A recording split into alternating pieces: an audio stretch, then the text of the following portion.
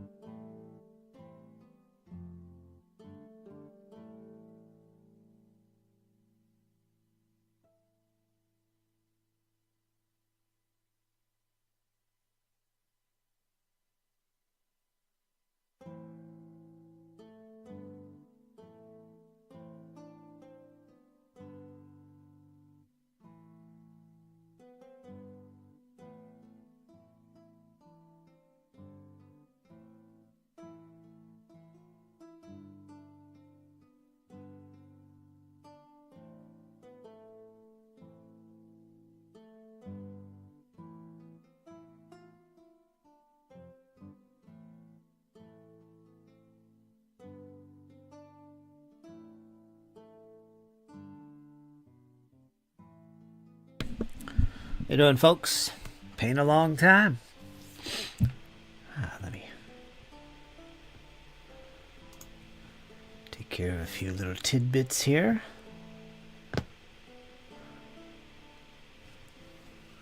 Get that off there. Get to see who's talking to you. Who is this guy? Who is this Fritz? What's going on? Well, we're about to find out. See who joins us today, folks, as I start another paint along. Actually, I renamed these chats, didn't I? I don't call it a paint along no more. Although that is what we're doing today. We're going to paint along with Fritz. For sure. Or at least put some models together. Let's see. I got to do something else here. So I get myself all settage up. Let's see. Okay, the old web player. Gotta get some ambience on my end playing. A little bit of ambience. Get that sorted. Excellent.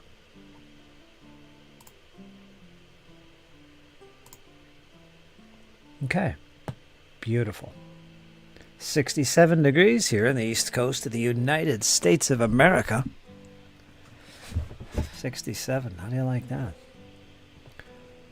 Not bad. Okay, let's get back over to the Chatteroni. The Squirrel Hermit. How you doing, Squirrel? My good friend Squirrel. Zadarak. Following closely behind or leading the way. Not sure. How you two doing? What's going on? Still in the midst of my vacation, I guess you could call it a vacation. I don't know. Semi-retired. I guess I'm semi-vacationing. Why is that so tough to get off? Let me get the camera up right. Take a look at my Flames of War collections of the past. What's going on there?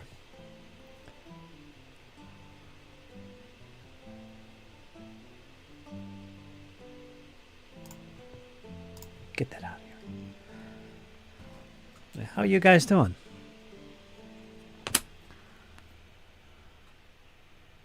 Got a new ink cartridge today. That's good. Where's my file? Yeah, I've just got my supplies of inks for my printer in, which I need because I print out receipts and documents, and most importantly, I'm painting out the shipping label for my package here to go out to my client. He's been waiting an extra week because I ran out of ink. Got a refill immediately. Next day delivery. They sent me the wrong cartridge. The wrong cartridge, Squirrel. Amazon Prime, man. Next day delivery, wrong ink cartridge. So I had to go through the hassle of sending it back. No big issue. They come pick it up. And they replace it. Be delivered the next day. The freaking package got lost somewhere and delayed for like 4 days. So I've been waiting all this time just to get my ink to print this up, this label. Get those Russians on their mighty way to fight some battles. I want to get him to him before the 14th. He's got some games set up to play. Yeah, can you imagine? I mean, what else could go wrong? Plenty, it turns out, but I won't go into that. I like when things go wrong, actually. It means something is mega right in the universe. Really.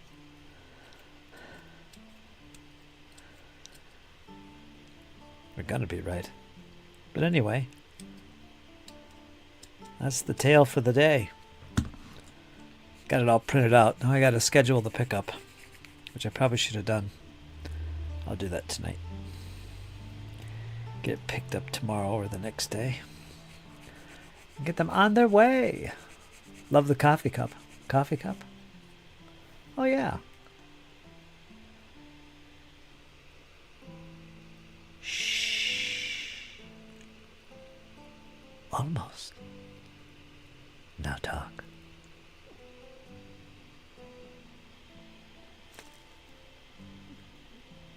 That was given to me by my niece a few years back. Nice little Christmas present. I stopped using it because I chipped it. I could see a little chip there. Like, damn it. So, I stopped using it for a while. James sent me a nice coffee cup. But my favorite one is that big. It's bigger than even this one. That big coffee mug you always see me with. Forget what it says on it. I got that in the sink to be cleaned. So we're going to use this one today.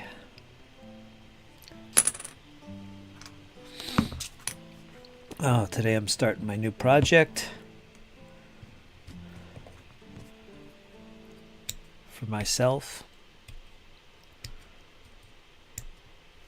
Pretty excited about this project. It's going to open up a lot of games for me to play.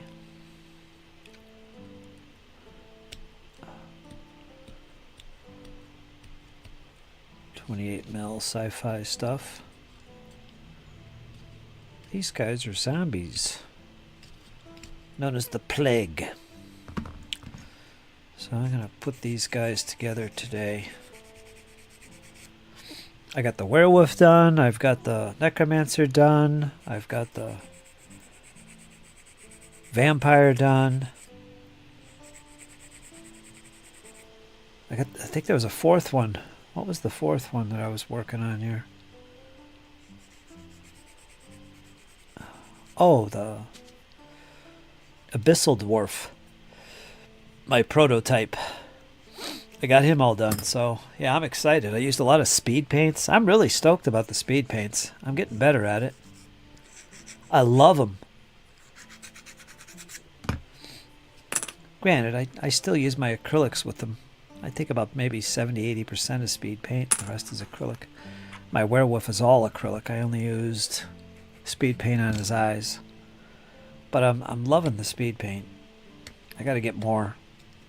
I'm going to buy me another starter or box set or whatever. Or maybe just buy some colors I want.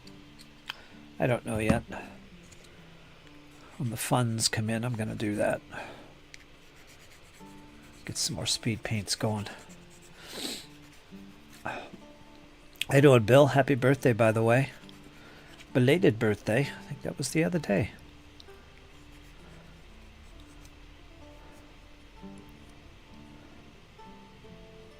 Had a lot of birthdays this month.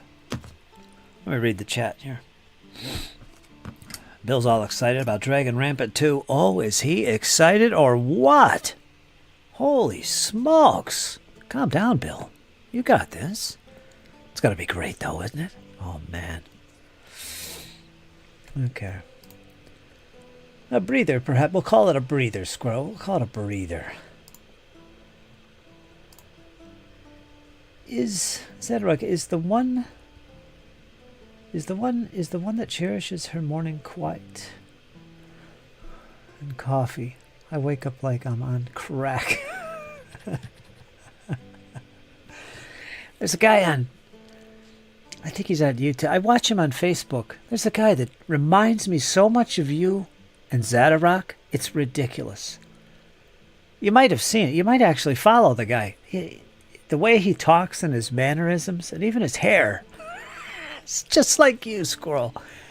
I find the guy and share it with you. He's probably on Instagram or wherever too, but it's a riot. I found him the other day. Is that Squirrel? That's just like him. It's amazing. He's got that. Well, you'd have to see.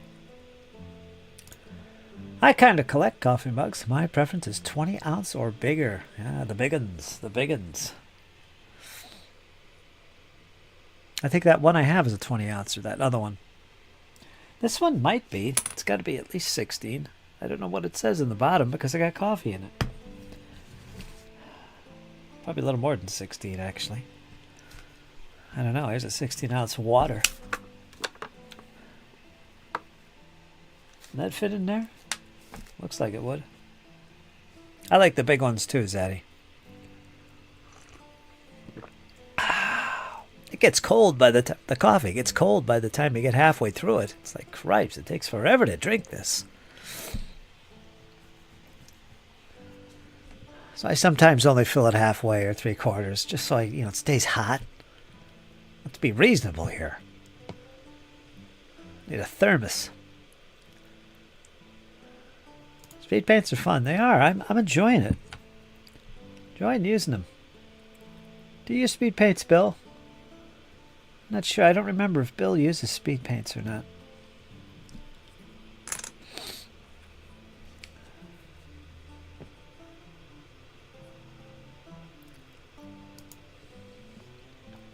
Nordic, just dropping in to say hello. Cannot stay, unfortunately. It's okay, Nordic. You take care of yourself, my friend.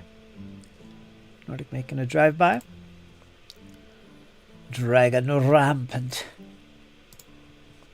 He is not joking.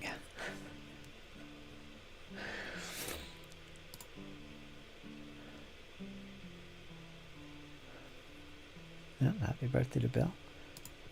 I need to get some cavalry for my skeleton army for the new game. Oh, you are excited. Okay. I'm a painting undead myself. Anything and everything I got laying around. Or I start printing up stuff and maybe buying some. Just wanted to poop in and say hello. Well, you keep things going forward, Nordic. Keep it up. Be safe. We're with you.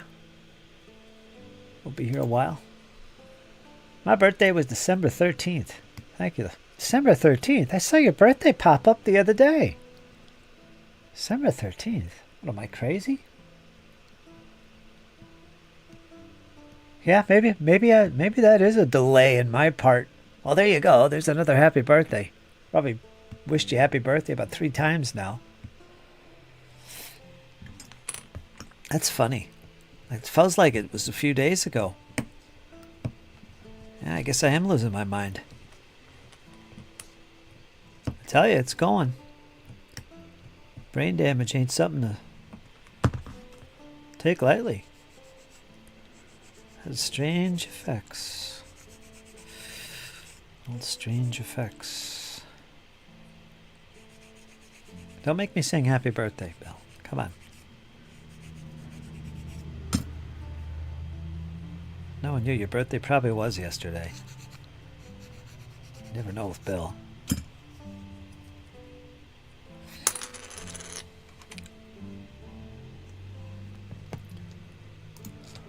I drink coffee. Hot, cold, or whatever. Don't matter. Throw ice cubes in it. It's iced coffee. I love it. I'm the same way. I'm the same way. It doesn't matter. I prefer it hot. Oh, I love iced coffee, though. Do you like iced coffee? I'm sure you do. Iced coffee is extremely popular up in Massachusetts when I lived there. That's all anyone ever drank was iced coffee. Iced coffee. Iced coffee.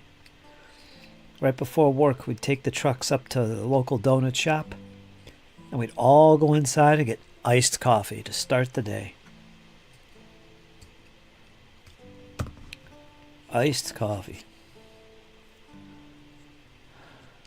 I wish these were Litco bases. These are the plastic bases. Well, let me get the camera down here. These are the plastic bases I'm going to be putting the models on. I prefer to use Litco, the little wooden ones. But I don't have any 1-inch ones right now, so I got to buy some.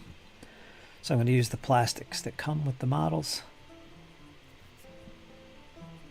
Nice and thick ones, too.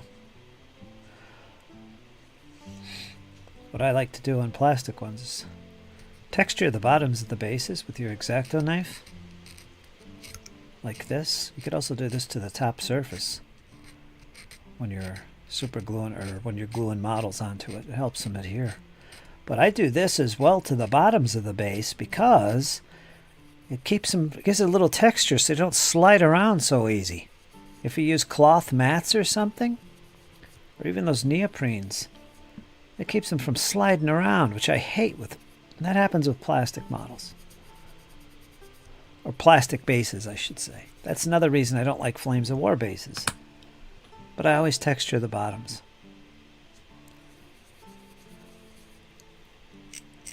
Just like that. Smooth it out. Yeah, there you go. Little tip from the Fritzster.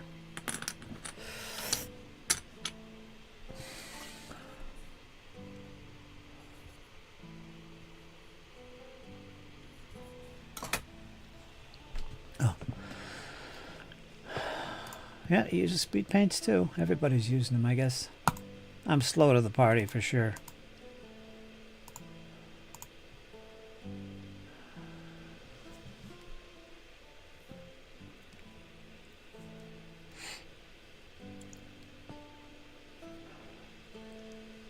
And honestly, the learning curve isn't that great either for me. It just takes getting used to. Like my first figure was kind of wonky. So I did a second one, and that was perfect. So that's not much. I learned real quick that brush control is really important. How much you put on your brush tip, because it flows so much. But being an experienced painter, I've got brush control. I know all this, so that's why it was so quick and easy for me. But if you're a beginner, you know, you got to learn this stuff the hard way. Take a little bit longer. So hence, that's why I say there is a learning curve.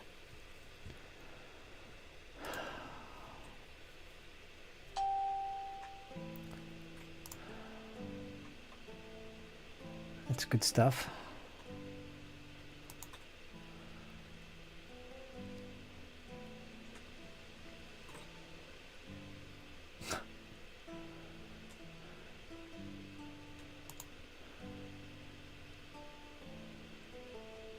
Instant colors?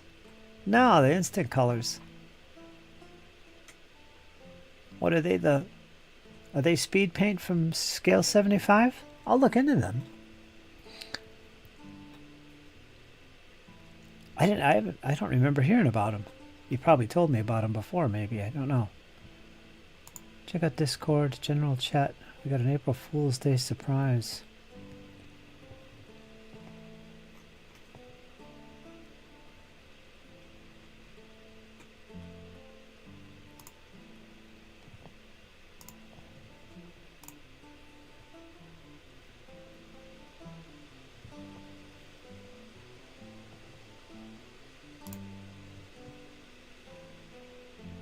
No. Let me read this. Wait a minute. Our newest arrivals, April Fool's Day surprise. Outside cat had kittens. Oh boy.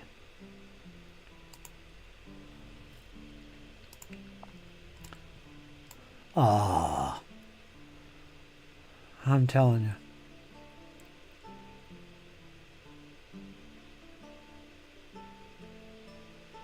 Wow. Their eyes are still closed? Look at the little tiny tail. Shh. Little pink toes. Yeah, they look bigger than they probably are. Wow. This, for some reason, they look familiar.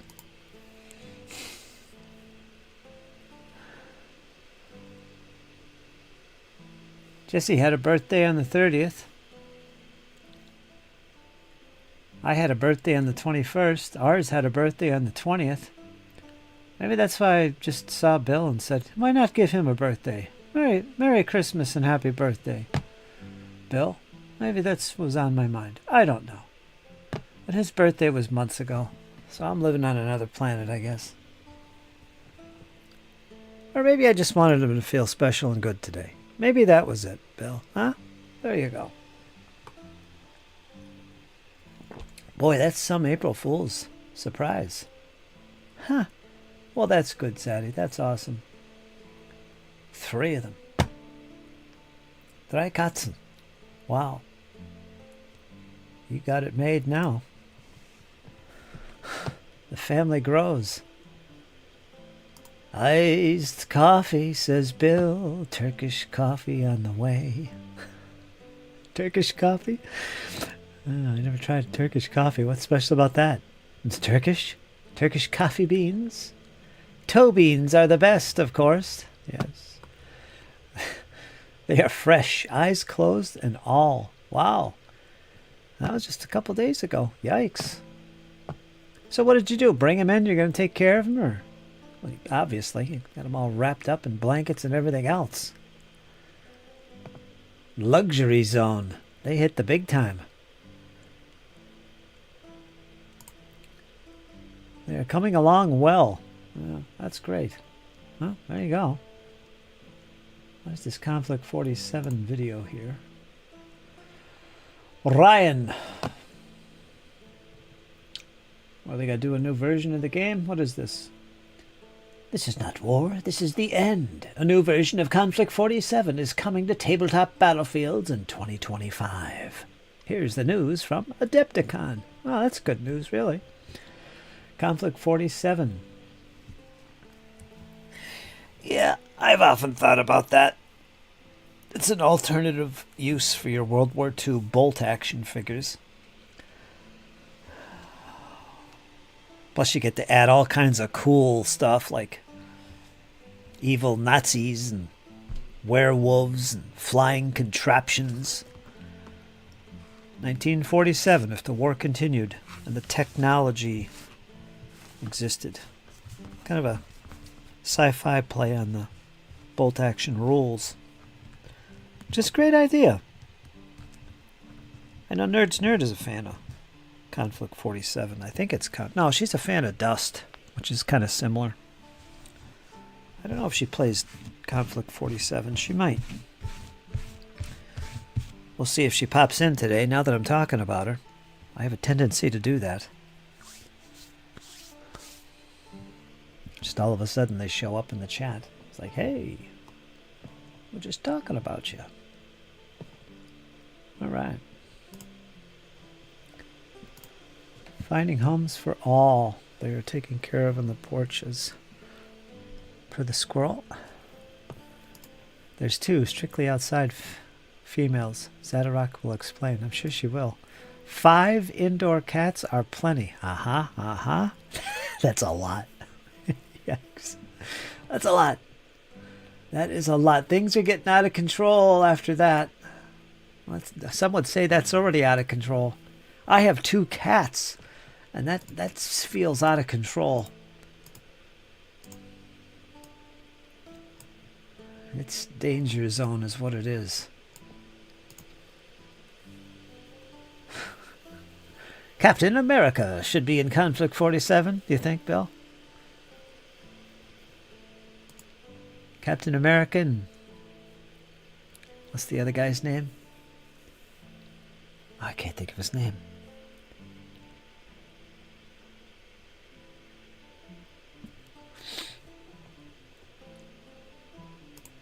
Hopefully next month we can catch them and get them all fixed. Yep.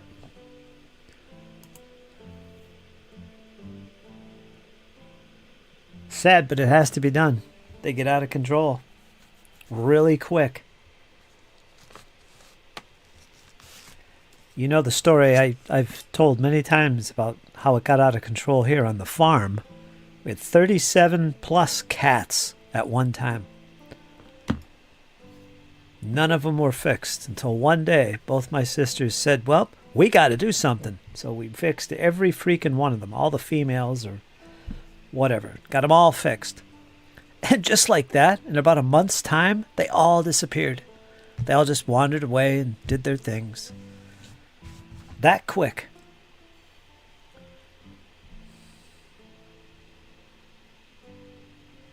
Cost a lot of money. Up the road a couple miles is a local humane society, so it was a little bit easier for us to do that. Just grab them and take them up.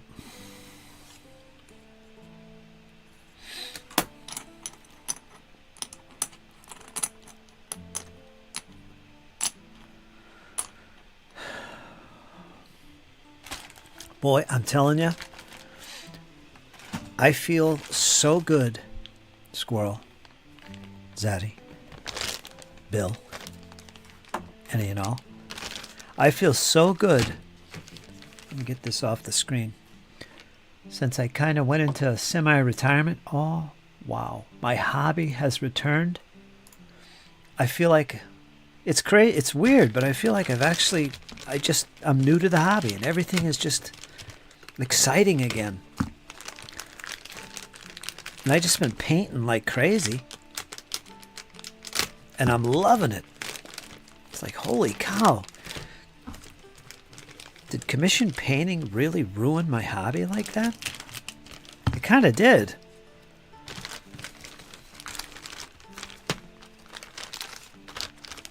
Pretty crazy. Like this project I'm working on here. This is something that's brand new to me that I'm going to be doing, playing and painting. Really freaking excited about it.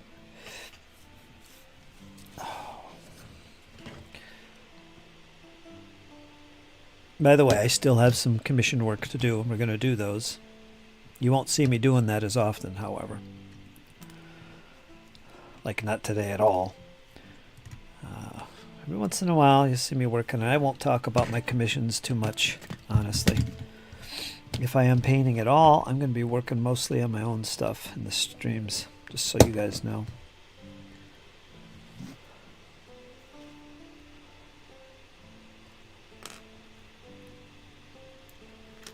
Just so you know, let's be careful here. Should get my peppers.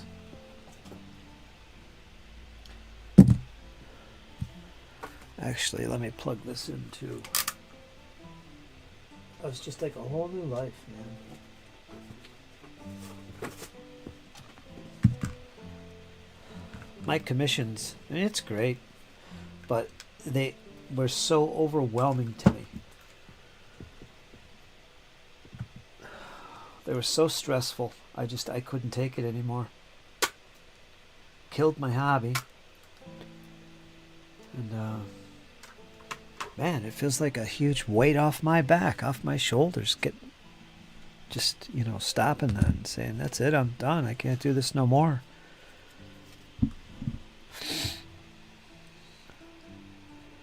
I tried so hard for that not to happen, but nah.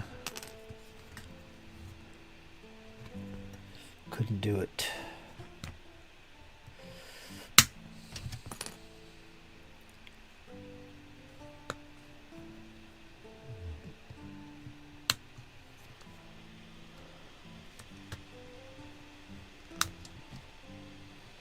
Let's be careful, I don't want to break the feet.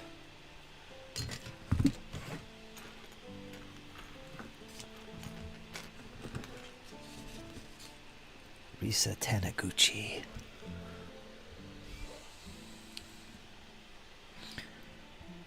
Bill says Bucky. Red Skull.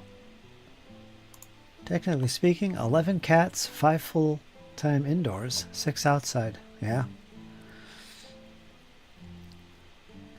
I've got 3 indoor cats and I think 3 outdoor. Probably 4. There's a lot of cats around, wandering around. I see new ones all the time. So you got more there than I do. Our next door neighbor has 13 chihuahuas. I think he told me that. They're small as cats, I guess. Probably smaller than cats. Ay, chihuahua. Nothing was ruined. The joy became overshadowed. Yeah.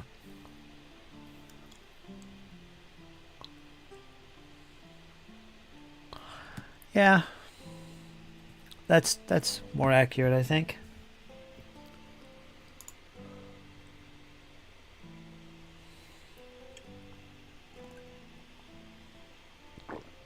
Ay, chihuahua. How you doing, Clyde? Cats are good for your health. That's true. Dogs as well, especially small ones. My Labrador mocks the Chihuahuas with a high-pitched bark. I bet he does. Or she. I don't remember if it's male or female. Again, I know you told me. I would say it's a she. 1, 2, 3. Should be five guys on here. Hi, Ben Clyde.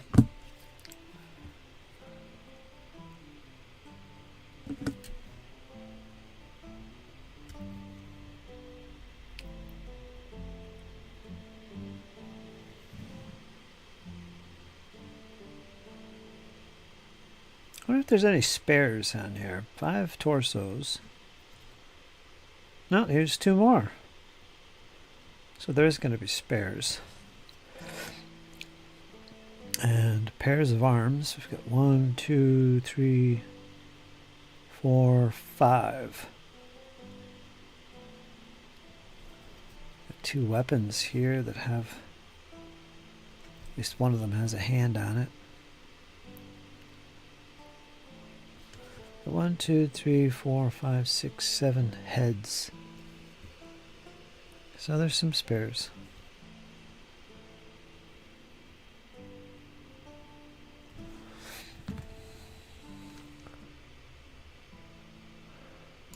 Ka-dun-dunts. What's all this then?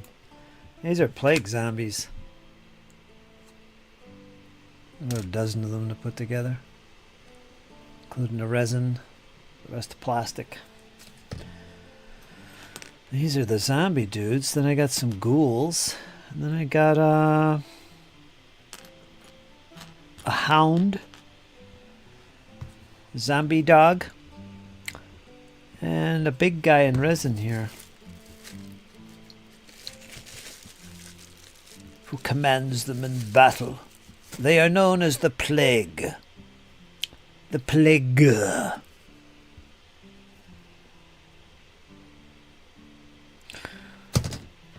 Where to begin here?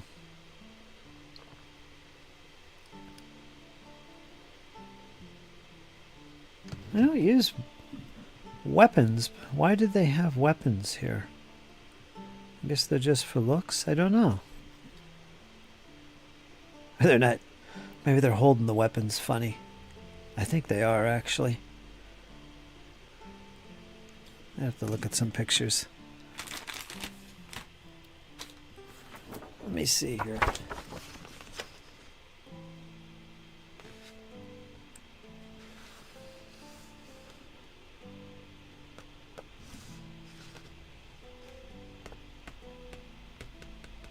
The ghouls are pretty cool. They're big guys.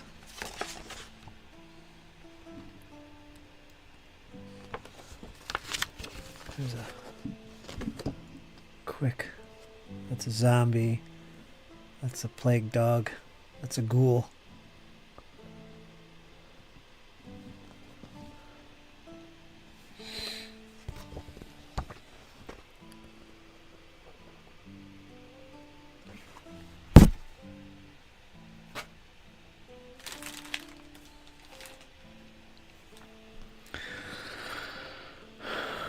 There is orcs in the game. They're known as marauders. They're a little bit more smarter and intelligent, though, in this setting. They're not as savage. A little bit smarter.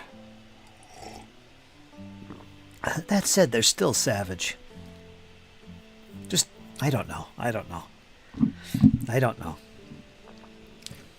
Maybe we'll read up on them.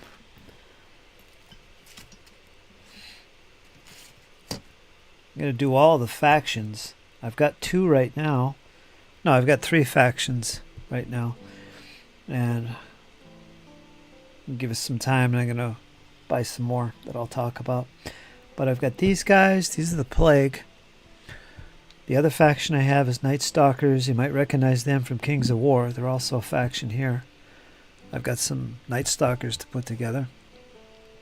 And the third one I have right now is the Asterians, which are like, they're like Eldar. They're like elves.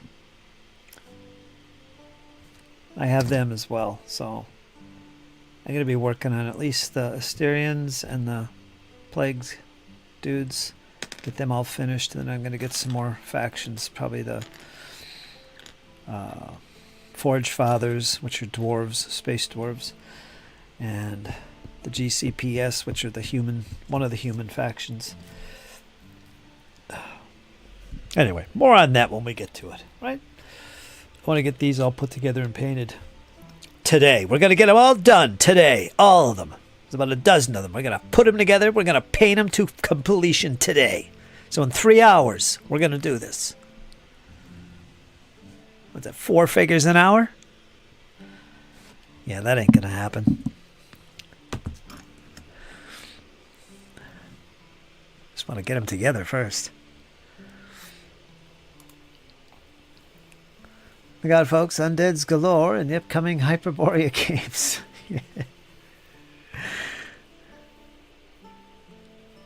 Oh, I love that game. Don't get me started on Hyperborea again.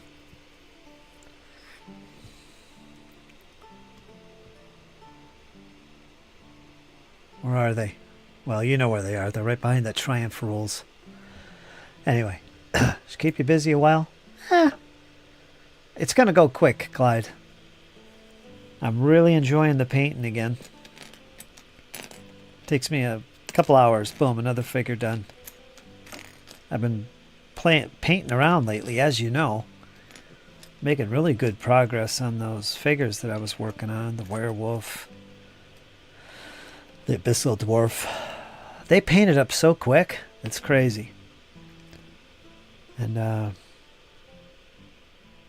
speed paints, man.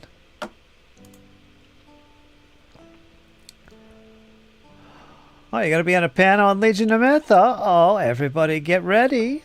The Squirrel Hermitage. What's the topic, Squirrel? What do they got you hooked up with, huh? What they got you hooked up with? I'll have to watch that one. Oh, I got an injury there. Looks like another cat scratch. What is this? Oh, it's right over my tattoo there. Wow, look at that. Shunk. Yikes. Didn't even realize that one. How you doing, Paul? Let me read this again. Just a heads up, folks. I'll be on the GM panel. Legion of Myth channel. Yeah, I'm going to, if I can remember, I'm going to watch that. Let's see what the squirrel has to say. I watch Max now and again. Not recently. There's a bunch of people on there I just don't care for. Squirrel's going to add some class. As far as I'm concerned. So I will watch. Every once in a while he has me in there. I just don't have the time. Like I said, I don't necessarily get along with some of the folks there. I'm not well liked, I think.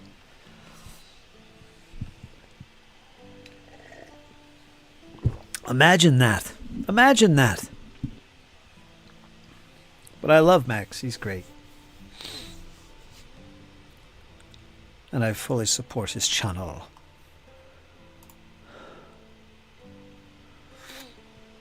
And I'm painting up a storm too. Yeah, you're working on those romans. Good stuff. I'm watching. Seeing what you do. Oh, that reminds me. I didn't ever put that montage video together for the winter warmer. Oh, jeez. I totally forgot that. I've been so preoccupied with my commission and other things here. I totally forgot. Clyde, make a note. You got to remind me every other day. Send me a reminder. I haven't even really got started yet. I got all the pictures. I just have to put them into something, get some music. I don't want to just throw it together. Yeah, I want to make it look good. Oh, God. Well, talking about the unforeseen costs of the RPG hobby. Ah, that's the topic. Let me think. Talking about the unforeseen costs of the RPG hobby. Well, that's interesting. Like all the extra things that you end up buying and getting into and collecting and hoarding and all that. That's a good topic for you because you're at that stage where you're trying to clean it all out. How is that going, by the way, Squirrel? I know you've been sending updates as you clean out your shelves. Consolidate.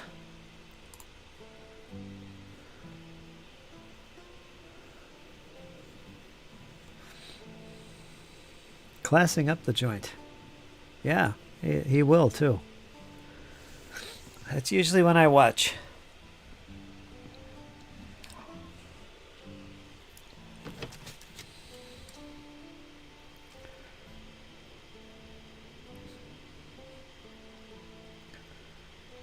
Well, let's take off the torsos. Well, there's actually 6. Well, let's clean them up first. Screw it.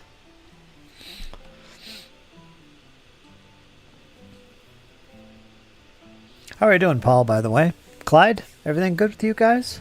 How was your week? I haven't been on lately. As you guys would noticed, I'm sure. As I'm on my little reprieve. Planning things, getting things together. This is great. I'm really excited about Deadzone. So that's a big deal. I've been doing a lot of painting.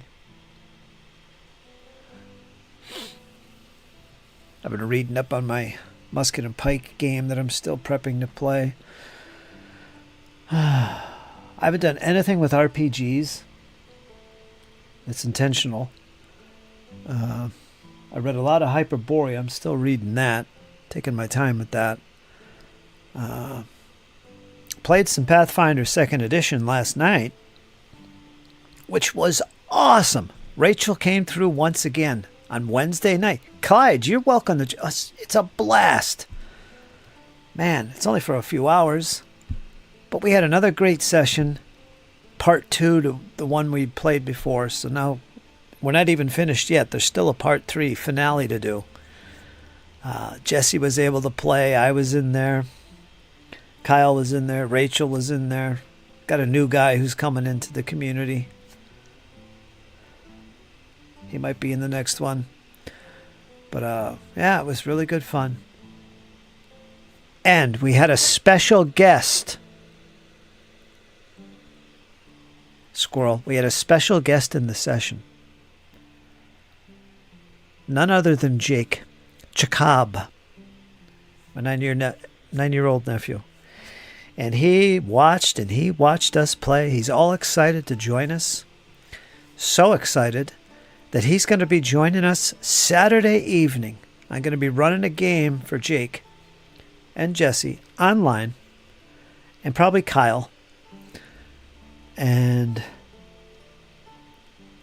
I won't say what the game is, but we're going to play an RPG session with Jake, and it's going to be his first legit session. He's got his own computer, so he can play online with us. So I'm really excited over that. Jake Break. He's so awesome.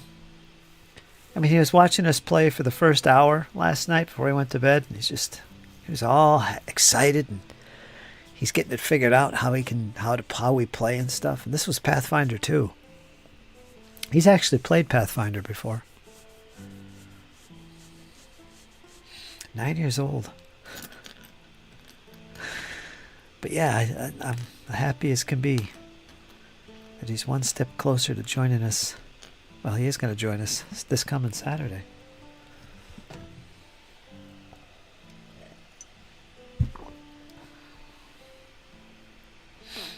Yeah, so that happened.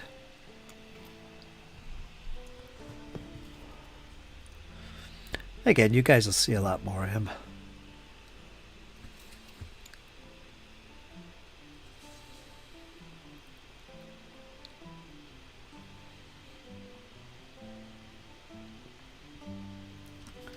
Is that a torso?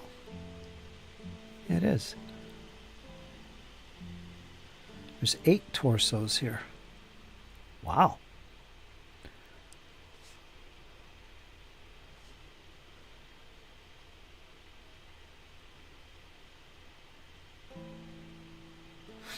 Yeah, so we had a good time last night. I'll say it again. I'll never run Pathfinder 2nd Edition again. And I'm not a big fan of the system. I like the 1st edition better. But, I have such a great time playing it. And again, it comes down to the people you're playing with.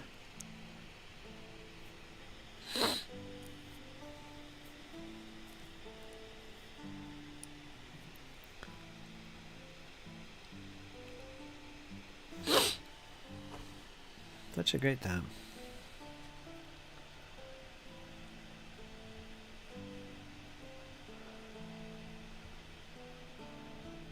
I think Jake's a little young for the Hyperborea theme. So I might run some Pathfinder 1st Edition for Jake. I'm good at it, though. I know how to teach a young kid complex things, for sure. You basically ignore it all. And he's done it before. So I think that's what I'll do, because I don't want to learn a new game.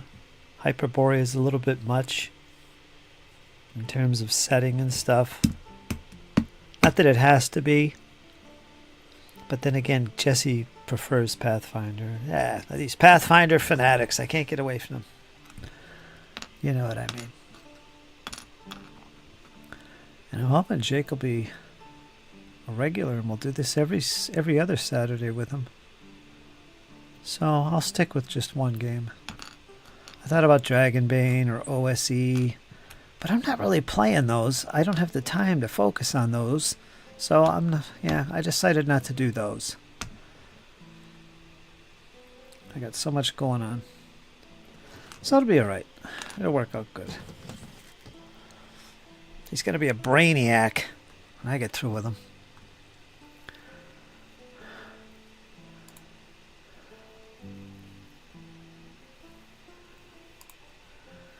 Shelving is definitely being thinned.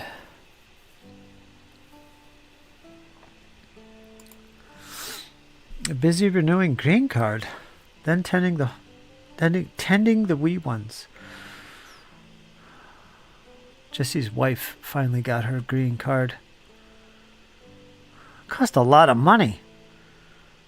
She had to do a lot. She just recently finished some kind of final test or something. She's been doing this for years.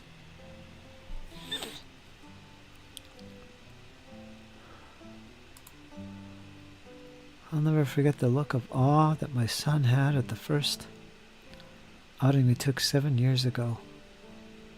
The excitement and joy.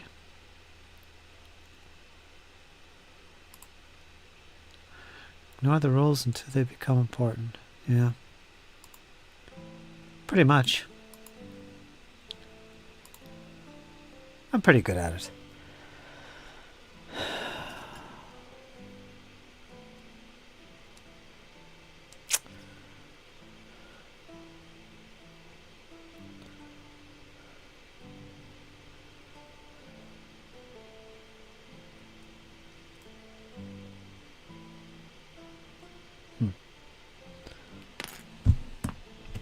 can't do anything here. I'm waiting for the optimizer to charge. I risk cutting my fingers off. How else is everything going for you in Zadarok, Squirrel? Everything else okay in life?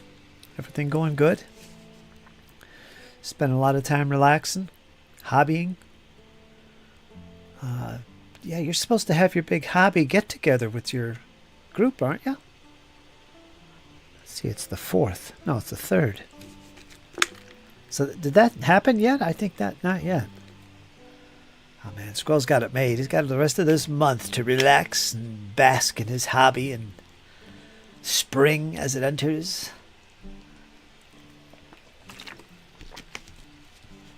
It's a good time. Here's another abyssal dwarf I got here. Got to give him a gray dry brush and then a white dry brush. I'm liking that method. I guess folks call it slap chop these days. But man, this guy paints up so quick. I got 30 of these guys to paint up. So I'm kind of holding off on them. I want to hit them all at once. Right? So I'm kind of holding off because I want to do this project first.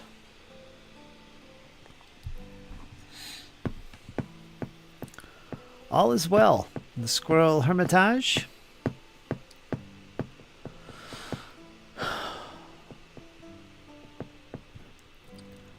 How old was he when he started playing, Squirrel? 10? I don't know how old he is. I'm guessing 17 for some reason. 7 years ago. Jesse started when he was like 9, I think. The first game he ever played, tabletop-wise, was D&D Redbox. The Menser version. So this was in what, I don't know, the mid-late 80s. Late 80s, somewhere in there. Early 90s even? No. Had to be sooner than that. But his first gaming experience was Redbox Menser edition. His first character was a magic user who he named Grapple Grok. What a name. And we still have that character sheet somewhere. D&D Basic. We played the introduction scenario, I believe.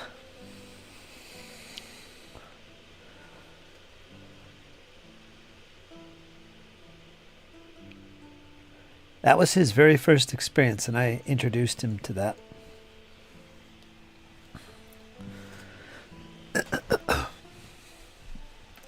So I never forgot that. So Jake will be another experience. I kind of already... His first game was actually Pathfinder 2.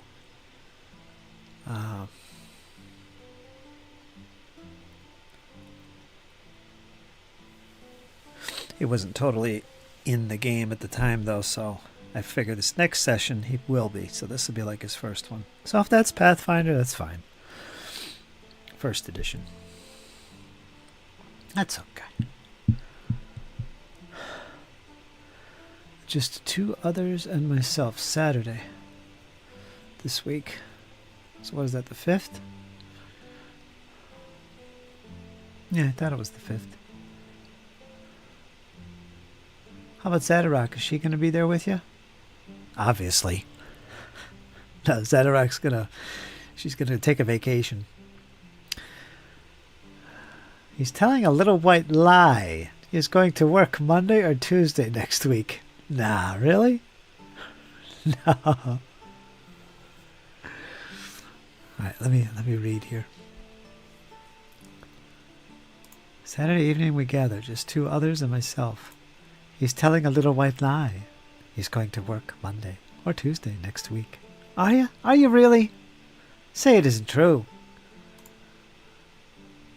First con was First con was when he was 11, turning 12. Gary Con happens a week before his birthday. Oh, there you go. His son turned 19. Okay. So he started around 11 or 12. That's a good age. No, it's just the guys. Why aren't you down there, Zadarok? I say down there because you play in the basement. Zadarok provides all the food and the goodies. All right, that's what's going on.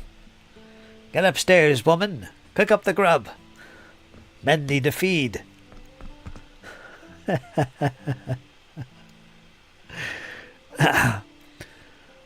Ah, it is true.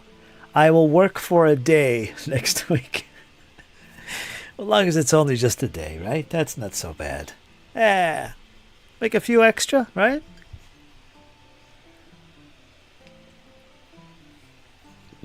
Oh, that's okay.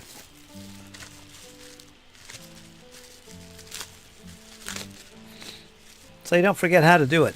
So you don't forget how to work.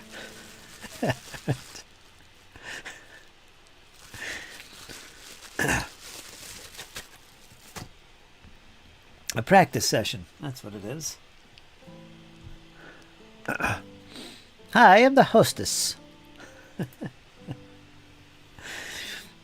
There you go.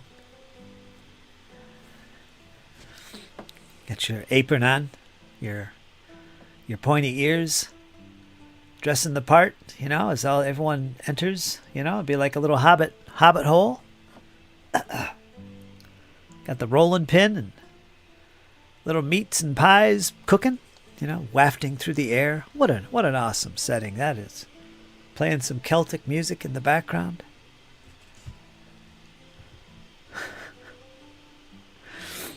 Zadarok sets it all up.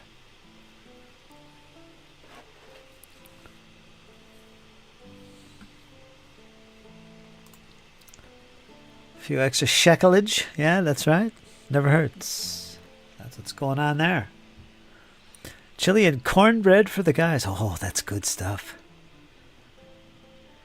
You know what to provide. Chili and cornbread. Come on. Perfect game food right there. Just a big vat of chili. Kept hot and warm throughout the session. Big stack of buns and biscuits. And of course, cornbread. So you got some options, right? Little options there to go with your chili. You can't beat it.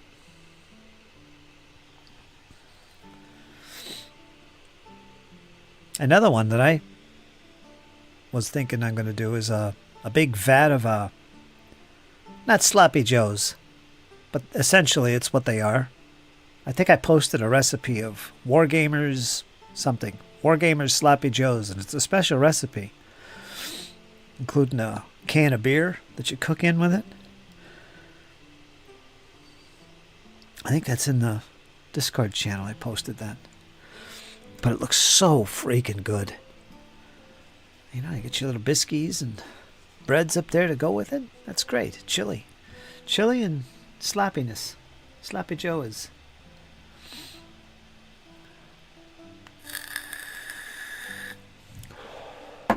That's good Wargamer food. Or gamer grub.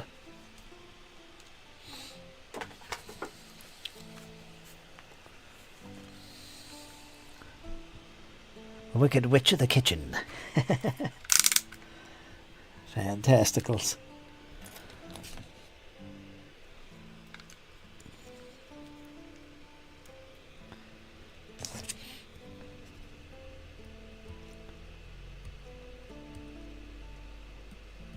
That's good. That'll be a fun time. So what is it, going to be a meeting, or are you actually going to play some games and roll some dice? I guess you're going to roll some dice. Because why not?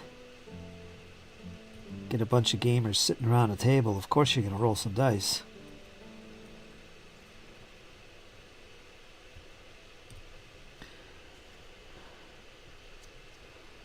A little bit of flash on here, nothing major. I gotta change my blade though, this is too dull. Let's swap the blade.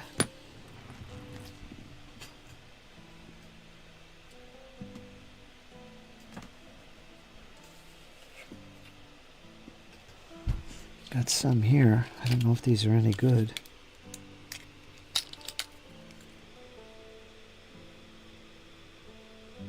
Oh, these are different. Let me see here. They look rusty. Cripes, I don't want to be using them.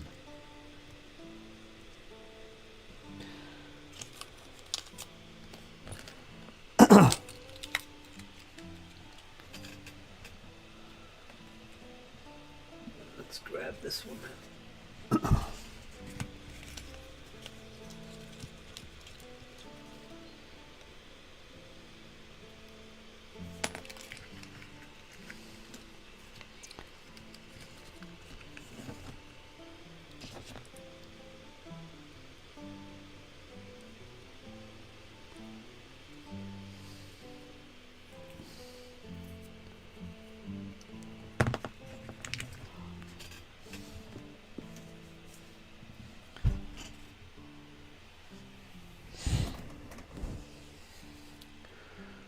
That chili recipe you posted, it was very good.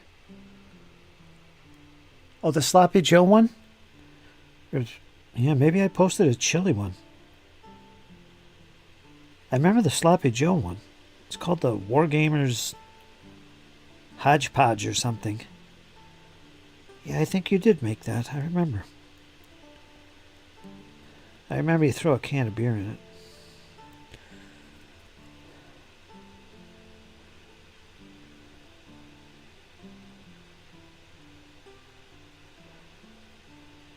I love food like that for gaming.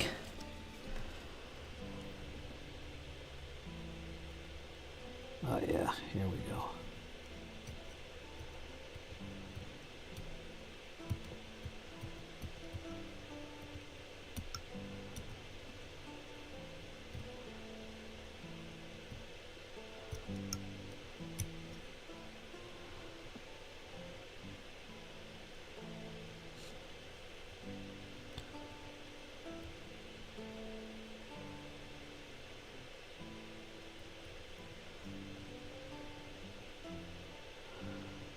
To use the sharp end here.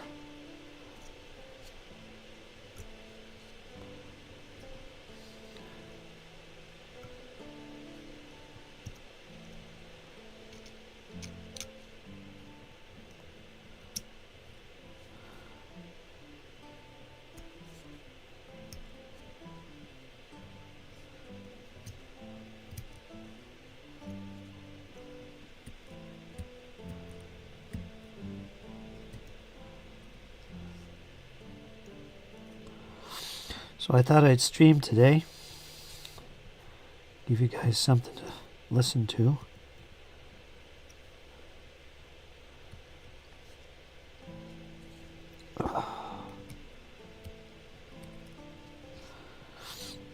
I'll have some videos going up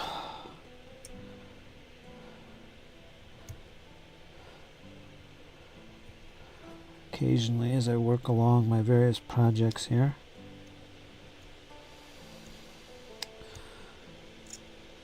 I like making videos more than streaming. I just don't have much time to do it. But I should now, so. On both my channels.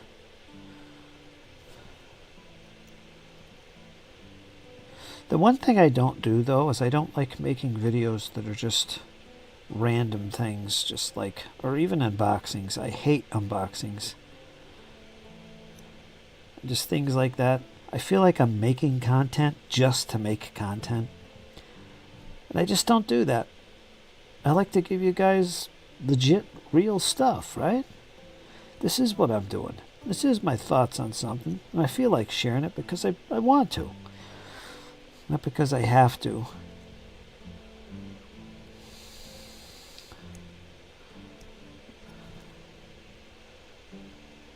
There, that took longer than anticipated.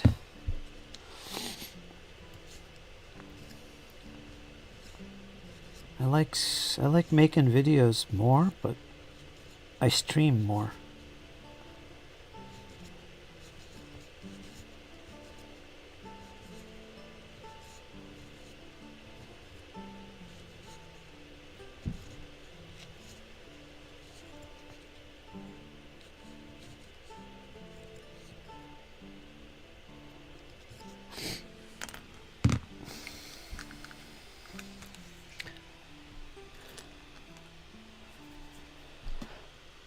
No dice rolling planned. I'm starting a conversation about what we will all be playing moving forward. Tone, setting, rules, etc. Okay. Little pre-session setup. Campaign prep. Some might call it session 0, right? Kinda? A pre-session?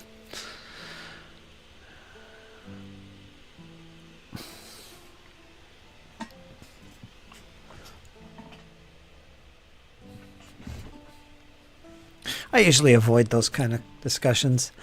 I sit here and I come up with what I want to present to the players. And that's it. You don't like it, don't play. I even told Kyle that. Kyle, if you don't like my Hyperborea old school game, I don't want you in there if you don't want to do this, because I know you don't like it. You know, that's my session 0 with him. Otherwise, prepare yourself. I think I know my players pretty well. I don't have to sit around and... would you be sensitive to spiders? That kind of thing. I don't go that far at all.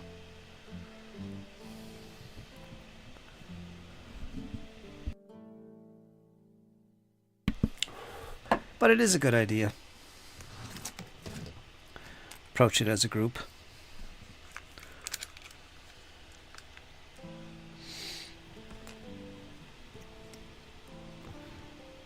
Kind of like, well, guys, what do you want to play? What do you want to do? That's really what it is, right?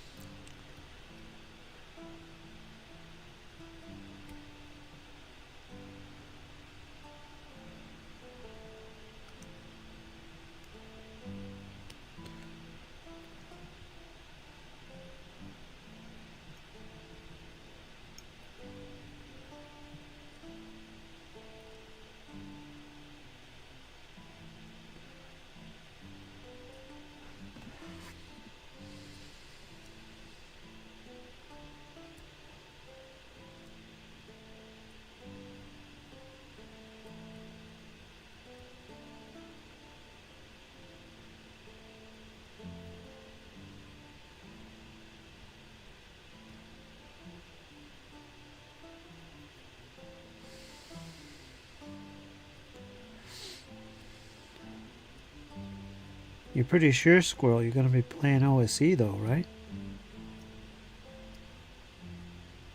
Or are you still debating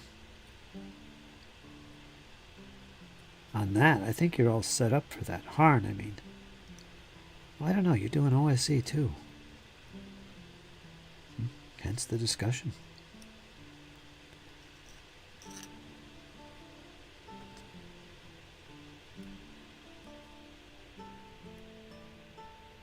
Like the Hellfire Club.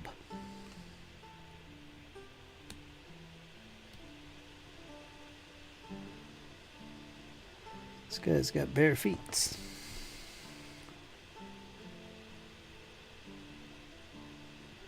Spotify. Hey, don't Iron Man.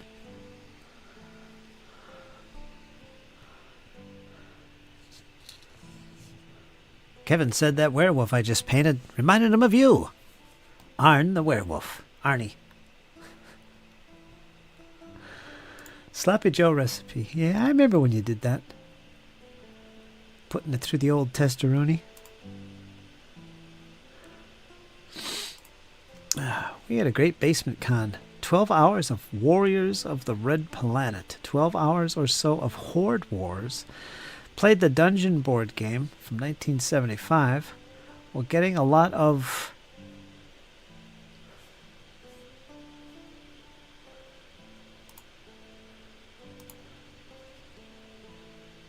alcohol. So alcohol's Off limits too, huh? Things got crazy in the basement.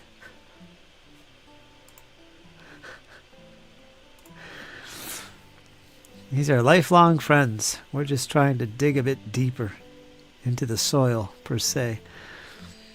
The end result will most likely be a house Franken rules Homstein brew. Homstein brew. Huh, okay. That'll be interesting. And that's the way the squirrel likes it. I'm leaning towards a classless, levelless, skill-based rules. Ah, yeah, you are.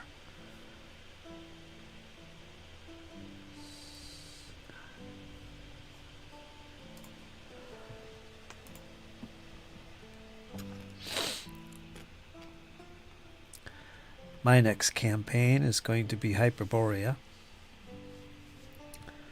It's my #1 focus this year. And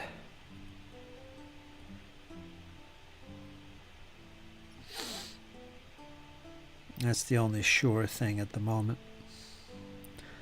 Although I suspect I'll be running Pathfinder 1st Edition as well.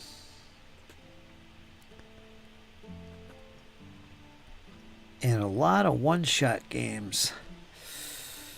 And that's it. That's this year. We'll see how I get along.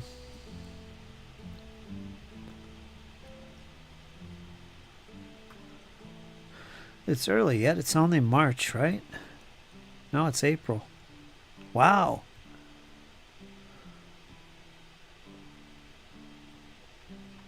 We're reaching the first third of the year already. That's crazy.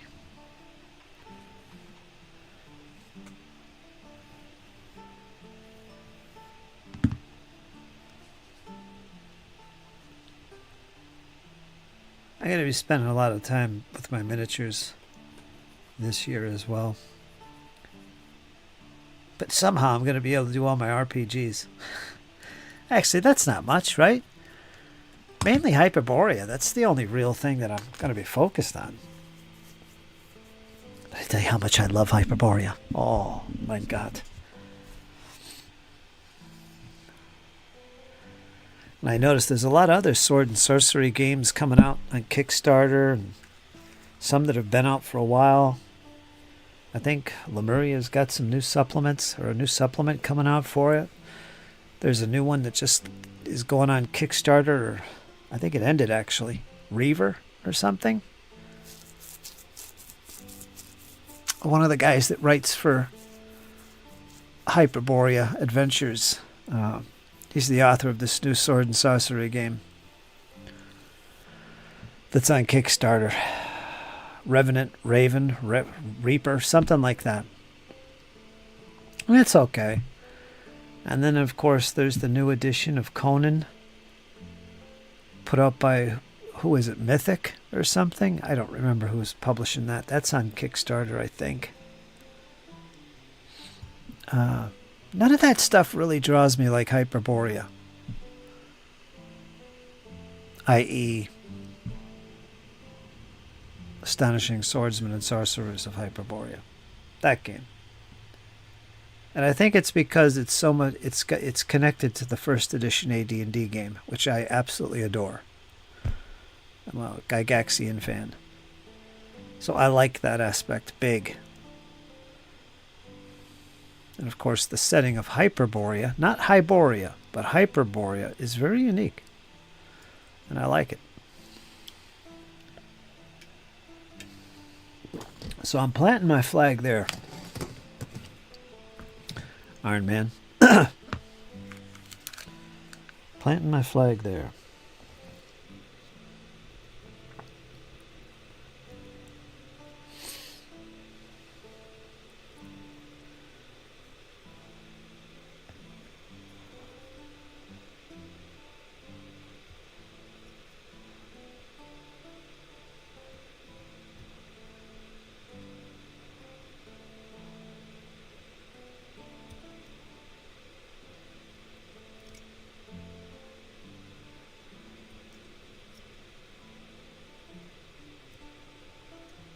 feel like a surgeon.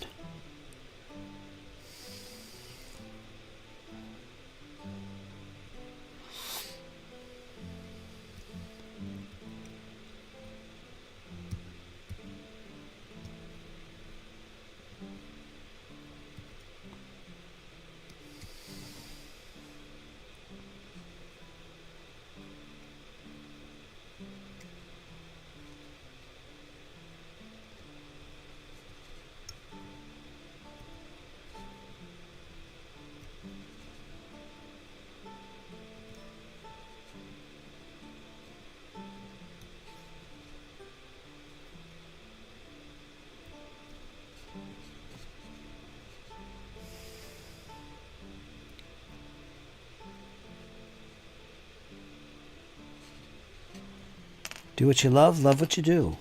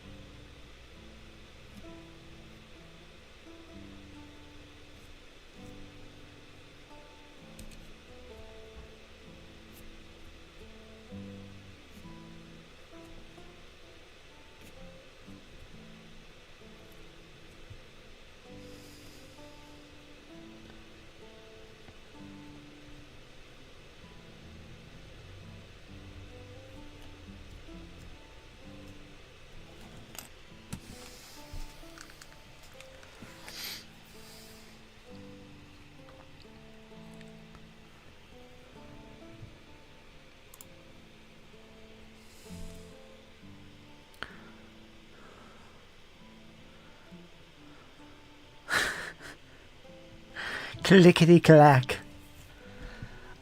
I can see the Hackmaster influence on you. Knights at the dinner table, we're happy and we're able. Pick a system and use it, begad. An agreement. I was looking for digital dungeons tiles. Digital dungeon tiles. Surprising that there is not much available. I guess the whole battle map is how most people play games.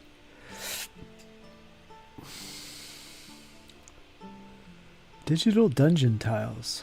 Paizo makes dungeon tiles, if that's what you mean. I don't know if they're digital. You can get them as PDFs. And then you just... There's your picture right there. You can JPEG it or whatever, or PNG it. They make those tiles. They're like little small things like this that you can put in different shapes and sizes. They have a huge line of them, actually.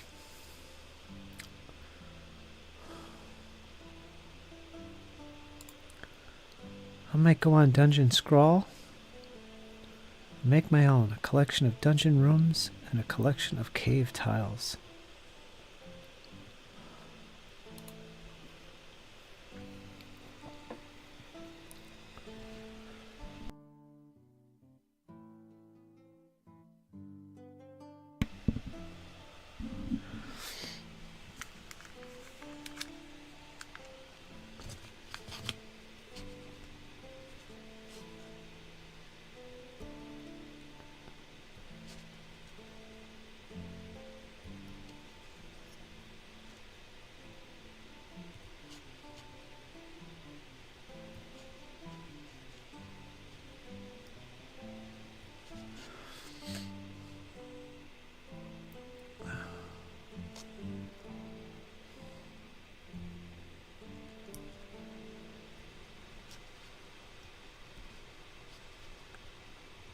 How about your game that you're planning, Squirrel? The Baron's War.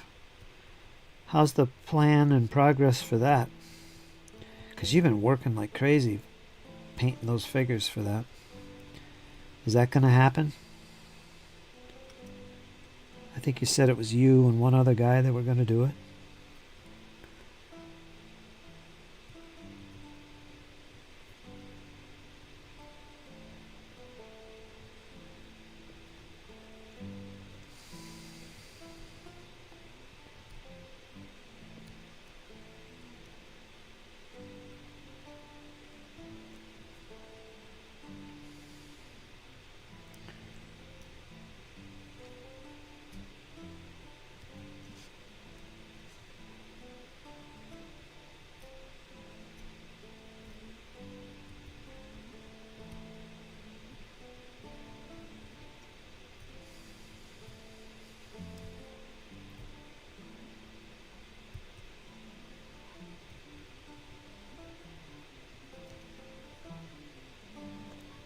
Chloe, stop.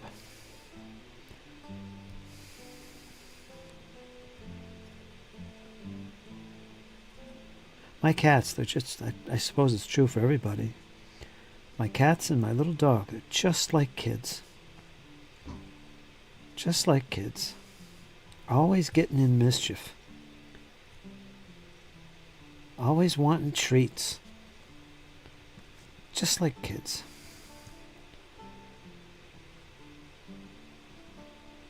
I don't need that in my life. I really don't. I made that decision a long time ago. Yet for some reason, here I am. Oh, cats, they're so much better. And little dogs.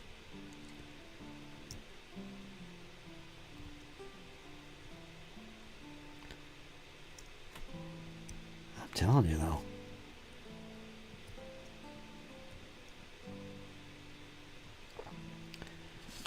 I'm telling you. I do want to get all this faction put together, though. In today's little get-together, I'm going to put all these plague together. That's the plan, anyway.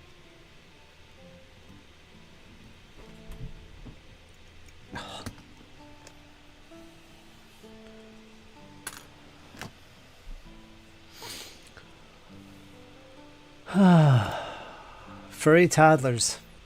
That's what they are.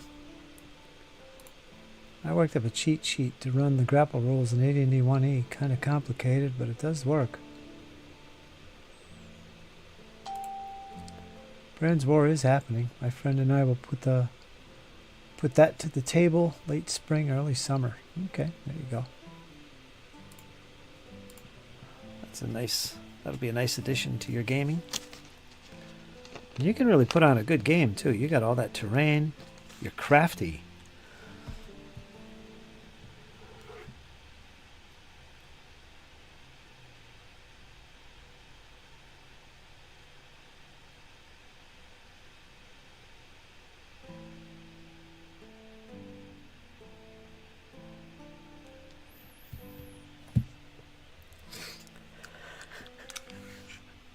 I gotta find this guy.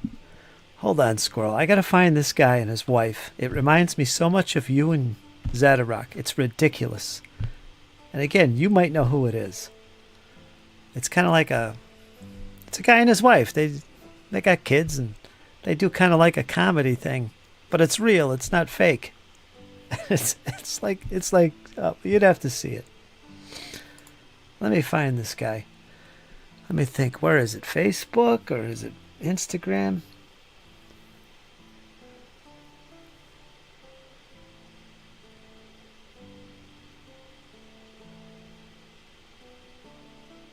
YouTube? Jeez, I don't even remember. This is going to take me forever to find. Let me go to Facebook. Guy even sounds like you.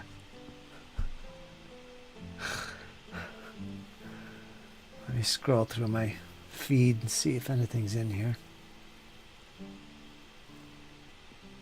The Smiths!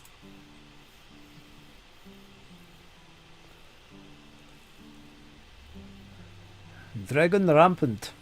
Drachen.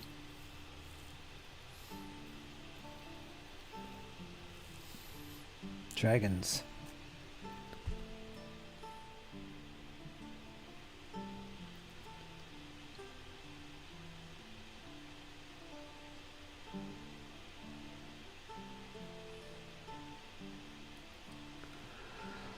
Let me check my search thing. No, I'm not seeing anything there on Facebookers. Let me look through X. I don't know if you're on X, but I think he's. Oh, what's that?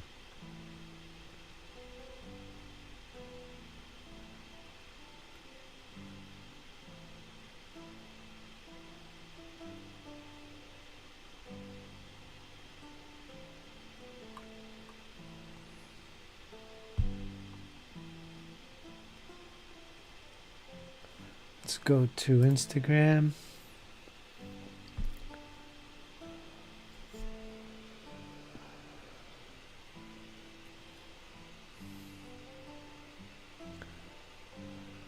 There's Rosemary's cat. She got a beautiful cat. Let me see here.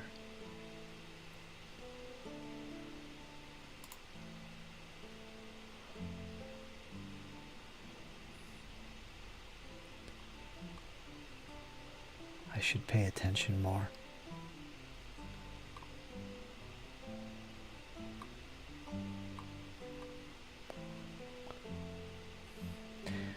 So maybe YouTube.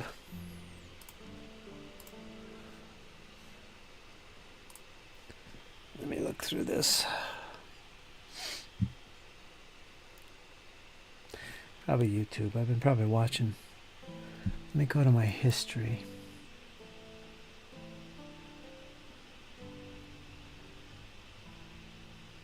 See what I can find.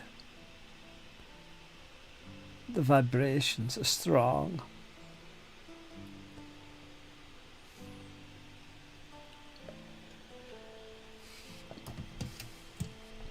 Ah.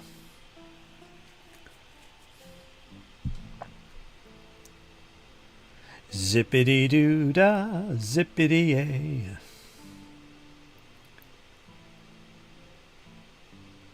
I'm not seeing anything. Where can I find this?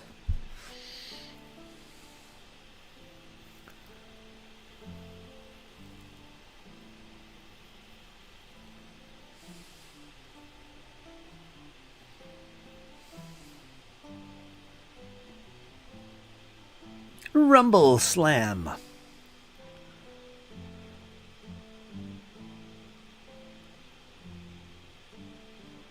No, I'm not seeing it in here. Shorts, reels, where in the world? I'll have to pay attention. Anyway.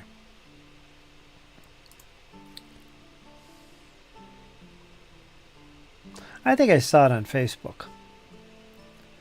I think it's a Facebookers thing. Oh, there he is. I found it. I found it.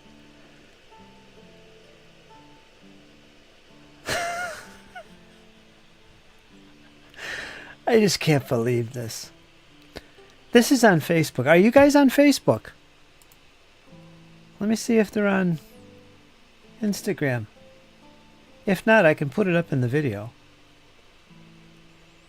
Let me see. I don't see any other links. Where's no links? Just Facebook? Hold on here.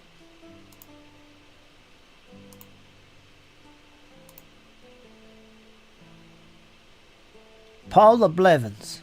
It's Paula Blevins. It's her and her husband. And this guy, the husband, steals the show. It's mainly him. But this guy reminds me so much, whether it's the mannerisms, the voice, the humor, of Squirrel. It's ridiculous. It's uncanny. Gee, I hope I don't offend Squirrel. I might see that and what the hell is he thinking? Never talk to me again. Holy smokes. It's kind of rednecky. But it's the way he talks. It just... Paula Blevins. Let me go to the chat. That's the wife. There are base numbers for the PCs that I should work up ahead of time. Character sheetage. Preloaded numbers. Dog walk time. Alright, our man's going to walk the dog.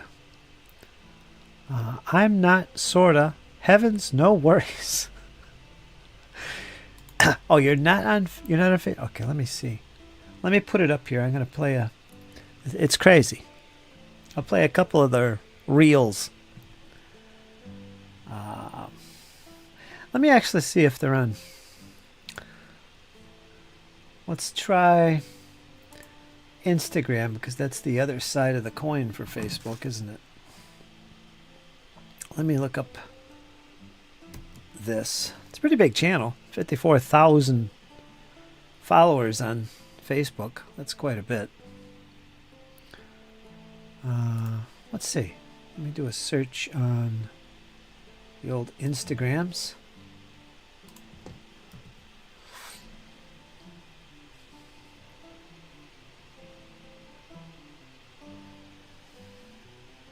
Could be.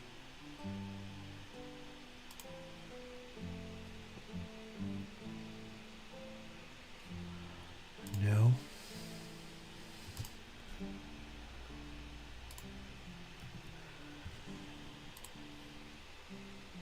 Huh.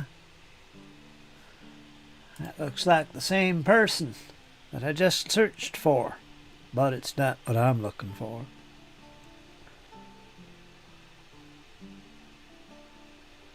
So they're probably not on that. How about YouTube's?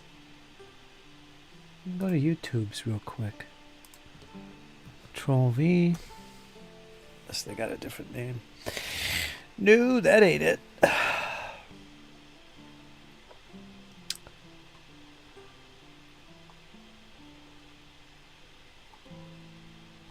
Nah, not on here. Let me close this.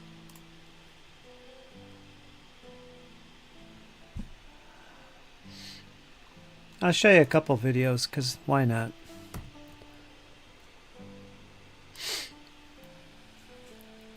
They're on Facebook, though. I can't find them anywhere else. Yeah, these are just random videos. But yeah, let me share them and make sure I can do that with sound. Clyde Dashing, keeping it real. Oh. Let me see what I have to do here. Yeah, okay, let's see. I have to do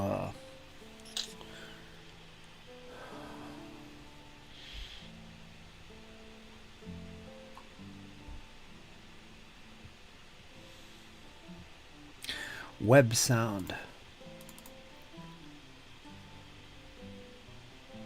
I think I need to have this on Chrome, Facebook, Paula Blevins.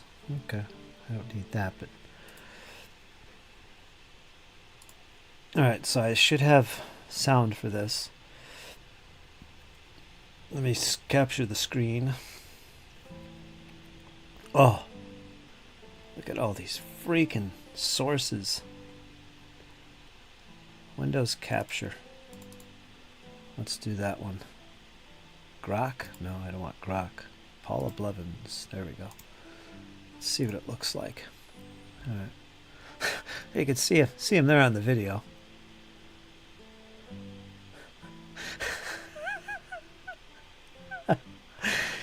Let me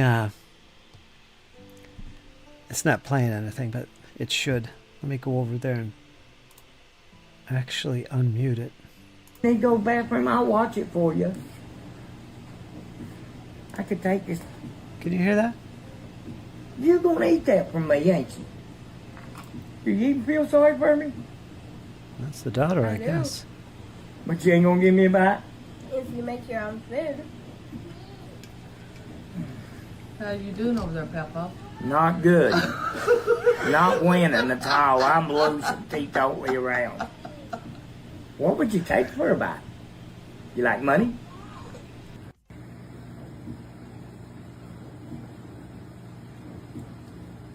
Can I have a bite?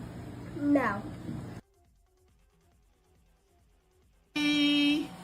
Stop. No questions, no demands, no nothing. I've had my 2 cups of coffee. Seriously? It gets the day going. How long is that going to take? Well, you see this? That's a zipper. Now, when I open this zipper, you can talk. Okay? Zipper shut. Over and out. Billy! I want you to be careful if you go outside. Why? 'Cause it's windy out. Bad.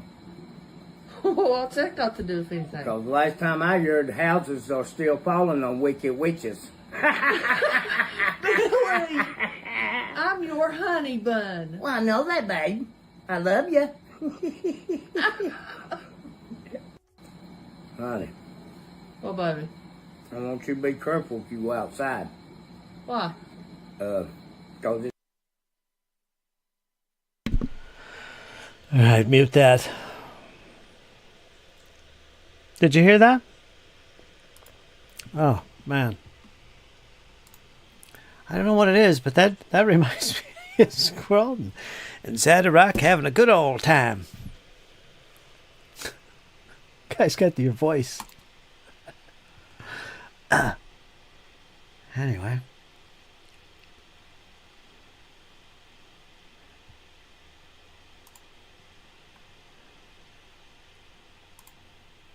Let's get that off the screen. There. All right, it's there. Let's get back to this nonsense.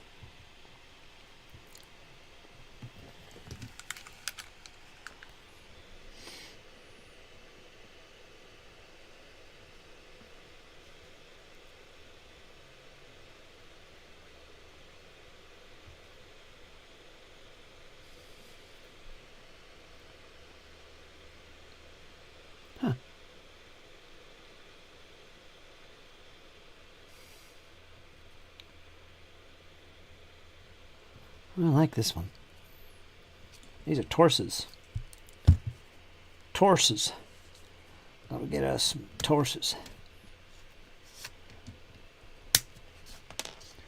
Got a couple female torses right here. I want a couple of them female torses.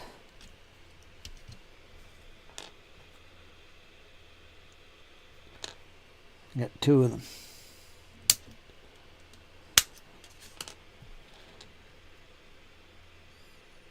That's 2 of them. Got that. This one. What the hell is this? Pardon the French. I like that one. Some craziness going on here with the zombies. That looks like a 2-parter.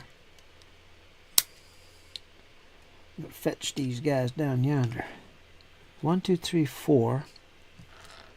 I need 1 more. It's gonna be this guy right here. Let's clip that.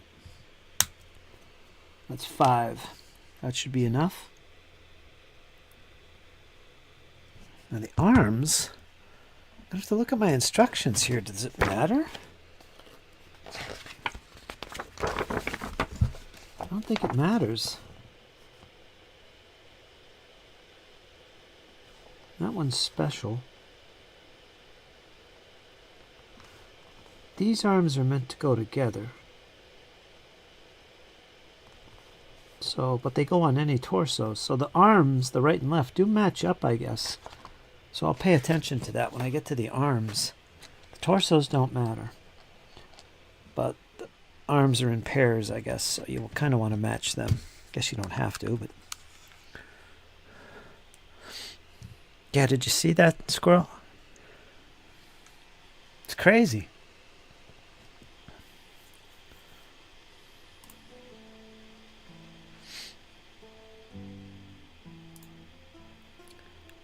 nice upfront guy, you know. He sounds just like you, because I've heard your voice many times. He's got that same voice that you got. It's like, that's a squirrel. It's just ridiculous.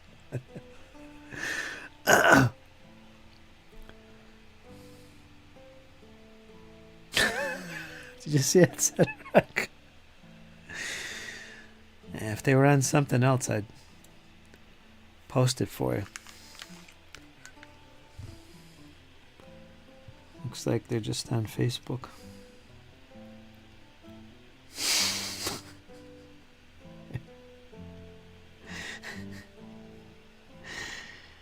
Ay, ay, ay.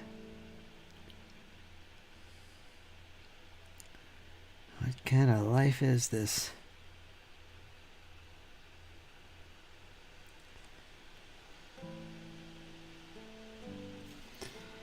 I do not know. I think this goes with this body. So these have to go with that torso. Let me clip that and see.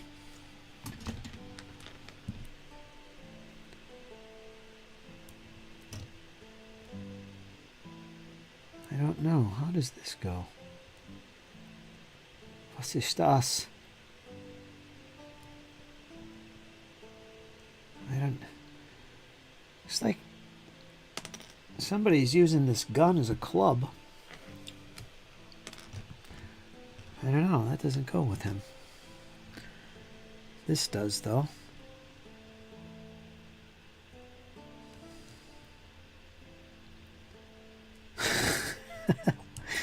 Oh, this model is comical. I love it. You probably can't see that. But yeah.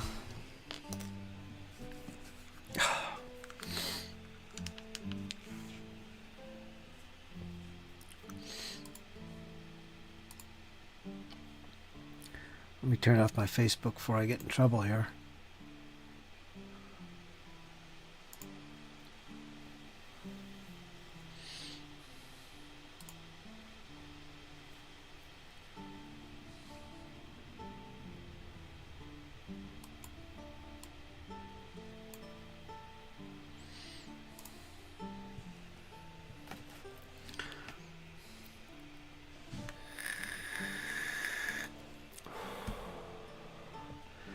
So is anybody else working on stuff with me here? 1, 2, 3, 4, 5. Let's clean up these torsos.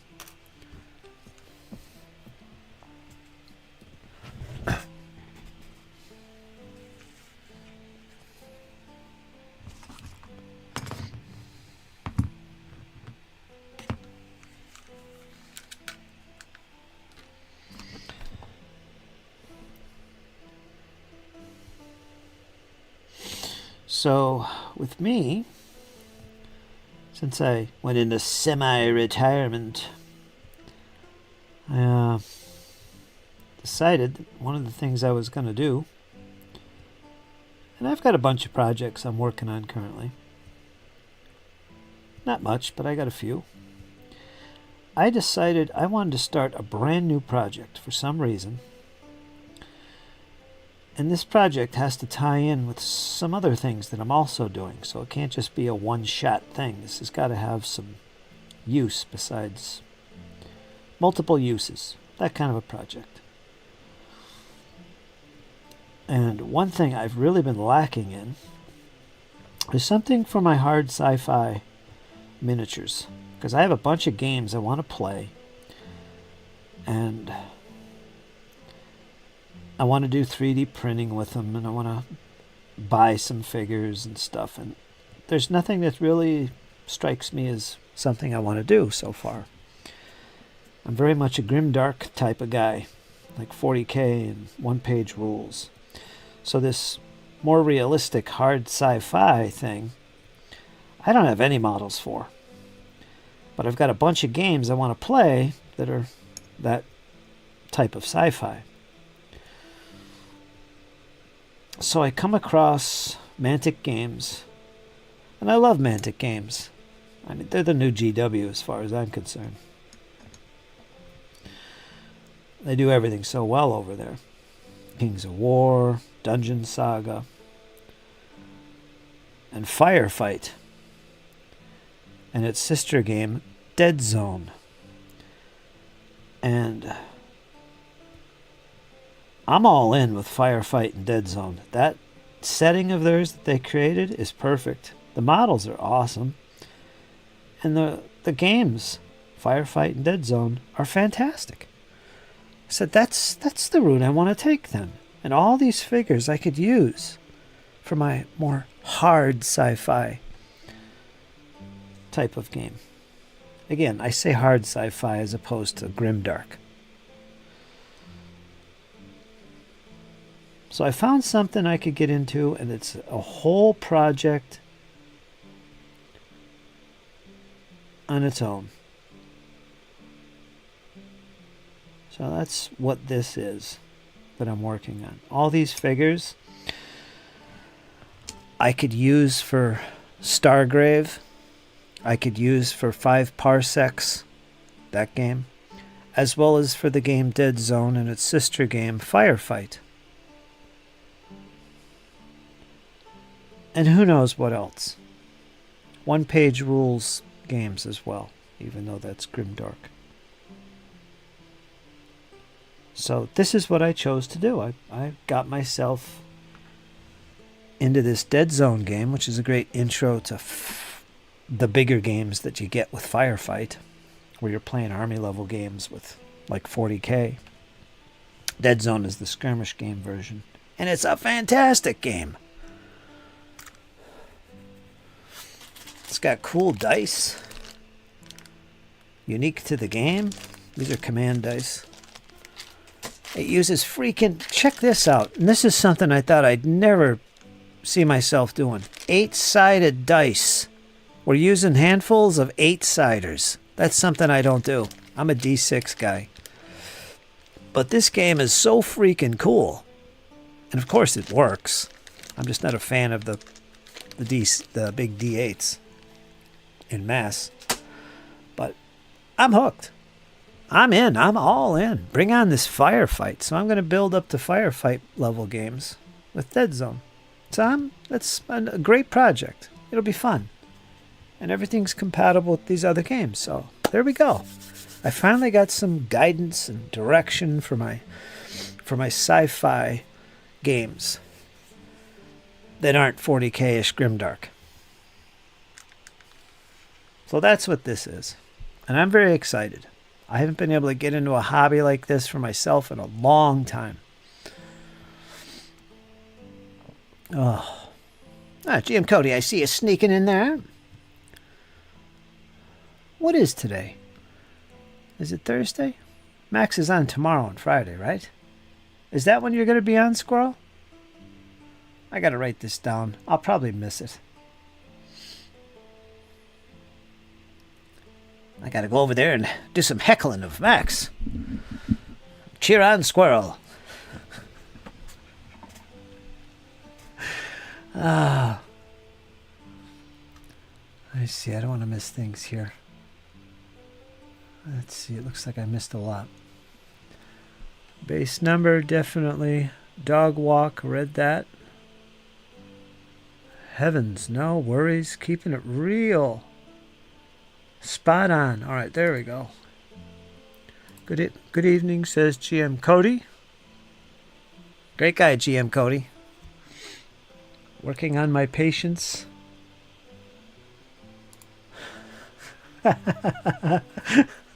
Right.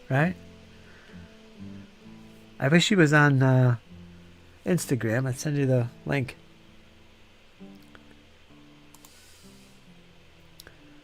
Oh, what happened? And I thought Manic only did Kings of War. They got a 40k type game too, sci-fi. And it's really good. I actually like it better than Kings of War. And it's not, the thing is, it's not really grimdark, so it's a nice change of pace from 40k, which I love, and one-page rules type games. I got into it, so I'm taking that on as my newest project. Space Weirdos is another good game that's out there. There's a bunch of them. My favorite so far is 5 Parsecs.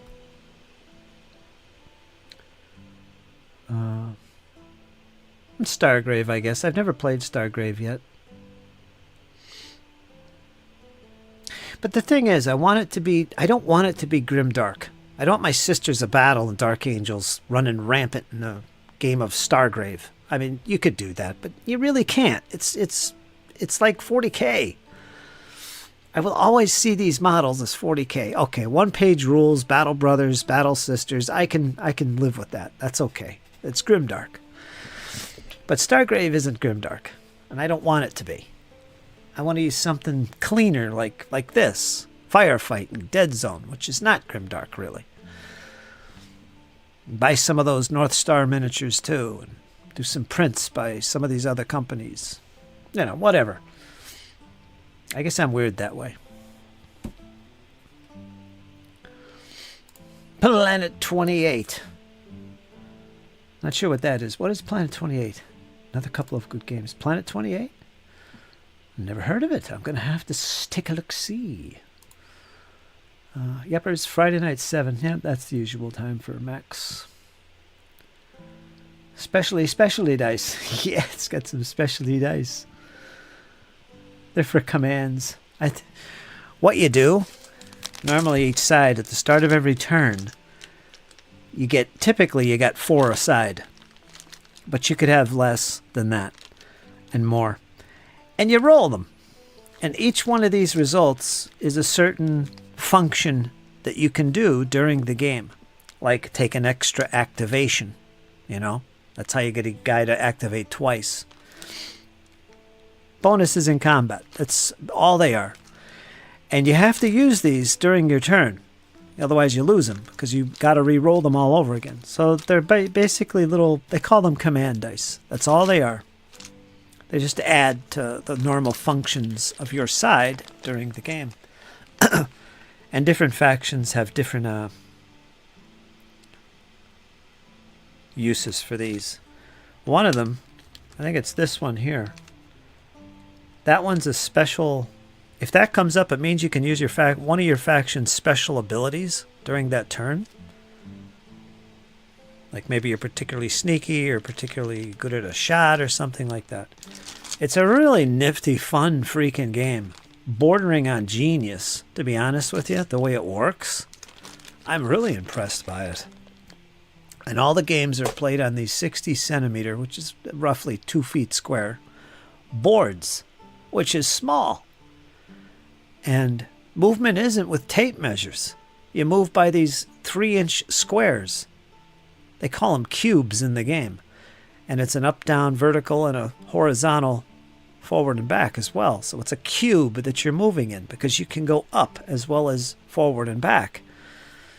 And each of these cubes or squares on the map are 3 inches square.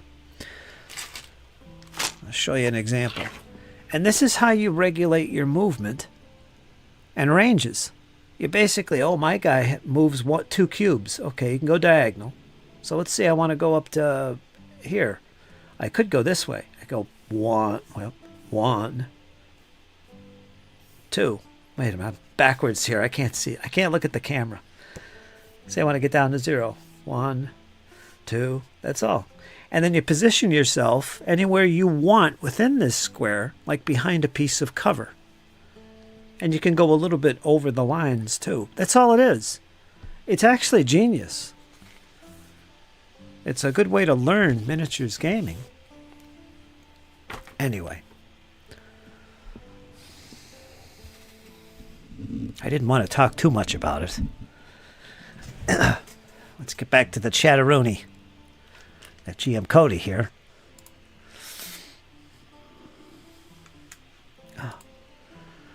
I'm thinking of designing a game that uses 11-sided dice. Yes, there you go, Paul. You would do that, wouldn't you? Gotta be different. Gotta be different. Let's see. How could you generate a 1 to 11? What would be the dice combinations to generate a random number between 1 and 11? It's kind of a bell curve. So what would we roll? Let's think and do some math. I love these things. That's how GMs think on their feet.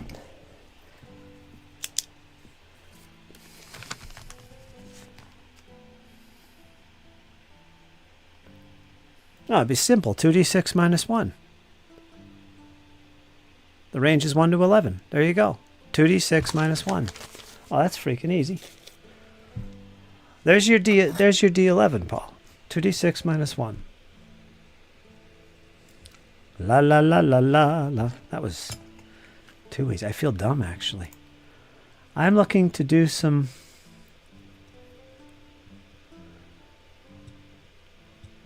I'm looking to do some... sorry, I forgot how to read. I'm looking to do some Inquisitor and Necromunda combo. Solo. Not sure what rules I'm going to use yet. I found their page on Facebook. Did you find them? Sub to them. Why? Follow them. Hilarious. The guy sounds just like Squirrel.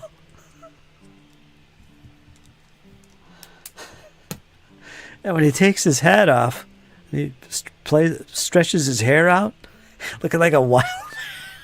I think that looks just like Squirrel too. Oh my God.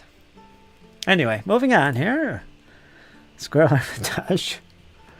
I'm just not sold on the solo play. Although there's some good resources within, still seems like daydreaming with extra steps. Okay. There it is. Daydreaming with extra steps.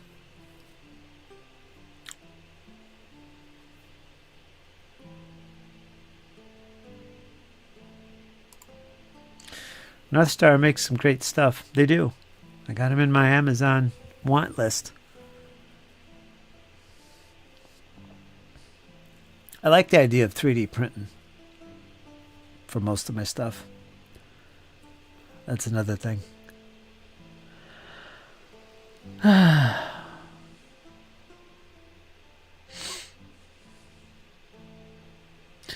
like how you just said, you can do that. Okay, but you really can't. What was I talking about? Did I say that? No, I don't know if I can or not. Well, I do a lot of daydreaming. Might as well play with some toy soldiers too. Hand in hand. There they go. Reminds me of the Hero Quest dice. Yeah, I still got those little wooden buttes.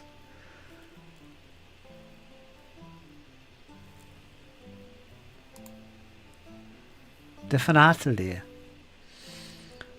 Oh man, that's cool. Reminds me of this old game I used to play, also called Firefight, back in the 90s. A game called Firefight back in the 90s. What would that be? Firefight. That could be a lot of things.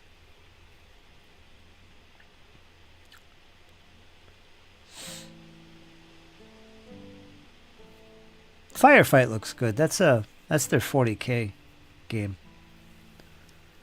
Well, that's smoother gameplay. It's a lot like one-page rules stuff. I think a lot of Mantic's games and one-page rules, they're very similar games. The way they play. Like alternating activation for one.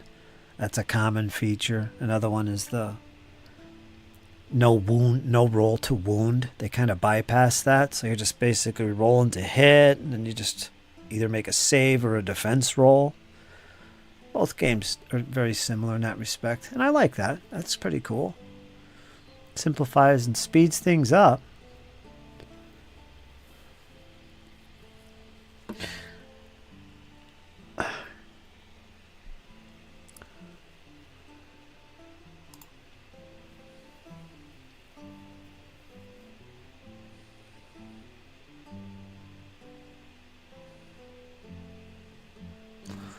Well, you know, if you're gonna make an odd numbered dice, you're gonna wind up with an odd shaped die. There's no way around it. It's gonna be an unusual looking die. And there's nothing wrong with that. That works. People have come up with all kinds of odd shapes. You just put the numbers on them. Who does that? I've seen a lot of companies do that, but I think DCC is known for its wacky dice. Maybe they have a D11. But if you were playing AD&D back in the Gygaxian day, one of the things we did, right, was we learned how to take advantage of bell curves to roll more dice so you can get a bell curve. Smaller dice are better. Like D6s are perfect. One of the things that you read about in the DM guide is how to manipulate the dice to get those ranges.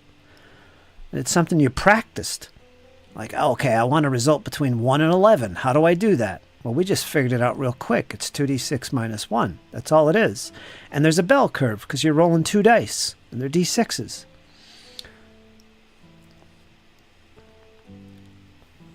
Which is better than rolling a single 11-sided die because you're more likely to get an extreme result.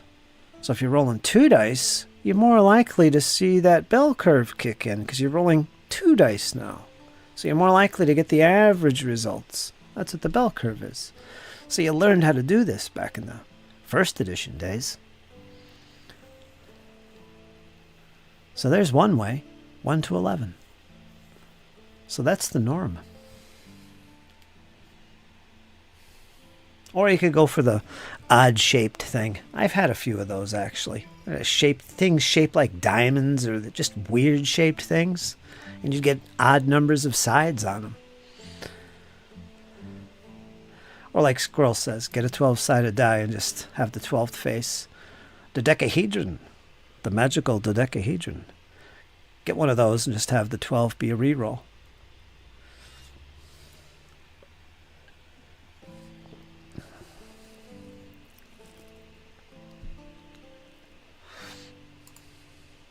You could buy blank dice on Amazon. Get yourself a bag of D12s for $10 or something. And they're all blank. You just use the permanent ink and then seal it. And there you go. There's your dice. 2d6 minus 1 isn't an even spread of chance. Anything involving 2 dice favors middling scores. Yeah, the bell curve. Don't you want the bell curve? If you want no bell curve, I don't even recommend using dice. Use a deck of cards. It's easy. All you need is the ace through the jack. There's, right? Is that right? So you got 11. Shuffle them up. There's no bell curve involved. It's an equal chance of anything coming up at any time. So don't use dice if you don't want bell curves. I recommend the cards.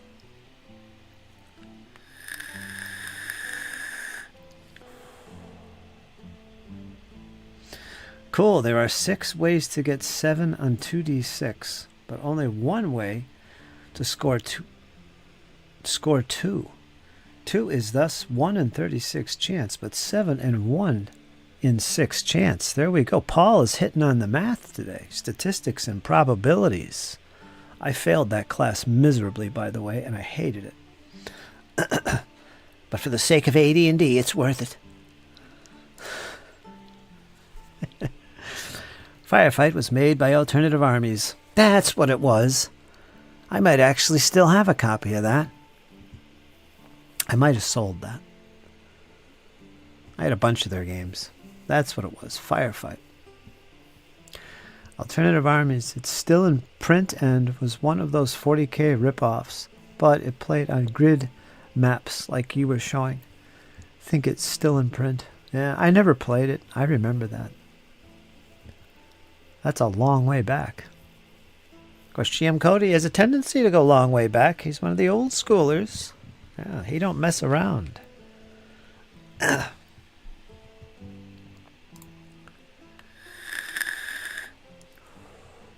2d6 has a bell curve. That's why it's different. You're more likely to get average results the more dice you roll. That's why GW games are the way they are. They want you to take advantage of the bell curve. If you're rolling 10d6, you're more likely to get average results. What's the average on a D6? Well, basically a 3.5. 3 to 4, in other words. You're more likely over time, over the course of a 5-6 turn game, to get those average results.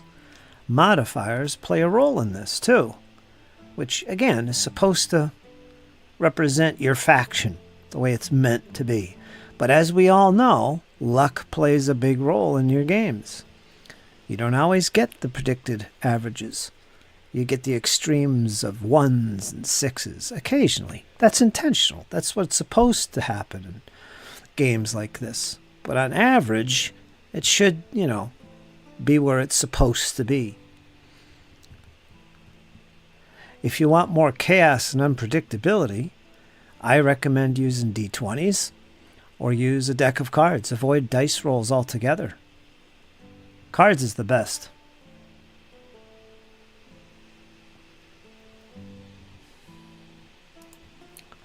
Big, small.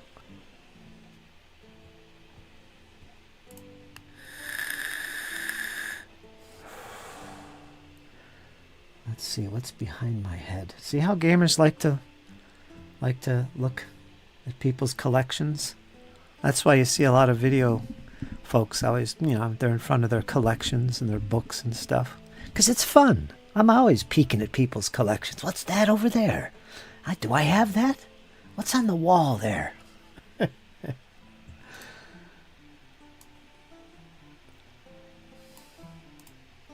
And we can always zoom in. What is that? What is that?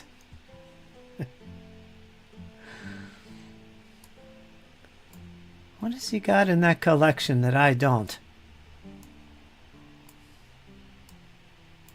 I gotta resize this thing. I just made it too freaking big.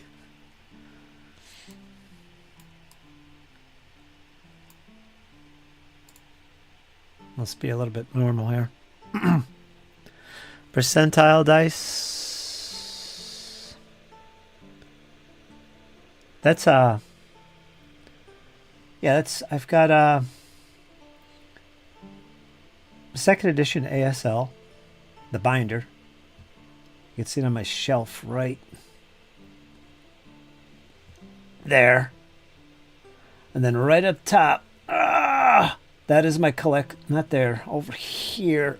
That's Beyond Valor, which is essential for ASL. And then I've got volumes 1, 2, and 3 of the starter kits, which I highly freaking recommend if you want to play any advanced squad leader. So that's what that is. I love my board games. I can't believe I was explaining it to you. It's okay, Paul. We're on the same page. That's what counts.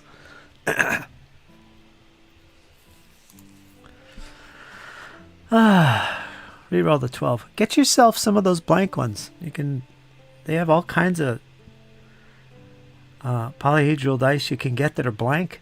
You can put whatever you want on them. Do you remember average dice? Does anybody have average dice? Back from the old days of wargaming? The only set of rules I know that still uses average dice today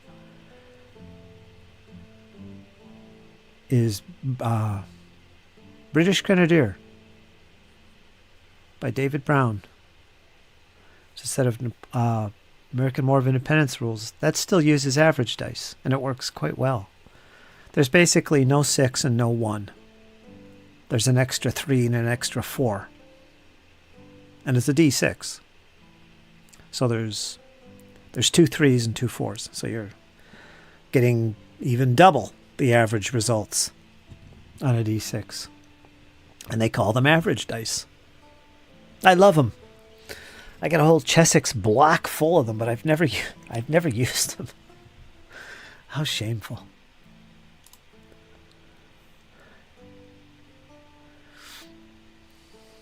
Chat comments really lagging? It could be me. I've got it pretty close to when I see it. But what you could do is refresh your browser, Or make sure you're not, hover your mouse over the YouTube video, and that little red slider at the bottom, make sure it's not way behind. You can move it forward. That way you're recent. Percentile. Let me catch up on the chat here. Decks are great. Been playing historical games.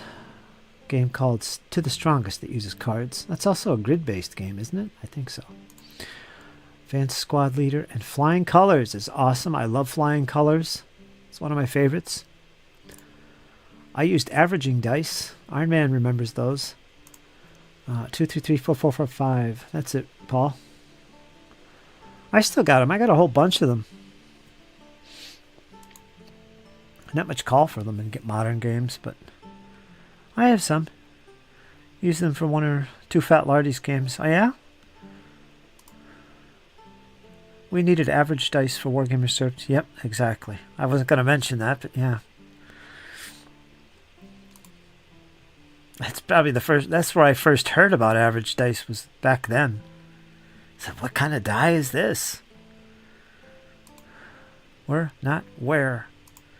And finally, I've always had a fondness for the D12. Could be a D2, a D3, a D4, a D6. I think we all do. The dodecahedron is a magical thing. It is. Let's remember that. But the thing about a D12 is it feels good in the hand. It rolls nice. I mean, honestly, it's the only other dice except the D6 that I really enjoy rolling. D10s, not really. D4s are horrendous. You can't roll D4s. You have to drop them or bounce them. And what else? The D8. D8s are okay. I'm getting used to them. I kind of have to for the game I'm playing. But I love D6s. And D12s. Not enough games use the D12. Let me get my big mug out of the way. What's the matter with me? As punishment, I shall be tiny. We're going to be tiny today. You can see more of the screen. There's your D8s. And they're okay.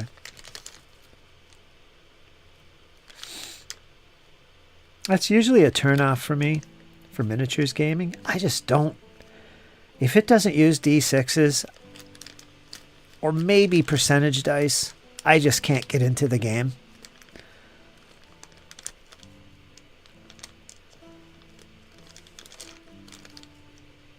But I'm getting used to this. So this would be like the first game, miniatures game, that uses D8s. Like you would use D6s in Warhammer. That's going to take some getting used to, but I'm getting there.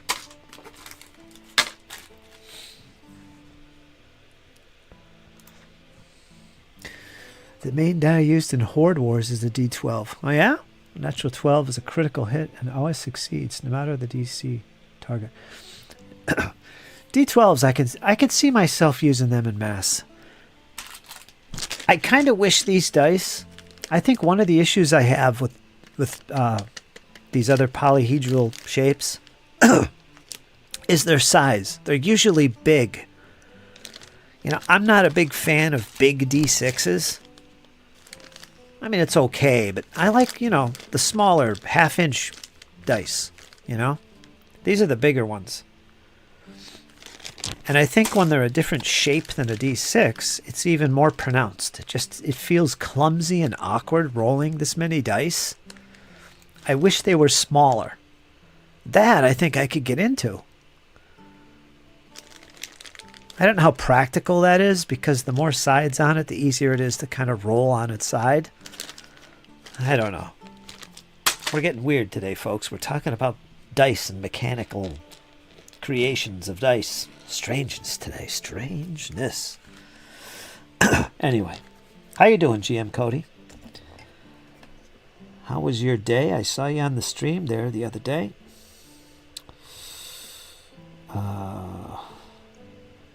Crown of Command. Saw you on that channel there. Gave me a shout out. Thanks for that. That was nice of you. Crown of Command.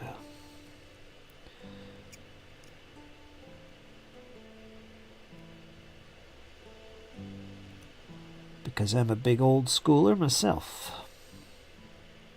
I like me some old school Warhammer. And 40k.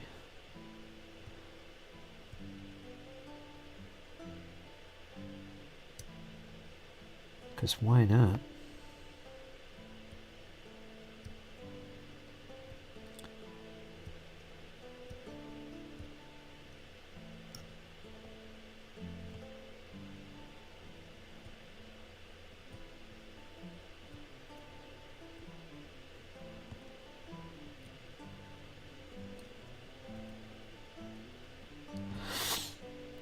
Oh boy. Take a file to that.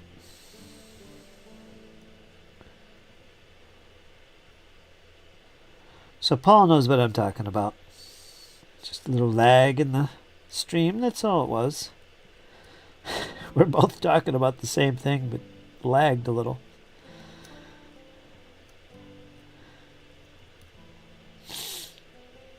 Yep.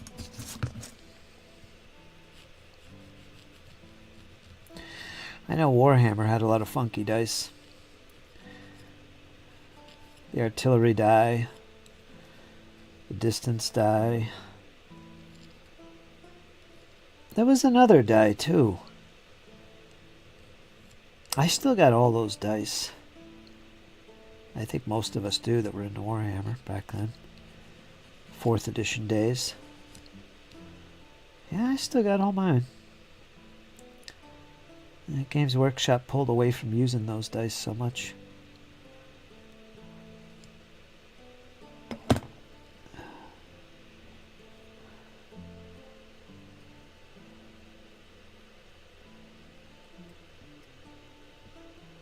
Let me see, I lost track of what I'm working on here. That's done.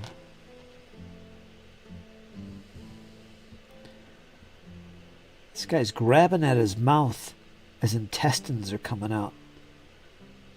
He's pulling his intestines out of his mouth. It's crazy. It's kind of comical. Pretty gross, but yeah.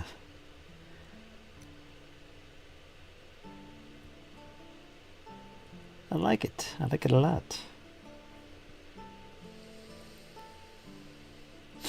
You know what? I'm going to put Jeeves in here to join us in the chat so I can do a little bit more work. You ready for Jeeves, Iron Man? Here comes Jeeves, folks. Buckle your boots. I got to turn my Spotify off, though. Hold on. Got to turn Spotify off. All right.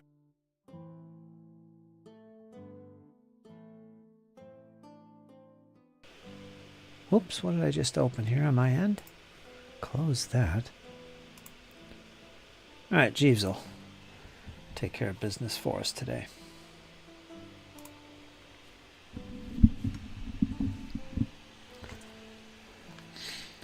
I'm going to start using D12s more often.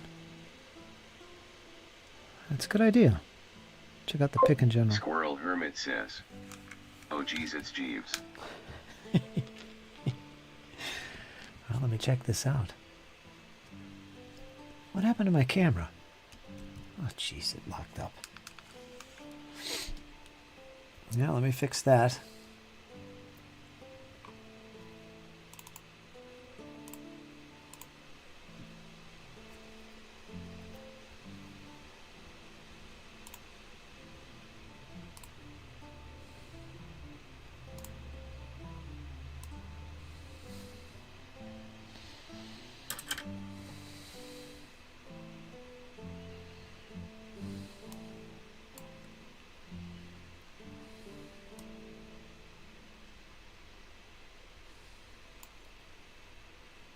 Big Small World says, "Those dice look huge." They're just normal D8s.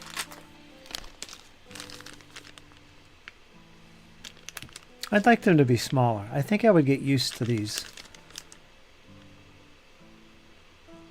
polyhedral dice, whether it's D8s or whatever.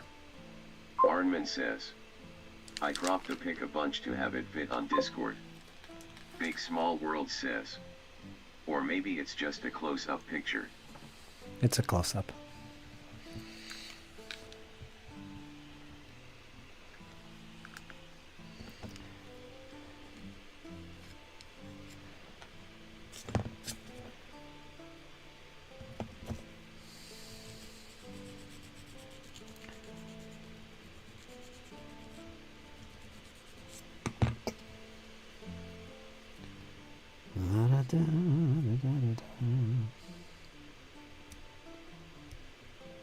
Plague.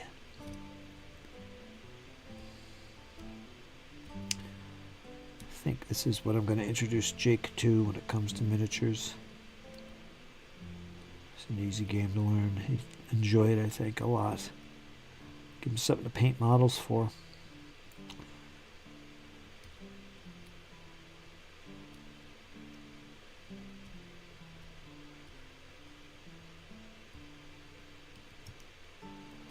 Paul knows what I'm talking about.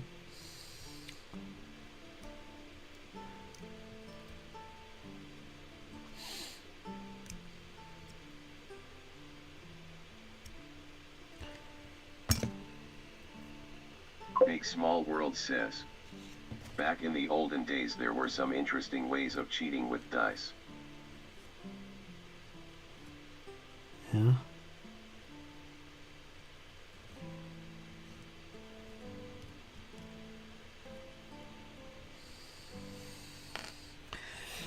People still do that stuff today.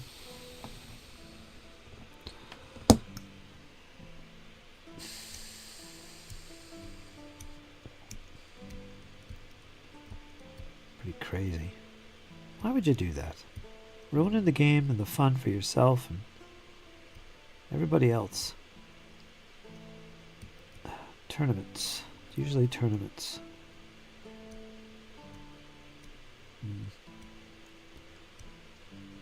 Not really testing yourself either. So I don't see the value. Some people are just wrong, man. They're just wrong. Squirrel Hermit says, short walk to the corner store. Return shortly. Alright, Squirrel. Be safe. Don't get caught in the crosswalk.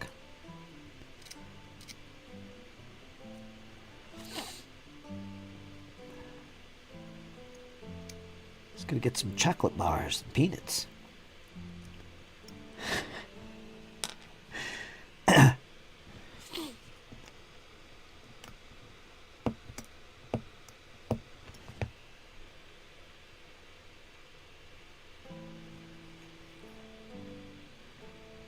A couple lady torsos here. Gotta have them in the mix. It's a must. Some lady zombies. Big Small World says, some methods relied on the weak light of candles during gambling games in alehouses. Yeah.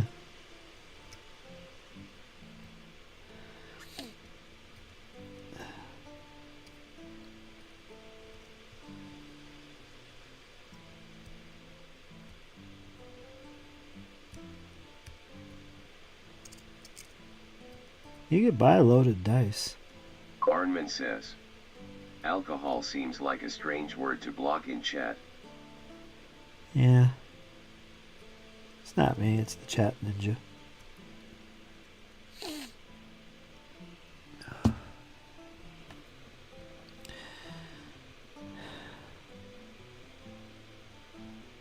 Yeah, it is a strange word actually to block. Shouldn't be blocking anything. Of course, I sometimes have Jake watch these streams, so I try to keep things PG-13. So there is a reason for it. That's kind of good. Now, last night, Jake was joining us in our Rachel's game of Pathfinder 2. And Jake was with us the first hour, getting used to it because he's going to be playing with us. Big Small World says, the weirdest old method was to attach a pig's bristle to one corner of the die, so that when it was rolled it tipped onto a particular number. Pig's bristle. Wow. Yeah, I guess you could do things like that, couldn't you? But yeah, Jake was in our session. Had to kind of keep things in control there. Kyle gets a little bit wacky with the language. But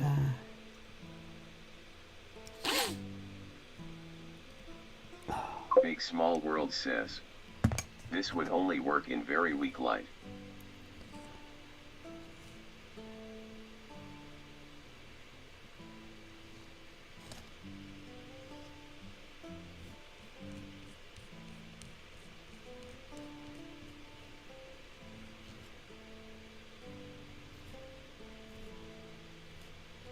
Arnman says, gamblers were too broke to buy glasses.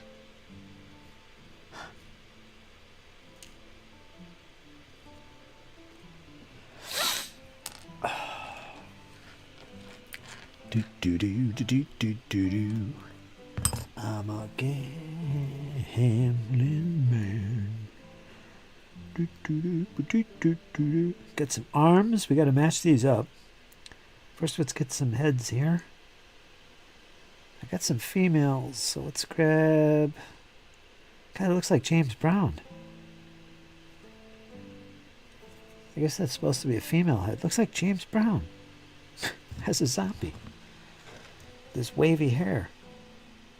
Ow! I feel good. Gonna get demonetized. I feel good. See, this face plugs into this head.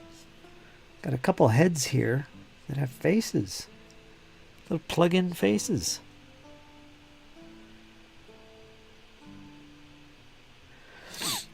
I'm trying to see what goes in. Oh, here's one here. Here's another face. Well, we got to have some of these helmets. All right, I'm going to take this helmet. So I need a face to go with this helmet.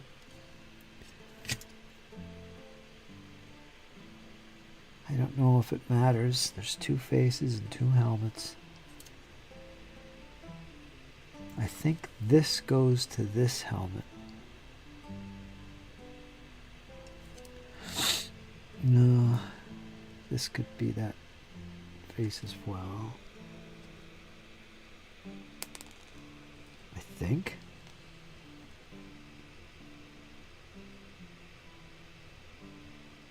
I'm not sure. I'm going to have to guess. Oh. I don't like making choices.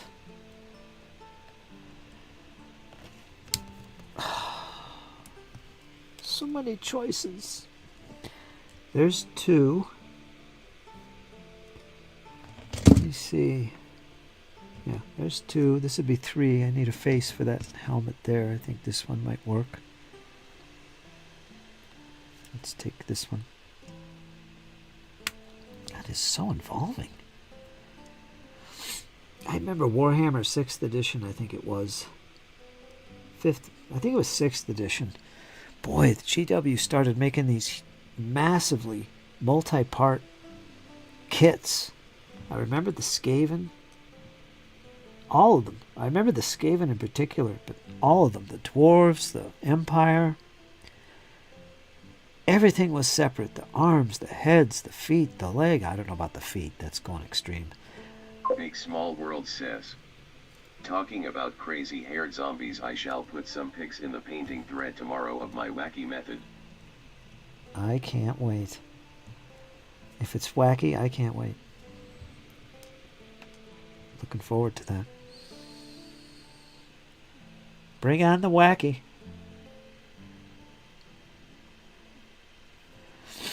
I guess I gotta use all these. 1, 2, 3, 4. And how many? There's 5 guys, right? 5 torsos? Yeah, so I need all the faces and heads. I gotta use all of them. Wow.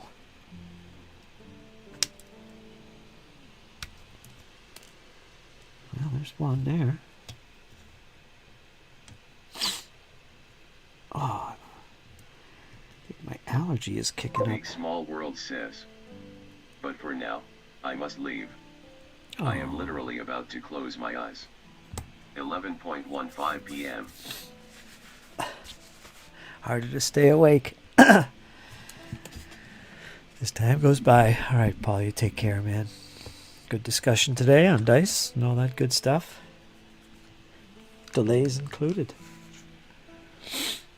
Big Small Worlds, folks. Check out his channel. He does great narrative campaign stuff for Warhammer. Old school Warhammer. Some of you guys know him.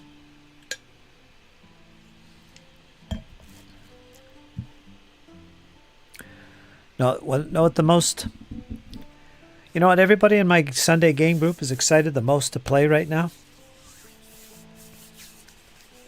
Besides their beloved Pathfinder 2. But they're most excited to play, out of all the options I've thrown at them for me to run. It's like, okay, this is a big thing. This is probably what we're going to play first, pretty soon. And we're talking about a bunch of different games like Facing and Call of Cthulhu and Traveller and 4E Warhammer, Pathfinder 1, Hyperborea, and so on and so forth. Savage Worlds Deadlands. That's what they want to play. Rachel, Jesse, Kyle. Yeehaw!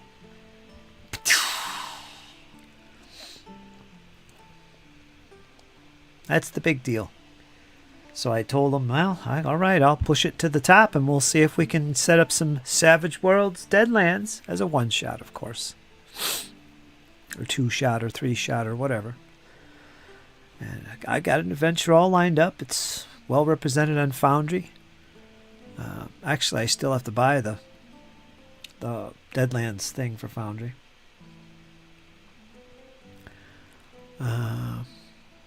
Yeah, and I'm a big fan too of it. So I'm gonna see some Deadlands, I think. My one shots. Yeah.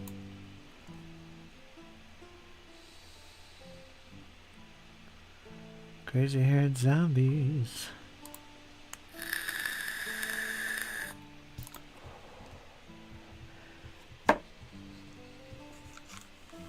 As a mist fills the battlefield.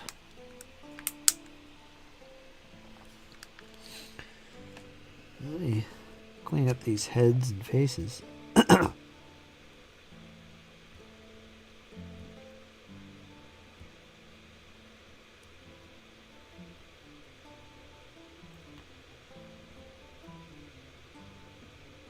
So I'm pretty sure my first one shot of the year is going to be Deadlands. Going to be doing that, I think. And that's going to be fun, I must admit. Savage Worlds is pretty fun. And none of them have played Savage Worlds before. None of them have played Deadlands before. Except Jesse.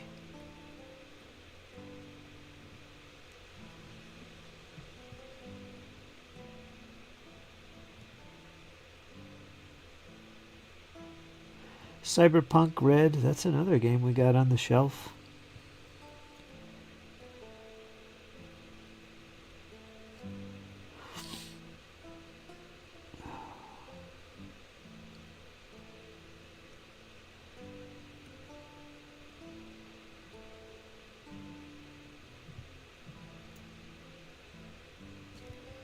Some good stuff.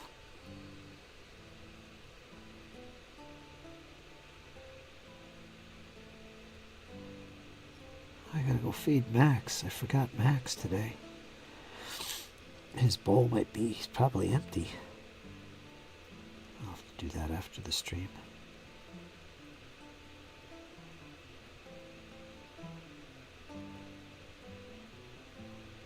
I there's a face.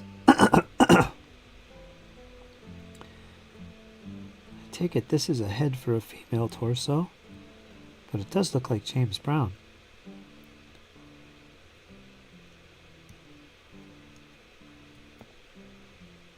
It really does. Oh man.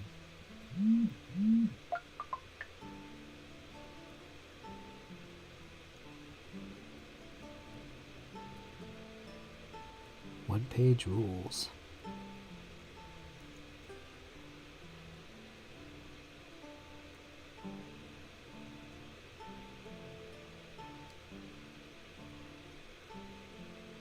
Okay.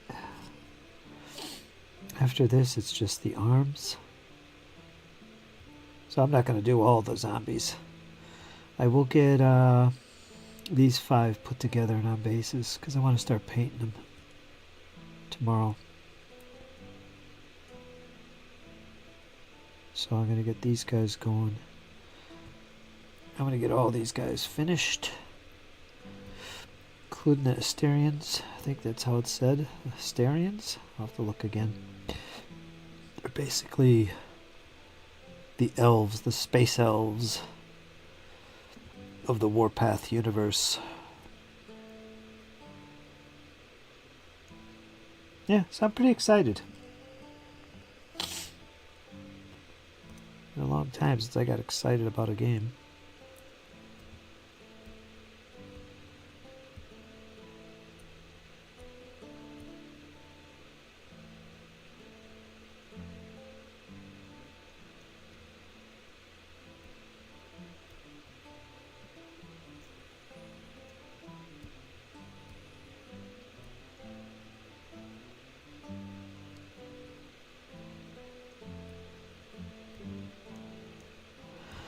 I'll probably make some videos on this.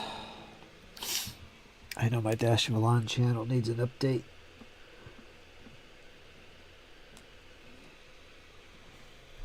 I'll probably post something there too. This is war game related, so it's appropriate.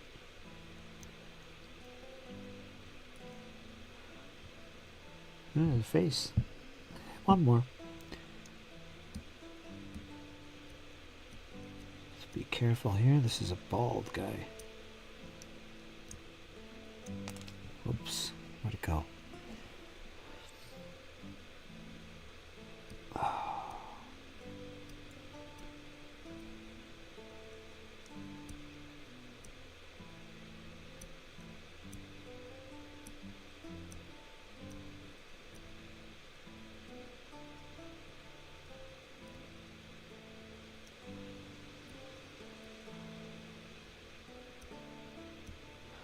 Okay. Now we just got the arms. Wow, let's look and see what we got here. We've got 2 extra torsos. And then for arms, should be 10 arms, right? 1, 2, 3, 4, 5, 6, 7, 8, 9, 10. So there's just enough arms. So I got to use them all.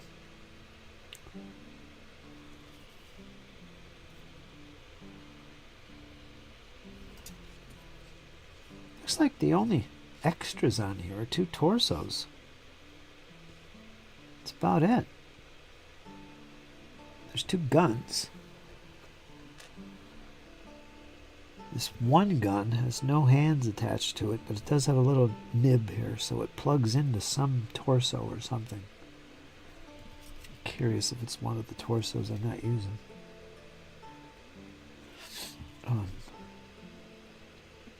Just notice some of these torsos look like they're for a helmet, which means I might have to take out this one and use it. So you do have to pay attention to these, but the good thing is you're not really left with a lot of extras. There's not a lot of choices going on here. I think the arms are relatively interchangeable, although the arms left and right kind of match with each other. So if you use this left arm, you got to ideally use the right arm that's associated with it. But other than that, it seems like they're use what you want. You got female heads that should be on a female torso. Be mindful of that. And some of these torsos look like they're meant for a helmet. So I might have to take this off, which I will. Because I'm using all the heads.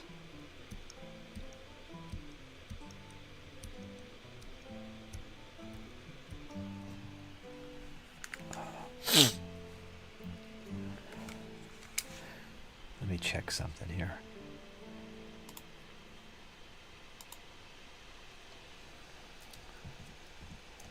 Forge and Brush Gaming says, hi. Ha.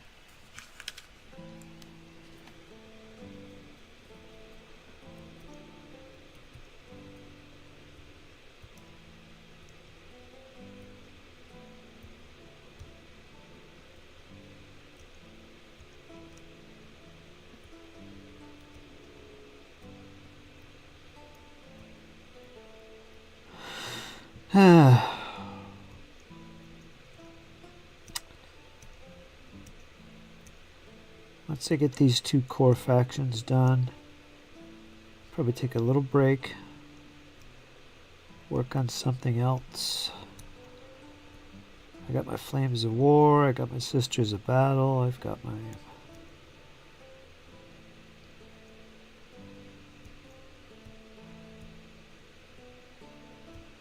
Triumph armies, my Ancients. I might do something with that because it's so frickin' easy.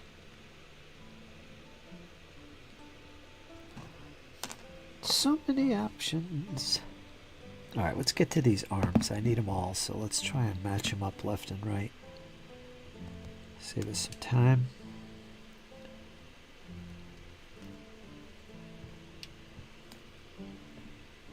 Let's see, these are both right arms. So, how do they do this? Alright, I think they have them set up like this. Maybe even the torsos, now that I look at the way the figures are distributed on here. If you look up this way, you'll see this body's in line with this two arms and head. That might be the way they're put on this sprue. Anyway.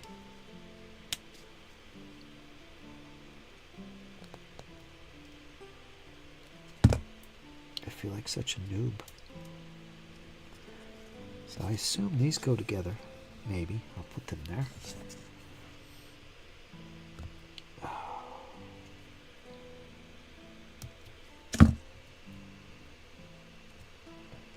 We got these two.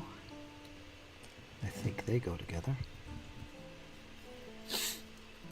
Now this is a little questionable. What is this about?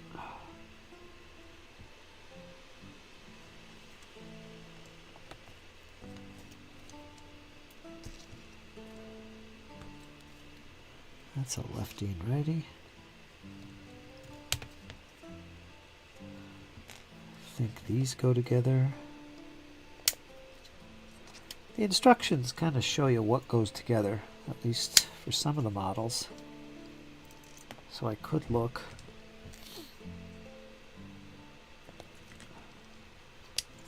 The joys of putting models together.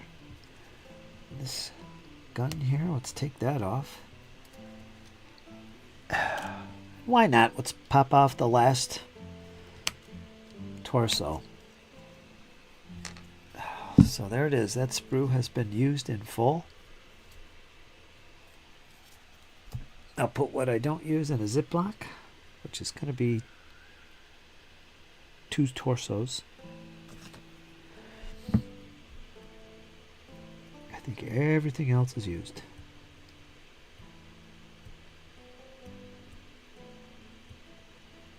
How shocking is that?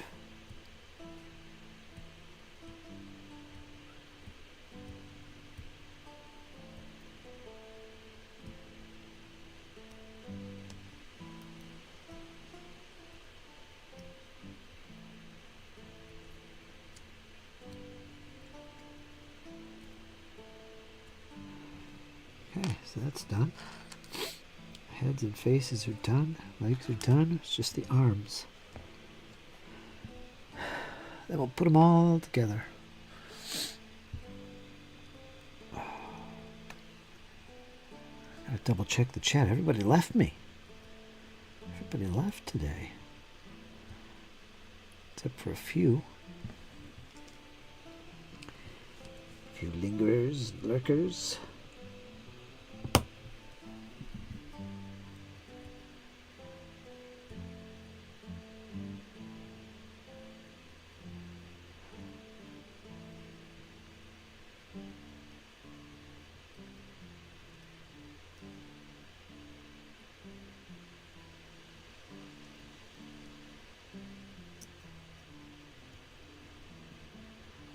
Arnman says, check out that pic in Discord.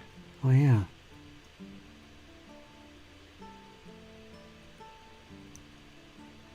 Let me finish this hand.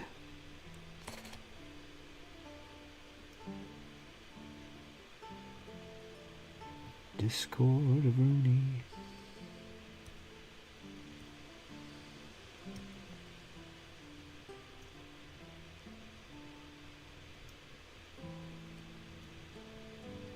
Okay, I think I got this done. All right. It's one arm. Let's go look at this picture.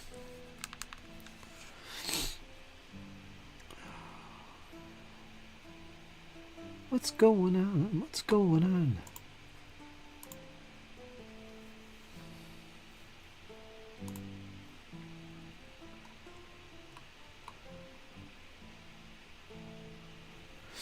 Reminder to remember to be a reminder every other day about something or other. I forgot what it was about, but you're absolutely right. Seems Clyde has forgotten what were you supposed to remind me of. I can't even remember. Oh well, maybe Iron Man remembers. Let's get on with Iron Man. One of my AD&D players came to Basement Con and had these dice made for the convention. The pick is 1 on the dice because it is the basement. Wait a minute. The pick is 1 on the dice because it is the basement. Basement Con. How'd you make those? Or how'd he make them? That's pretty freaking cool. So that's the one result. Because it's the basement. Okay. That's pretty slick. That's pretty slick. Wow, you guys keep doing this as the years go by. You might actually turn into something huge. Basement Con.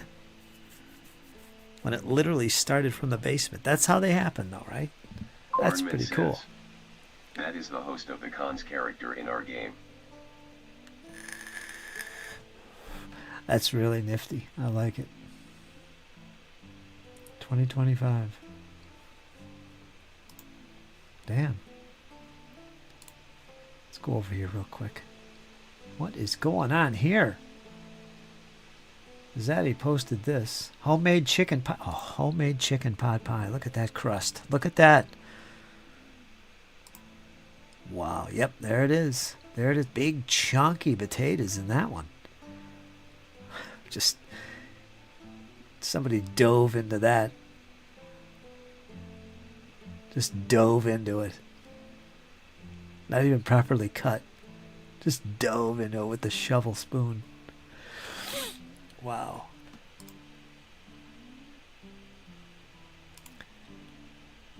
Wicked Witch of the Kitchen. I like it. Mandrake root. Mandrake plant. There you go. It's on our wall. The picture on my new apron, rather. Yes, I wear an apron when in the kitchen. How do you like that? Gotta fetch yourself a woman like that, Iron Man. Come on. Of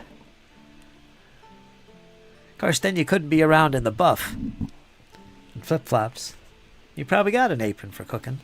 That's all you got on. Oh, terrible. Terrible. Squirrel Hermit says, I've been saying for some time. I'd love to have a squirrel con where all the nuts gather. LOL. Yeah, one day. That's how it starts. That's how it starts. We'll figure something out. Arnman says, I was one of 5 guys that got together 37 years ago and started Spartaken. It is a going thing. Let me go back and read that proper. I don't know what the hell he just said. Spartaken.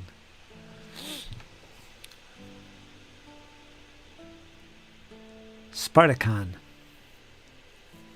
Sparta, Georgia. Huh. There you go.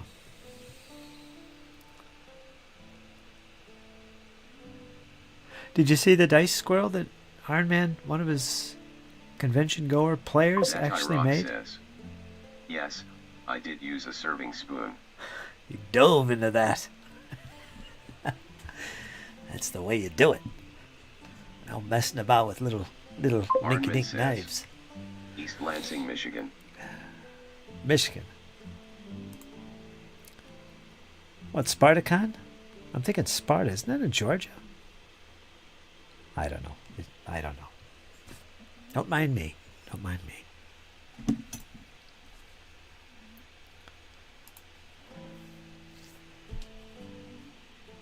Let's make my camera a little bit Squirrel bigger. Hermit says, yes, I saw the dice. Awesome stuff. Yeah, that would be pretty cool. Arnman says, MSU Spartans. Ah. Rock says, you got to get all the gravy. Yeah, you do. Oh, lap it up. That looks good, Zaddy.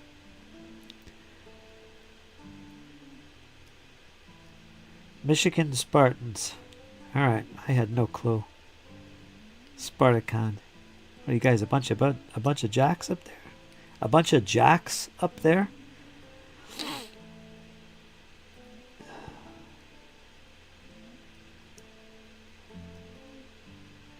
Sparta. Wasn't that the location of Northern Exposure?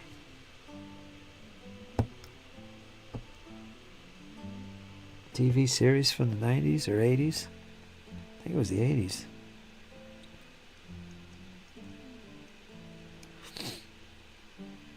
Sparta. Athens, Georgia.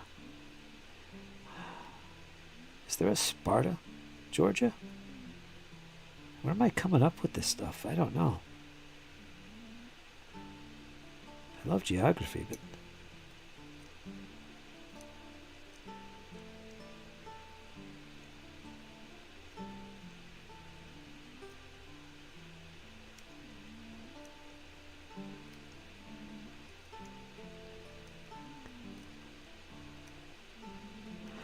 Well, 37 years ago, you were living down in Georgia, weren't you? Arnman says, Was it Georgia? the first con was called CapCon because the state capital. There was a CapCon already, so I came up with the name to play on Spartacus. Ah. Spartacus. Arnman says, our logo was the Sparta shield from Greece. From Greece? Oh, I thought you meant Grease the movie. I'm saying, what is he talking about? Sparta? Wow. I'll be quiet now. Gotcha. I know what you're talking about. Pretty slick, pretty slick.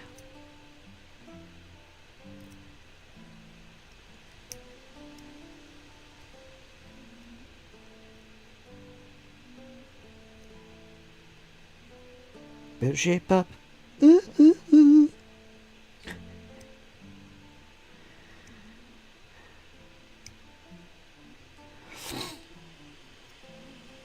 My mind is astral traveling.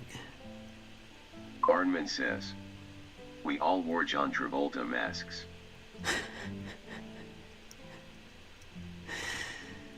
Yeah. The hell does that have to do with any of this? Greece. is the word that you heard.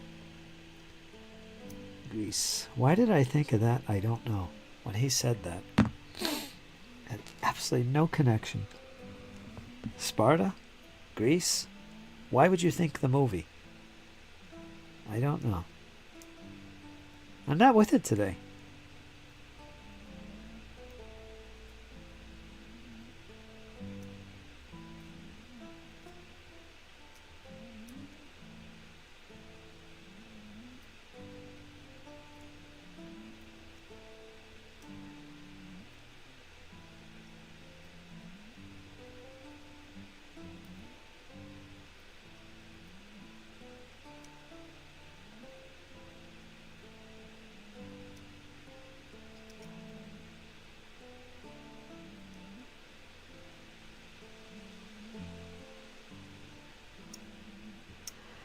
Ah, what is this in the bottom of his hand? Let's clip that out of there.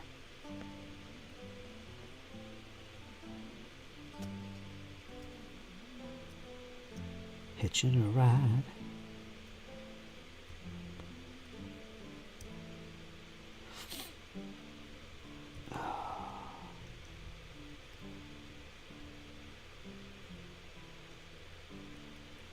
Arnman says, just finished a rumor generator. There you go.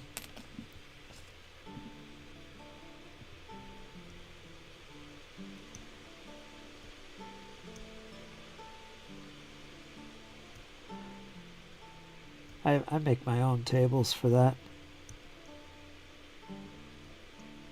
Nice to have a generator. I use ChatGPT in my own creative mind. I come up with a table. It works out really quick.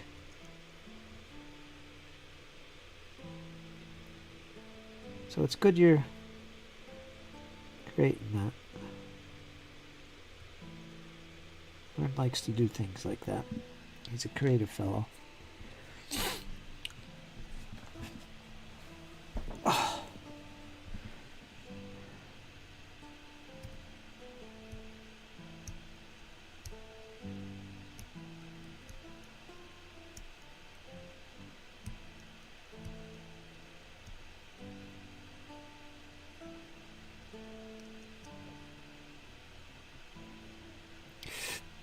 Ooh, pardon moi. Thinking too much about chicken pot pie. Was it chicken pot pie or turkey pot pie? I'm assuming it's chicken. Not that it matters. It's all good to me. It's golden.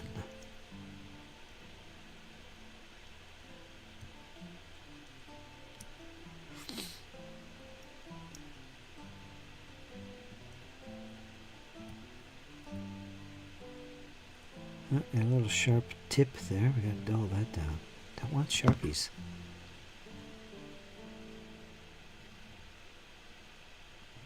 Zatai Rock says, chicken. Squirrel Chicken. Hermit says, rumors fun adventure starter and false leads. Yeah. I think rumors are pretty important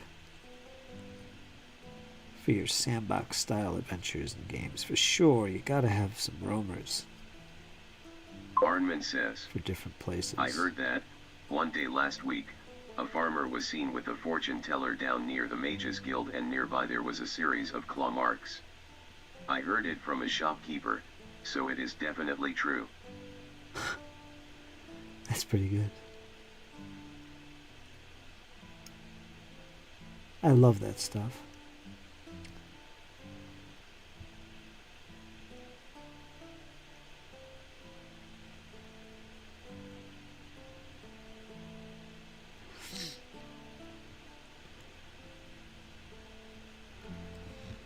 There's another arm. I have a few here. I want to get these done and then we're going to put them together. Is anybody else streaming tonight? I don't want to miss out.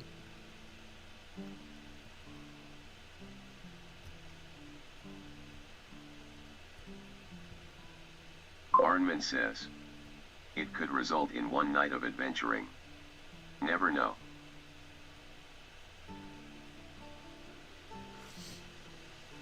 So what else do you do? Do you make, like, what do you do for, like, maps? Like, say a rumor, let's say, turns into a session where they're going into this old abandoned tower. So when you need that tower map that's in ruins, do you have some maps pre-made that you can just grab for that purpose? Because that's typically what I think folks do. Or do you make it on the fly? I know some people that do this stuff on the fly. Sometimes room by room.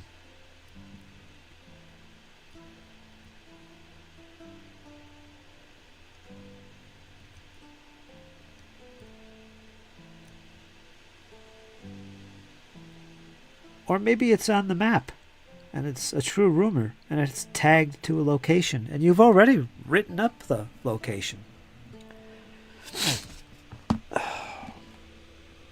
How do you handle the maps when it comes to your rumors and stuff that just suddenly become a story all of a sudden for the night? How do you prepare for the potential need for maps? Goes to you too, Squirrel. Anyone old school?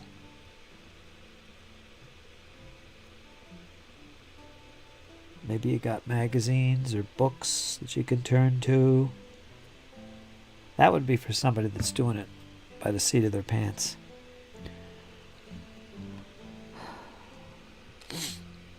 No preparation. Oops.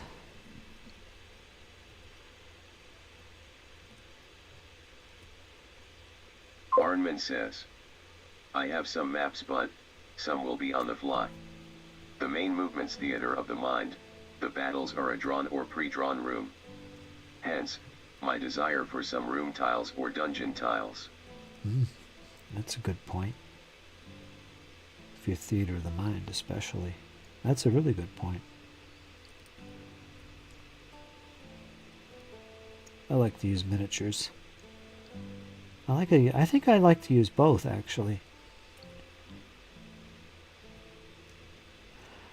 I've done a lot of the theater of the mind, create as you go. And it works. It's great.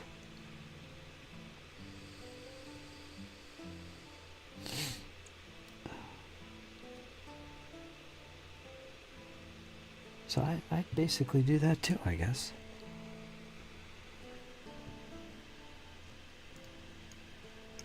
I like to use miniatures, though, if I can.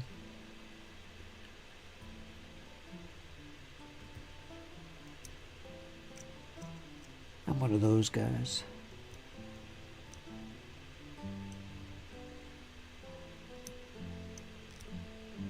But it really doesn't matter. I mean, it's a role-playing game, so that means it doesn't need Arnman miniatures. says, You don't have to have that. Tomorrow we descend down an 80-foot ladder. Ooh. I fear falling causos is brutal that way. Oh. I invented a rope technique called the inchworm.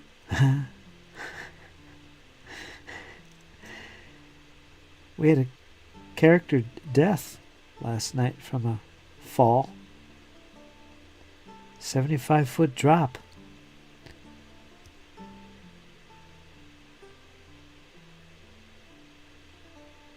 But he survived. He came to, somehow. I went down to rescue him, slipped on the rocks, and I fell, but I had catfall, so it wasn't as bad. So I had like 2 hit points left at the bottom of this 75-foot ledge. And a freaking harpy come down out of nowhere and just clawed me tore me up. And then I was dying. So, yeah, I was dying. That's currently where we left the session. I'm laying there dying, trying to save my friend from dying, but he survived on his own. He just survived the death check, or whatever you want to call it. Squirrel Hermit says, So now I'm dying. agreed. Made beforehand for a planned encounter. On the fly map at best. There you go.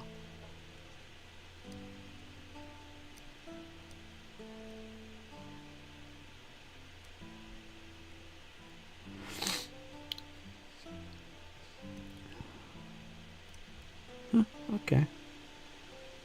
That's the way to do it. By the way, I went down to save my friend because I had 2 healing potions in my pack.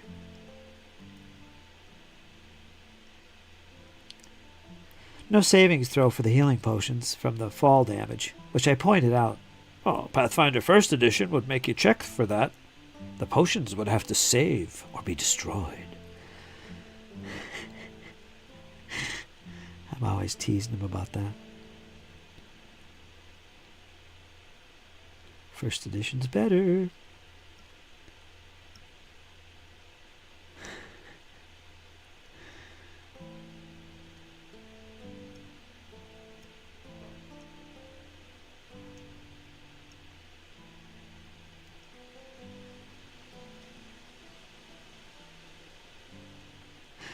Anyway.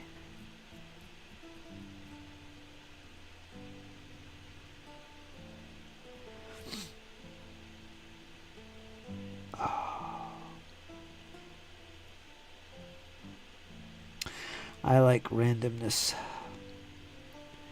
So for me, my Mythgard setting, the bridal region as I call it, there's a lot of locations. I collect little maps of the dungeons, so if I need them, I could draw from it. Like, I have towers, I have ruined outcrops. I got all kinds of stuff, and I just have them available in every session so that I need them. And they're nothing big or crazy. They're just these small little locations that I could pull out.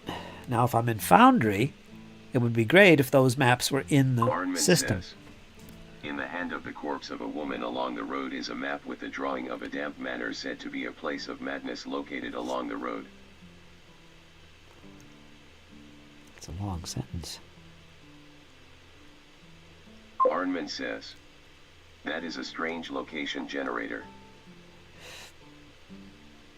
Gotcha.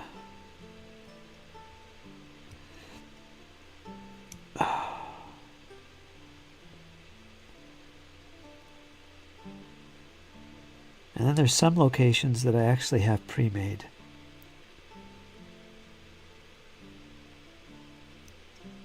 Just because Squirrel they Hermit exist. says, how do you draw damp? LOL. What is that? How do you draw damp?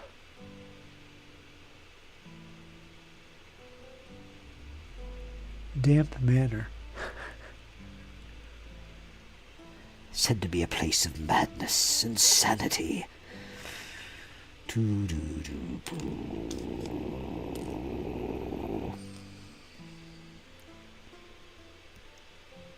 Arnman says, damp is a clue that it might be by a creek, pond, swamp perhaps.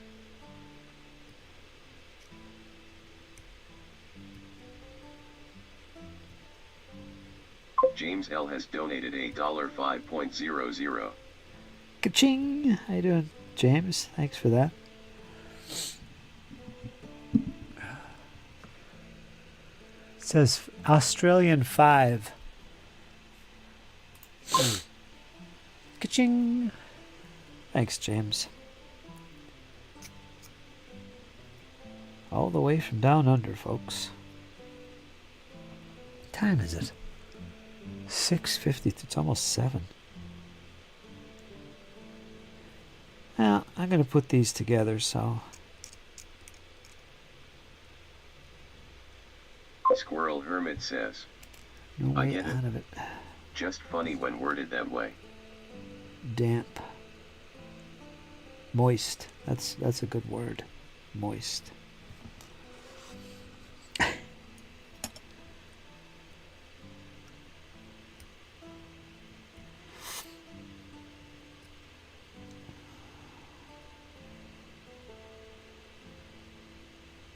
James L. says, working on your own stuff.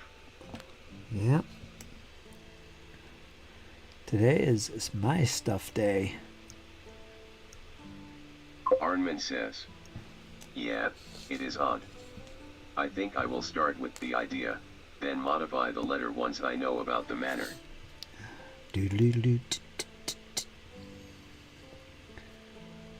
Working on my plague.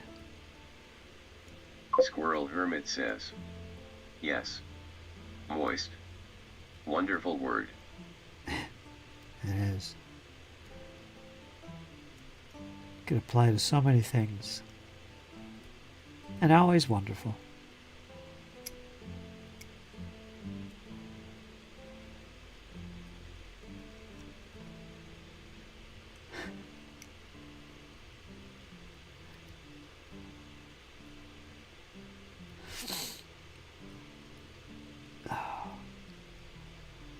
Must be pollen in the air. Pretty heavy today.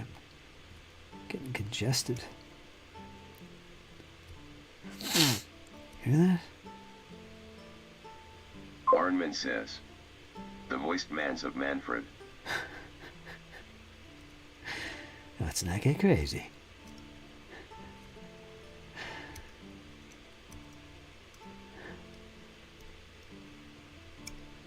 Manfred Man. Oh, got one more.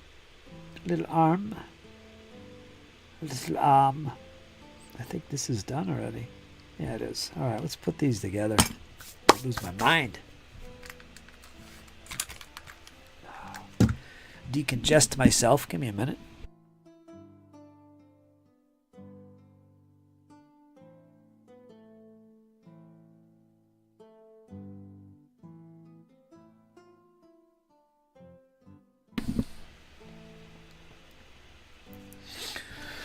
Yeah, these are zombies. I got 5 of them here.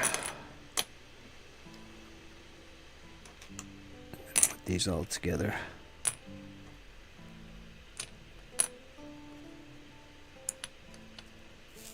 They're all cleaned. I can start painting them tomorrow, so that's good. Progress. I got this guy too.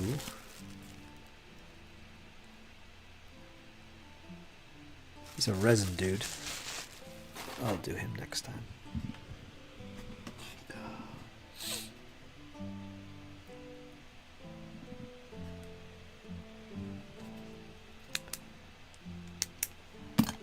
Oh.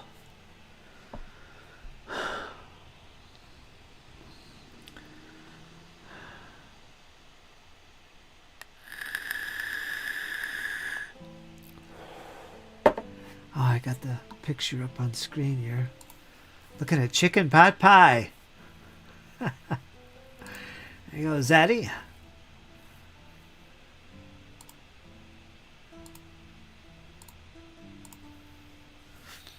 Let me keep this on.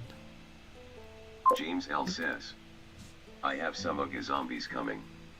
There are shako heads on the sprue LOL. Shakos. Shakos. Shakos. Well, that'll be cool. I've got my... Let me turn Jeeves off, because he always interrupts me when I'm talking. Jeeves, quiet. There. My undead collection's growing pretty good. I got those fantasy guys, those Deadland skinwalkers, which I'm using as ghouls. I got them good. The skeletons. I guess I don't have any zombies. I got one that I already painted somewhere. I gotta pull him out of the collection. He's an old GW zombie that I kept. Might have a couple of them, actually. And then I got this mess, which are sci-fi zombies, but yeah. So I'm building up my zombie collection today. Feels good, feels good. What'd you think of the Abyssal Dwarf I did, James? Got another one here. I'm not going to paint him, though. I got 30 of these guys. 20 of them are going to be these guys. And I got to do them in one go. I'm not going to mess around. That one I did was a prototype and easy. With just speed paints. Went so quick and easy. So I'm going to do the same thing on the whole lot, all in one go. There's actually 30 of them. So I'm going to get that force of Abyssal Dwarves on the table in no time. Individually based. I'm going to use trays for the various games. I have to buy them. I'm not going to make them.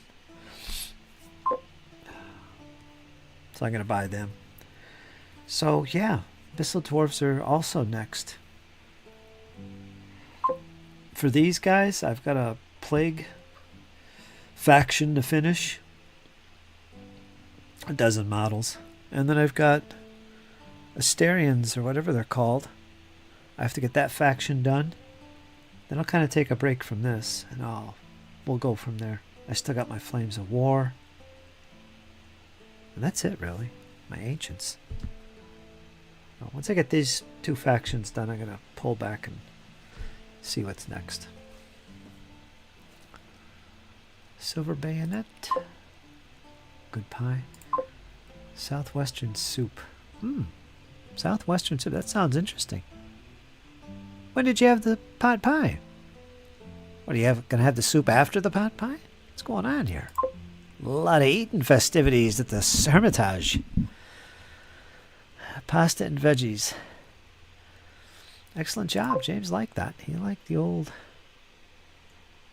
Abyssal dude. All speed paints.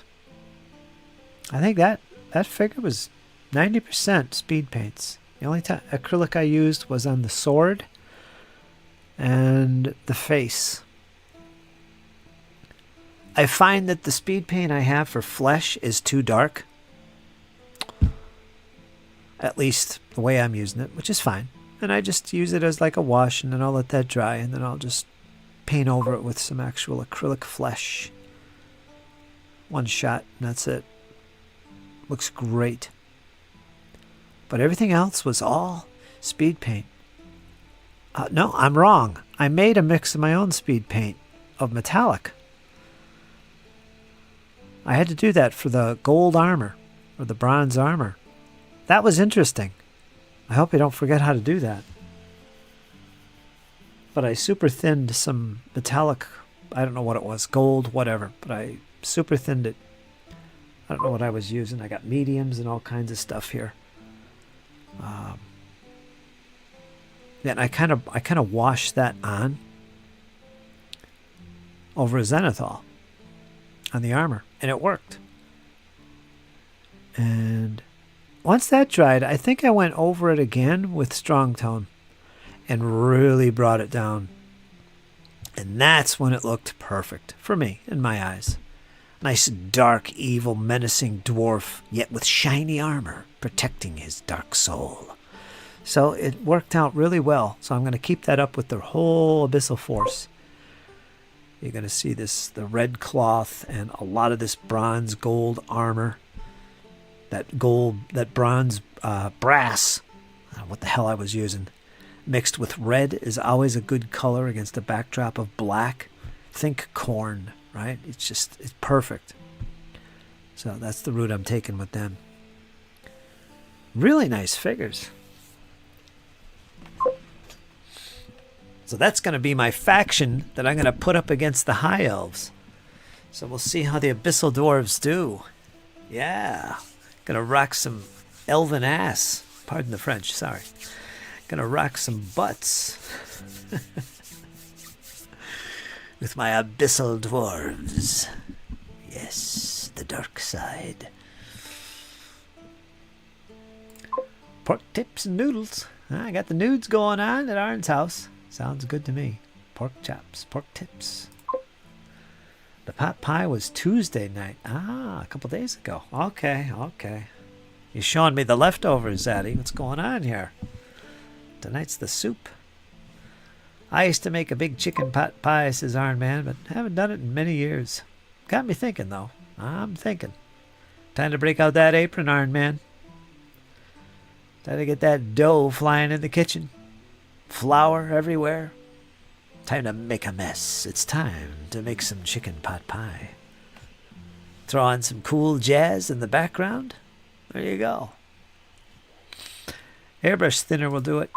Yeah, maybe that's what I used. Let me reach and see what I got here. I think I used some of this. Got some anti-shine, which I've had to fall to using because I'm using a gloss spray to protect these babies. So this has been coming in handy too. Anti-shine matte varnish. It works. I gotta get some proper spray. What else did I use? Looks like I was toying around with this too, this matte medium.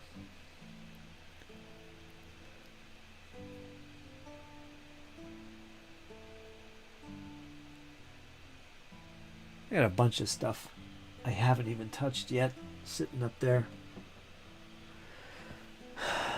But yeah, I'm experimenting. I love it. I love what I'm doing right now. I feel like I'm actually part of the hobby. I feel like a kid again. This is awesome. Semi-retired, baby. That's how fortunate I am. All those $5 Australian $5 add up, I'm telling you. I could actually retire. How do you like that, James? Everybody, stand back. Let's get some arms here. I gotta put this mess together.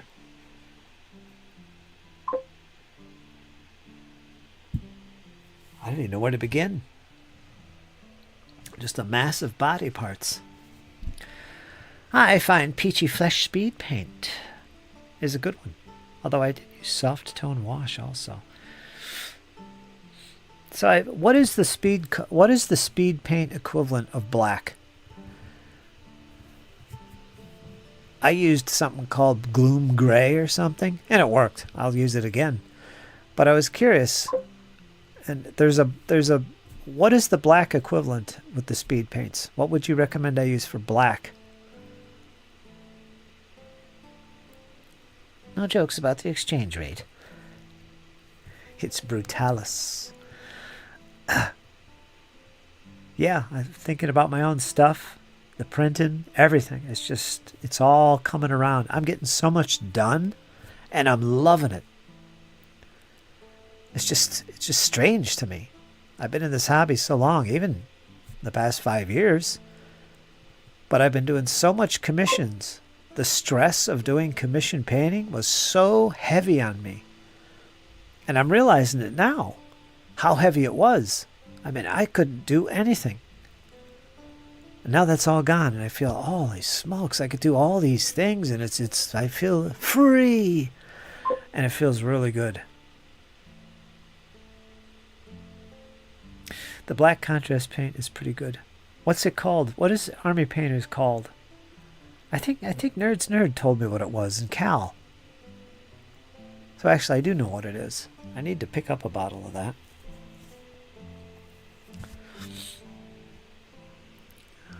So it's very nice. It's taken a lot of stress off me. You guys don't realize how much stress that was for 5 years. And I didn't even realize how stressful it was. Because I'm always this person that's laid back and carefree. No stress, you know. But actually, I was carrying a lot of stress. And it was keeping me from doing a lot of things in life.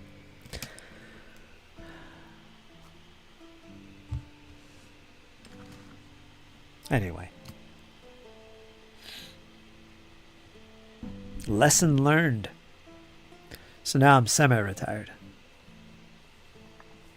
And that's good enough for now. Yeah, I'm going to do small projects. I still have some commissions I'm working on. But I'm only going to do small projects. And I'm going to start painting stuff to sell as well. That's something I always enjoyed doing. And I make good money doing that. Not as much as, these 1,000-figure projects. But it makes good money for the work that I do. And the amount of time it takes me to do them. That's actually really good money. Easy couple $100 here. Just for one project. That's less stressful. You're not under the pressure of somebody waiting for something to get done. You just paint it, finish it, make it look great, and I advertise it, and boom, it's gone. There it goes. And it usually makes pretty decent money. I'm going to focus more on that and the terrain stuff, and that's good enough. I don't want my time consumed with painting other people's stuff. I'm done with that.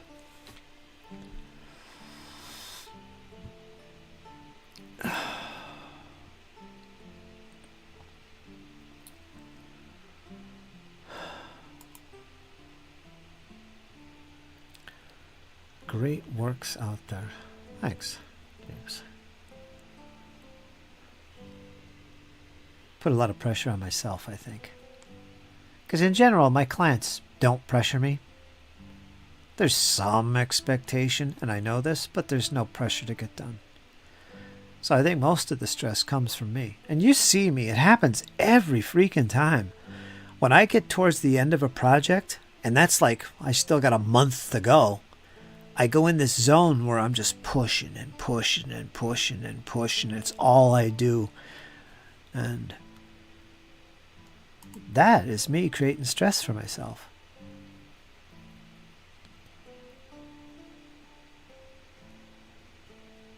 I'm so close, you know. And it's always like that at the end. For good reason, but still. That's me doing it. Grim Black.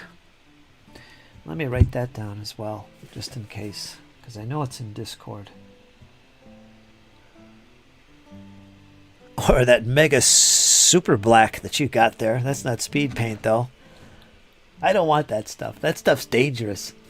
Creating black holes in my room here. Gotta keep that in a special vault. It's freaky, I'm telling you. Where's my pen? Evil darkness. Grim. Grimoire. Grim Black.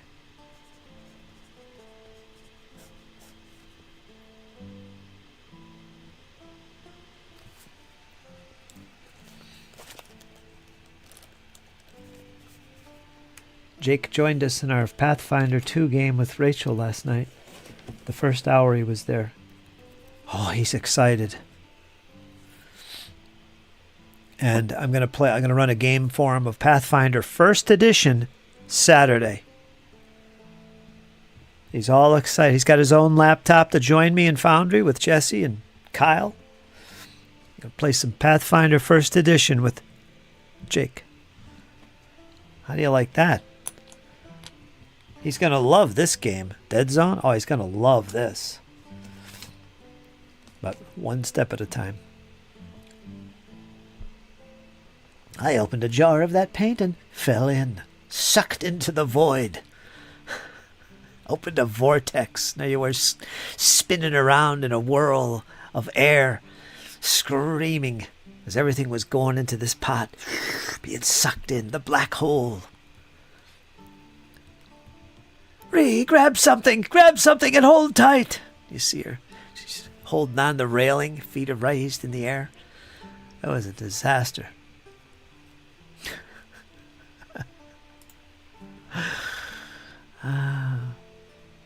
Seventh Sun Show. Great Northern War. Warbear, maybe? Warbear has some nice Russians and Swedes. I'm actually steering away from that, and I'm going more towards the Williamite stuff. Jacobites and Monmouth and all that. I'm looking into that, actually. A lot more. Right now, that's where my focus is with that. Well, finding 3D prints for that stuff is going to be a challenge. Otherwise, I'm collecting manufacturers. Seeing what I could use. Ebor Miniatures is great, but they have a limited selection. They have War of the Spanish Succession, Great Northern War, Russians and Swedes, and they have League of the Augsburg War. They have that. And then there's War Games Foundry. Too small, I think. And then there's Gripping Beast, which has the front rank figures, which are beautiful figures. But I'm cautious about getting stuff from them because I have to buy it from the UK direct. Unless I could find an alternative source of front rank. Front rank is the best. They got all the stuff I would ever need for the Williamite era. So I'm looking around for that. And yeah, I missed whatever you typed there. That's gone because I'm busy talking. Squirrel Hermit says, I find Peachy Flesh speed paint is a good one. Peachy Flesh? Although I do use soft tone wash also. Ink? I got lots of inks. I'm making my own washes and stuff here and there. Tinkering around. I like working with inks. Army paint or speed paint black is called Grim Black. Yeah, I got that. I'm doing Black Powder Skirmish. You are. Silver Bayonet. Black Powder Skirmish for the moment. No podcasts, no pirates. Yeah, that's a good game too. The Blood and Plunder, Port Royal that just came out. Port Royal's a good intro to the Blood and Plunder stuff. I look into that in the future, along with some other things that I'm looking into in the future. But that's the future. Looks good though. Let's put some arms together. Let us start with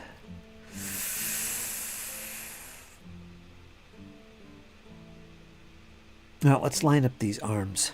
Let me see if I could put them in their matched pairs the way they should be.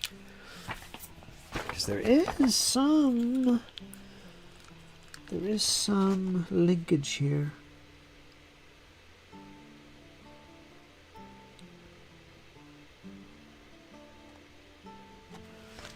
Let me see. There might be anyway. I'm not sure. There's this thing. That's supposed to go with what looks like this arm. So I was right. No, that's the wrong one. This arm. Yeah. So these arms go together. There's a left and right. They should go together. I don't think it matters.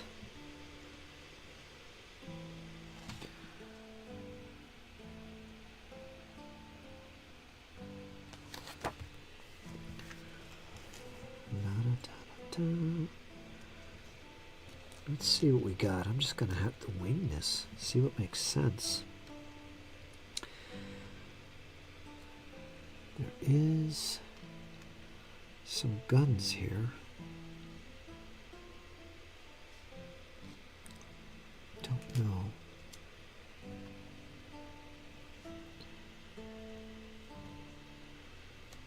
Where does this go?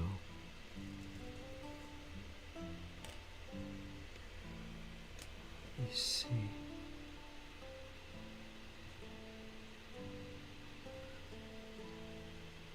Those are the thumbs.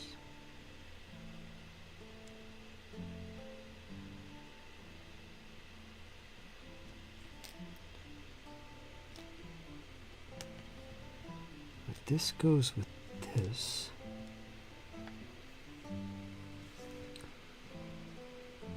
This has to go with this as well. Left and right. Yeah. Alright, let's put these together. I don't know what the hell that looks like. That's a strange concoction. These go together, you can see that. These go together. You can see that. And these go together.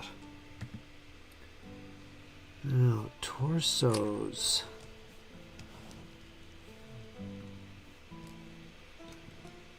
I'm gonna have to look at some pictures of these models.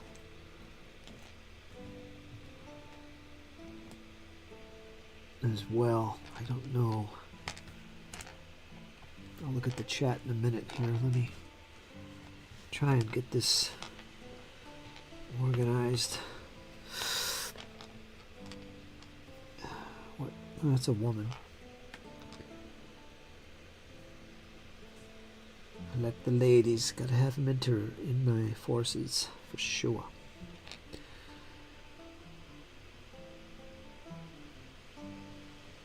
Armor. It's something on her back. What is that about? Armor. Got another lady here somewhere. Lady's arms.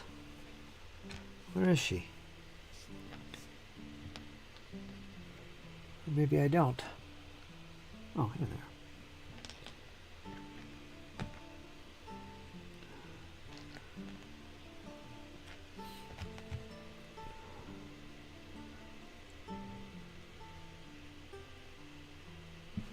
Oops.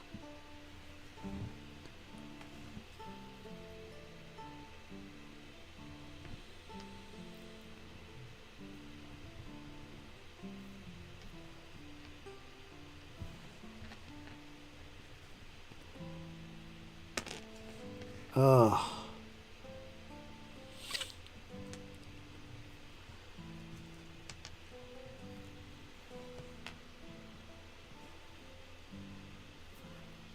Oh, these ones with armor.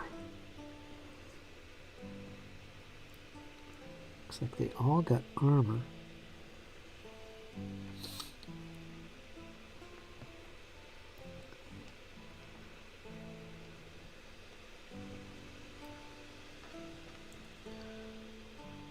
Helmet. Keep that one. That's not going to matter.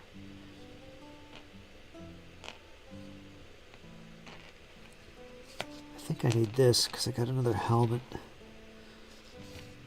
Alright. Take away these two. One's female. Then I got this one. This will be number 5. This is a guy pulling gut tubes out of his mouth. He's kind of comical. I want to keep him. He's got the old gut tubes. Alright, so 1, 2, 3, 4. And there's a 5th set of arms up there, but I want to use this guy instead. He's got arms on the model. So this will be the 5th one. Alright, here's a weapon. No hands on it, so it's just like this spare weapon, but it's got a nub here. Like it slides into somebody's torso. Who would that be? Oh, it goes on the back. All right. Sexy lady zombie has a weapon on the back there. I like it. I like it a lot. Of course, she's not using it. She's zombified. I like it. She got masculine arms? I think so. I wonder if this would be more appropriate. Nah, I'll go with that. Man, it's a lot of work though. This Percy Block has arrived. Curtis with a C today, is it? Ah, I see what's going on. How you doing, Percy? How is everything? Army Painter Speed Paint has a good additive or regular acrylic. Additive for regular acrylic paint. To have it be speed paint. Do they really? What is it called? Should I look for that? Would it be useful for me?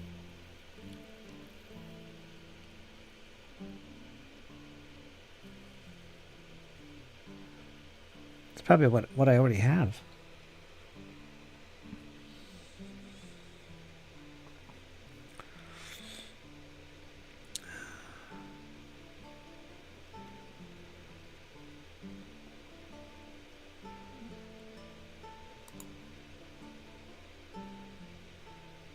Yeah, this is the Deadzone. It's one of the starter sets. I forget what this one is called. It's the one with the Asterians and the Plague. If there's a name for it, I don't remember what it's called. The box is here somewhere. Where is it? Oh, it's on my shelf. Quartus, yeah.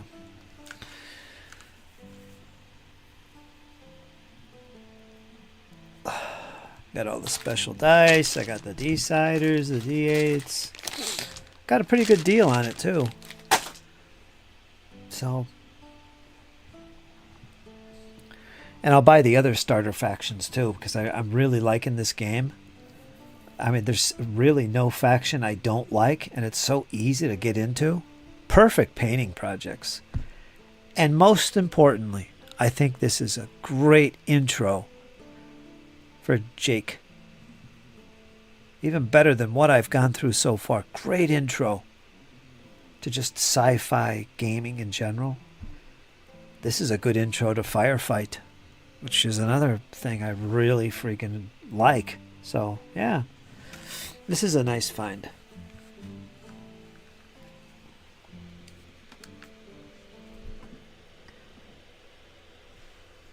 I'll paint these up in no time. We'll get them on the table.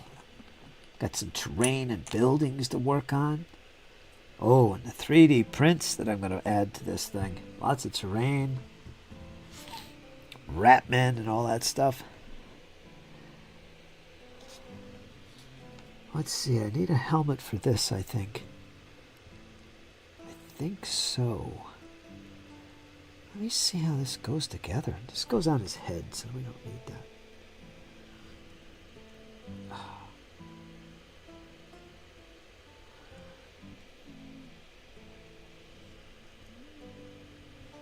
These the same? Trying to see how these work.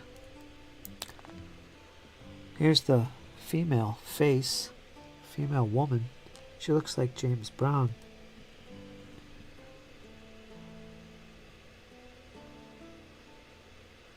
That's not what I want here, though. That's this one. Gotta have the boobs.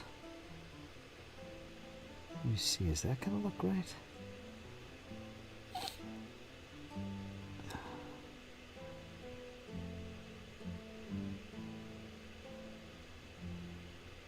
I don't know. Long freaking neck.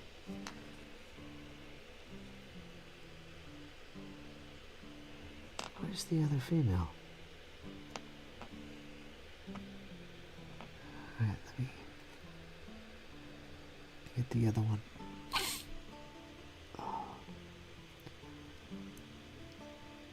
It's a really long neck. Don't look right, man. I don't care, zombie or not. It just don't look right. I don't think that's meant for that. This is what it's meant for. But that's a dude's torso.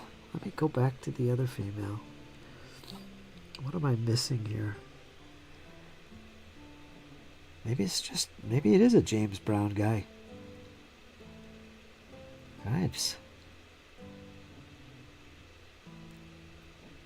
I have to look at some pictures. So what are we looking at here?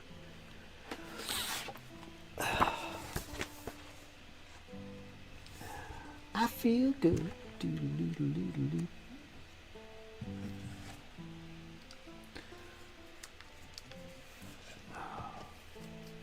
The plug. I want to see more zombies. Show me some more pictures of zombies. Cripes, I gotta go online, I guess.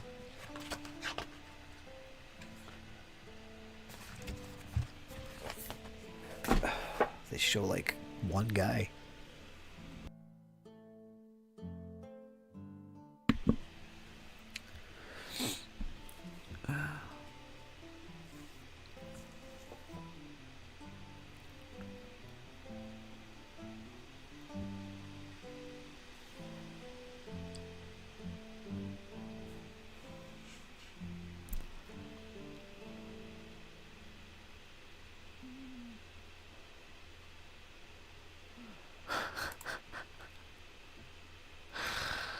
Ah. 90s of the year. Wow.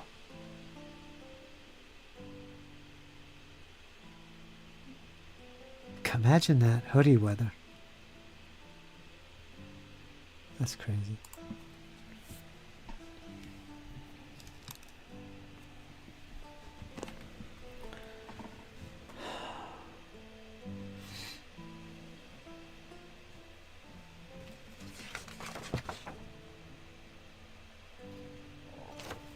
Oh, let me see some completed images of these guys.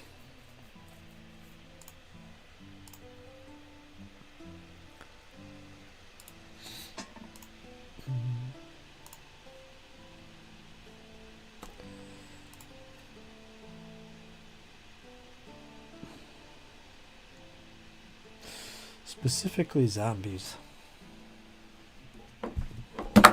Oh, damn it. I'm getting clumsy here. I gotta be careful. I'm gonna break this.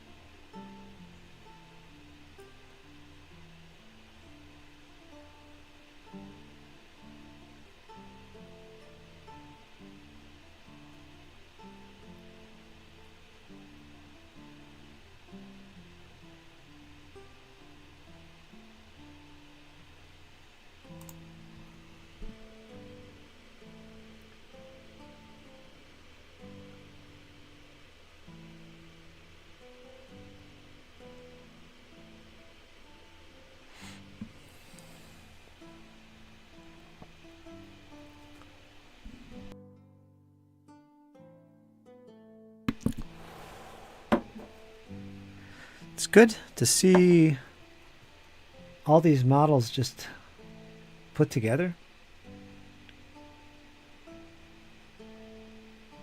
Really helps.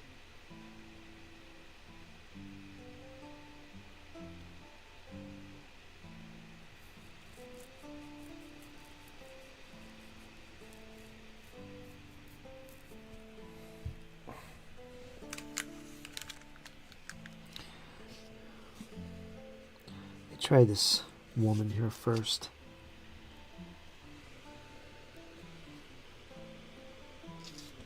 I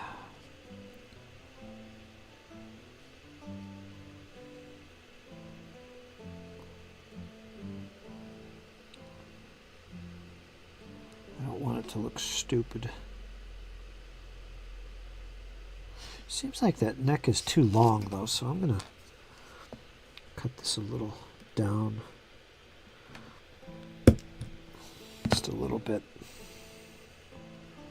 It's almost giraffe-like. What's going on here? The plague. File it up a bit. Give it a little texturage. Let's see. How am I going to put that on there? It's not easy dry fitting these. Looks like it wants to turn sideways. I think I'll do that. Let's just glue it and be done with it. I usually don't put the head on first. We're going to do that because we got to get a move on. We got a faction to paint here. We're going to get this done.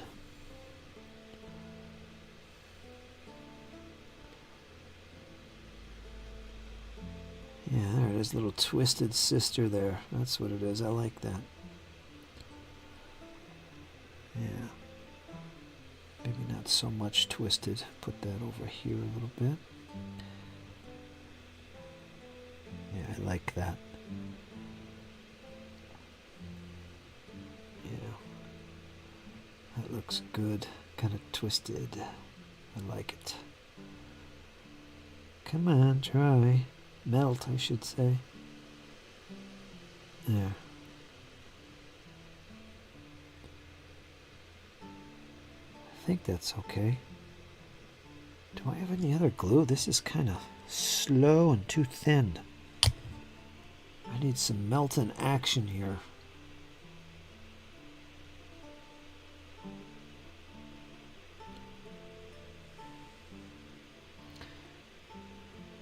The head isn't something I usually put on first.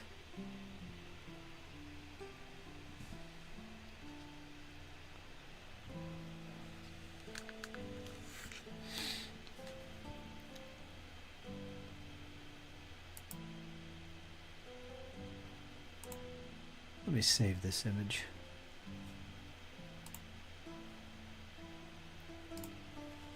See if I can put it on my screen.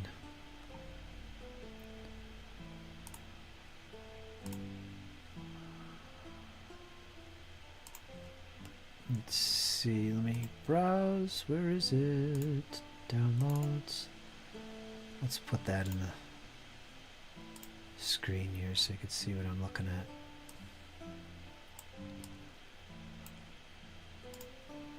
Yeah, so that's what I'm working on.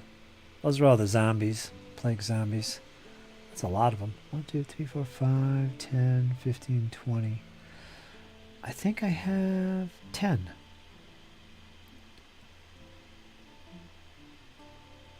So I'm going to use that as a reference. Let me keep that on the screen somewhere. Brains. Brains. Techno outfit. Umalt. Mantic do good space dwarves too. Yeah. Forge Fathers. I like them. I think my favorite factions so far are the GCPS, of course. The Pathfinders, which are part of the Enforcer faction. I like the Pathfinder models. And the Forge Fathers. I like the Vermine, the Ratmen. They're pretty cool. Even the Marauders, the Orcs. They're all pretty good.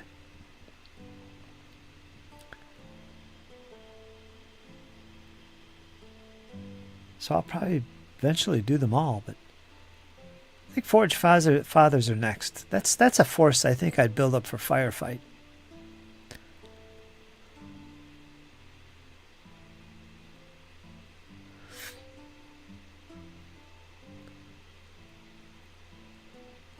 I think Jake will have fun painting these.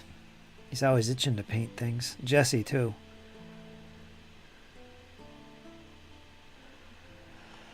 I've yet to show him this stuff. I don't know how deep he's looked into it, but he's an easy one to get into this stuff. He's always looking to paint something.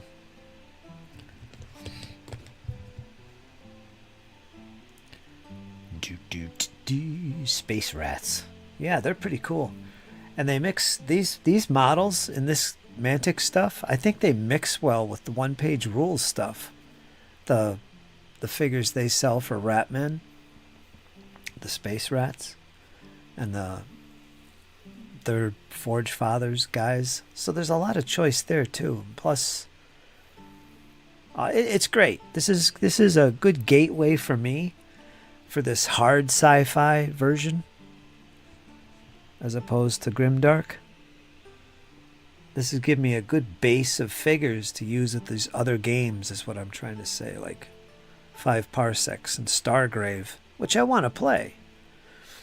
So this is a good entry for me, personally. I've been looking for something like this. I'm glad I stumbled on this. Gives me a good base to work from and build on top of. Well, I managed to put one head on a torso. I gotta get this all done. Rats in space. I saw what you posted there. Wargames Atlantic does Space Nam. Yeah, I love Wargames Atlantic. There's a few other ones that I can't remember, but my top stuff right now is One Page Rules, has outstanding, vast collections of stuff, mostly grimdark and fantasy, but it's all, a lot of that's useful. They're a big one. Another one is Wargames Atlantic, because they have awesome freaking models for all kinds of stuff, not just the sci-fi that I want. That includes the STLs I'm talking here. And there's a few other GW types I can't think of, but then there's Mantic. Mantic has a decent STL selection. Mostly just little extras and weapon kits and stuff to add to your models. Not a lot of major stuff. Like, I couldn't buy like a whole slew of plague zombies. They don't have these guys as STLs yet. But a lot of specialty stuff, like the GCPS medic figure you can get as an STL. So they're the top ones. that I'm looking at. And there's countless others that just are, you have to search to find.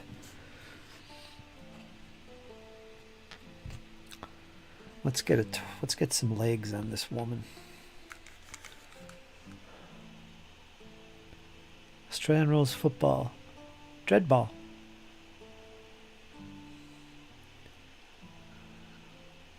Teutonic cross. Umlaut. Is it Mantic that does Space Nam? I think it's War Games Atlantic.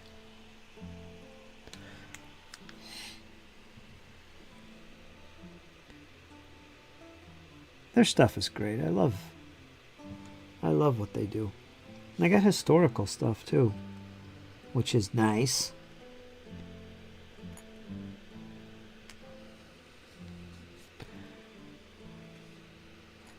I know that there's, what I can tell, their stuff looks like it's all multi-parted.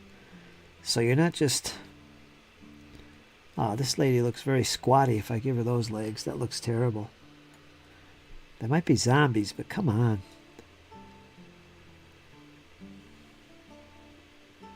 My lady's got to look good.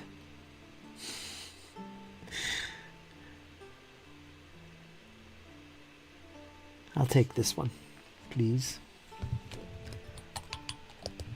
You know, maybe I should put these on bases. You know, how does this work? I just noticed something.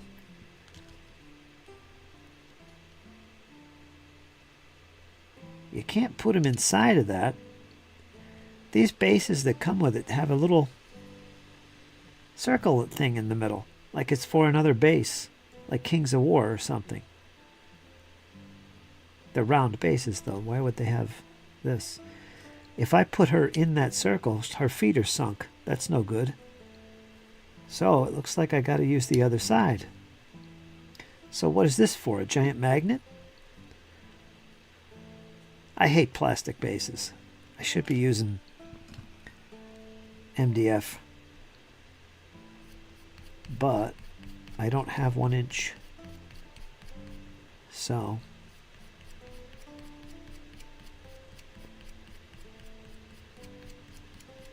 this will have to do.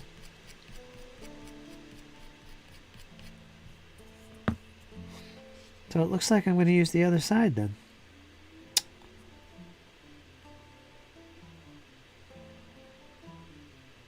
Why is this hole here? Does anybody know?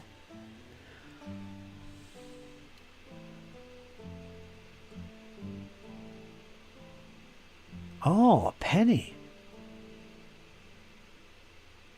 Yeah, like I said, it's a big magnet. A penny is a great idea. That adds weight to the figure. Or a washer. Let me grab a penny. Do I have a penny? Yeah, I got Jake's little pennies he gave me. Let me see if that fits. Oh, it's too big. Damn it. Has to be a dime. That is a really good idea. Add some weight to it. I got some washers that'll fit in there.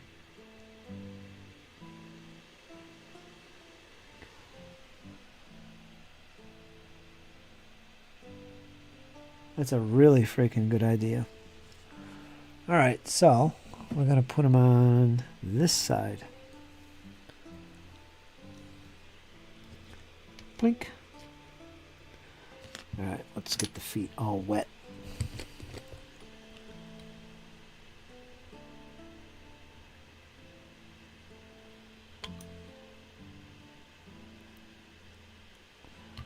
Come on already.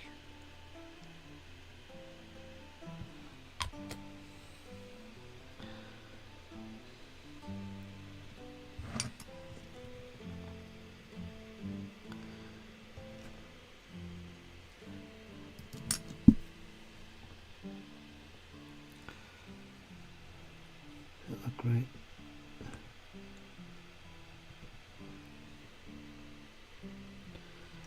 That's good.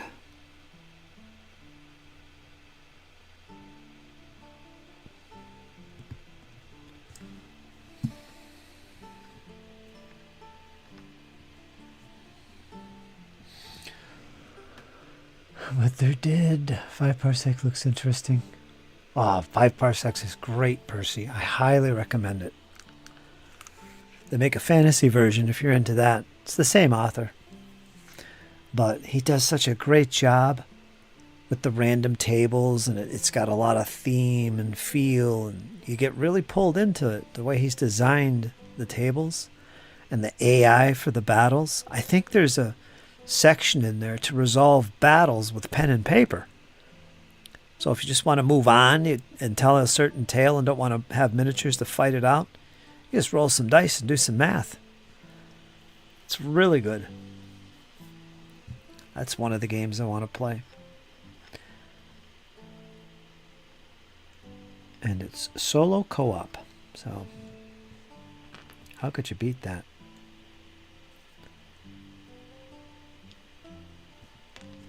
Okay, let's put her torso with this. And we'll set them aside. Let it dry. I prefer the term reanimated. Zombie is much too crass a term. I agree. Fermented humanage. That's what we're talking. Little fermentages. Let me grab the figures I painted while I sit here waiting for this. And show them off, because I haven't showed them off in the video.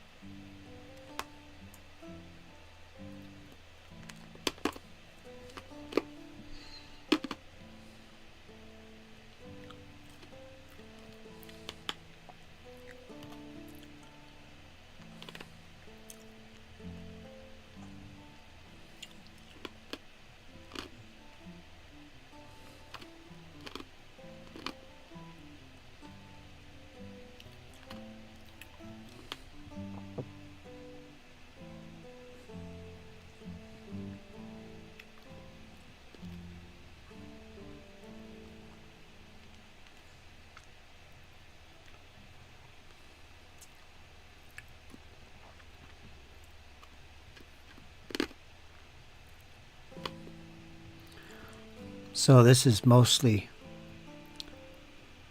layered painting. It's not speed paint. The only speed paints I used on this guy was for some shading to add depth in certain locations. The eyes, that's speed paint for the eyes. And that's it. The rest is acrylic paints and a wash.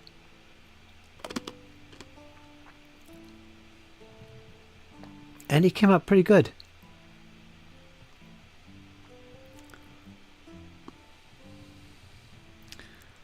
Yeah, so I finally got him done. That's for John Longshore. When I take pictures of these, it looks like shite. This is a more accurate look of what they actually look like. I should take pictures with this camera that I'm using. I could. So there he is.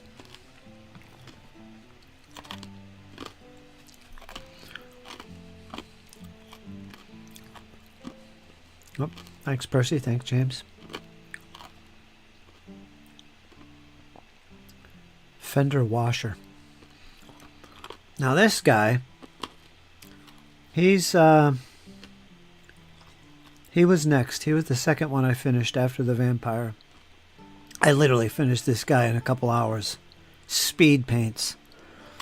The only acrylics on him would be the sword,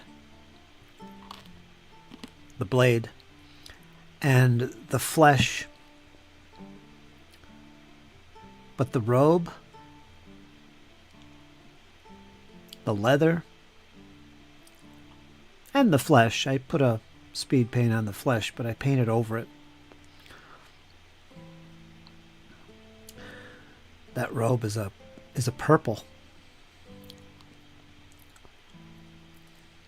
I did go over it a couple times, and I highlighted this purple afterwards because it was much too dark. You couldn't see the depth of it like I wanted. Let me get him right. He's got little buttons on his tunic here that I didn't paint yet. It's just black. But there's quite a bit of dry brushing using acrylic paint on this guy. But he's painted with speed paints essentially. Yeah, so that turned out pretty good. I was quite happy with him. The book pages turned out pretty good. You can see the pages there.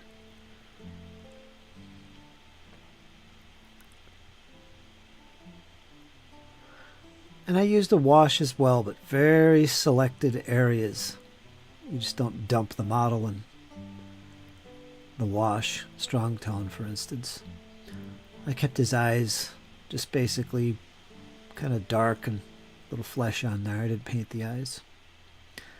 Yeah, I liked him. So he was really motivating to get him done so quickly and so, wow, looks great. He was a real motivation for me. So yeah, he's all sealed and everything else, ready to go. This guy, I want to show him real quick. He was the first one that I did. And again, this is mostly speed paints. And yeah, he turned out really nice too. I showed him off before. Mostly speed paints. Cape turned out nice.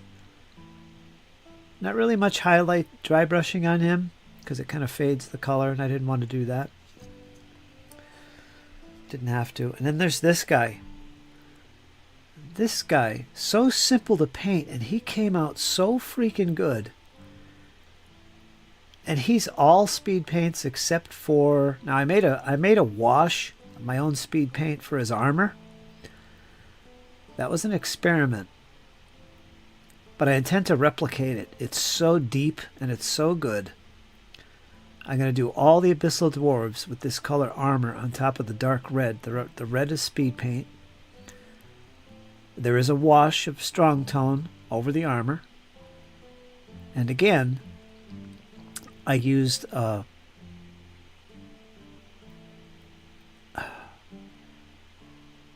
black primer, dry brushed gray, and dry brushed white. Zenithal, that's what I'm trying to say. So this armor was literally painted over kind of a white undercoat, zenithal, which was interesting for me because I don't usually paint metallics over white or gray. I go with black. So, but it was interesting. So what I did is I thinned my a gold or brass paint, thinned it down, made it like a wash, and went over top of it. And I noticed, hey, that looks great. It's leaving little highlights for me. So I went with that. And I think what I did once that dried is I put another speed paint wash of something, whatever color, in the recesses of the armor to darken it up because I wanted depth. And I think it was quite effective. You got his face there, you could see. That speed paint for the black on the boots and on the gauntlets and the tunic here, it's black. His beard is black, that's highlighted with some gray. And the shield again. Is that a mold line? It better not be. What is that? No, it's the edge of the plates. There's plates on there. Really nice. I'm really happy with him. So I am really excited to get my Abyssal Dwarfs on the table. Alright, let me see what you guys have to say about that. Yeah, really happy with that.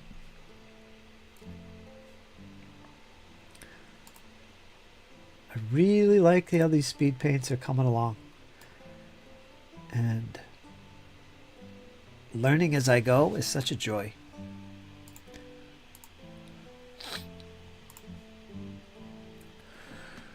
Sadarak, those are sweet. Let me go back here. Fermented humans, nice werewolf, very rustic, sculpt. It is. Gaming light is much difficult than photo lighting. Oh, I use daylight bulbs for my videos and my photographs that I take in the other room. But my camera, it's still too bright. I've tried darkening it. I've tried messing with the filters to take it down. The camera's horrible. I get better camera shots from this camera right here. I don't know. I got to get a new phone. For one. Zedrock, those are sweet. Thanks, Zedrock. Tabletop gaming light. Skull wielding boomer. Stand back. Speed paints work well. Squirrel's a big fan of speed paints. They're a tool in the toolbox, right? I've yet to paint a figures with nothing but speed paints. Because you're always doing something with something else. A little bit of acrylic dry brush here, or line highlights, or whatever. There's a little bit here and there. Or a color you don't have for speed paints, or that's more useful than what you do have. Samurai Dwarf. Now these guys are like, they're like the, not Persian, but the, what are they called? Sumerians? Sumerian. They're like that kind of culture. You ever seen the old GW Chaos Dwarfs? They're kind of themed around that. I didn't think I liked these Abyssal Dwarves as much, Mantic's version of them, but I actually really like them. Yeah. So I'm really satisfied with him. He came out great. It was quick to paint. Inspiration does spill over. An odd analogy. Samurai Dwarf. Vamp with a halberd. Yeah, he's got a poleaxe. Close enough, right? Gonna be practicing my zenithal techniques, says Percy, with the airbrush this weekend. It's good. It's good stuff. I'm using it on all these figures. What people would call a slap chop, I guess. I can see why people. This is something we did in the past. I've done this. Back in the 90s, I was doing stuff like this, where you prime it black and then you just highlight it white, or you know, the gray and the white routine. We didn't go that far. We just highlighted it, dry brushed it white, and then you paint it. That was normal. But I'm doing that now with the speed paints especially, and it really, really works out nice. So I guess you would say that these are slap chopped.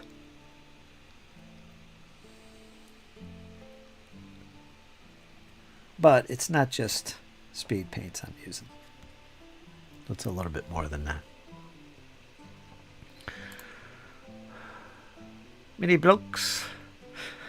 I like craft blocks from Amazon. Yep, I got them. I like them a lot. The little blocks. And they make good terrain. You could turn these into little crates and stuff. I got a bag of 50 of them. Plenty. Could spare a few and make some crates. Ooh, look at the dust up here. Holy smokes. Wow, look at that. That's collected on my painting station. Holy cow. Is that cat hair? Wow.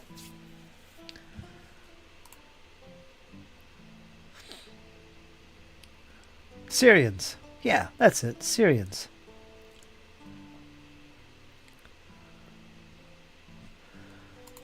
I'm like multi-layer speed paint techniques. Builds volume. Yeah, you can layer paint with the speed paints. I'm doing it. Although most of the time it's just literally one coat.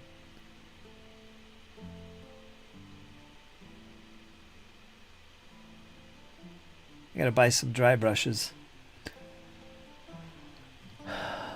as well. I don't have any. I've been using crappy brushes. I didn't realize people were selling actual dry brushes. Yeah, so I'm gonna pick up some of them to help out because I usually do a dry brush over top when they're done. A little bit of gray or off-white or something. Try painting speed paint over metallics. You will dig the results. Really? Speed paint over metallics. I don't think I've done that. I've done the strong tone.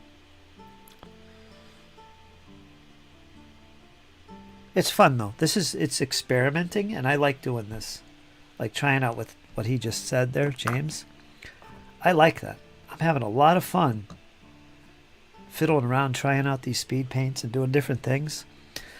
Yeah, and I'm happy with the results of this. This is great. This is awesome. Soft makeup. Yeah, I don't have any of those though. I have only one left. This is an intentional brush. This is an artist brush, and it's very, very fine. It's even better than a makeup brush. And I don't use this for any kind of actual paint because this freaking thing is useful for other things. And I save it for that. Like dusting the figures. As I showed you, it gets dusty in here. This is perfect. But I see they sell brushes like this that are like makeup brushes, but they're stumpy. They look like that. They're like that. Very short. So I think I'm going to pick up some of those. I see people using them on YouTube, so I'm going to pick up some of them. I can see how they'd be useful for me.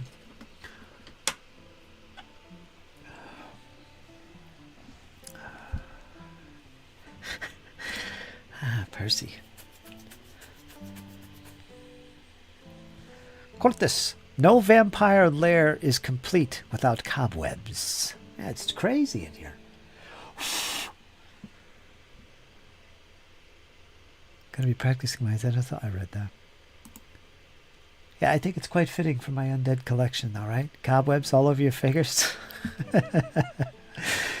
Yeah, I'll keep that in mind when I fight a battle.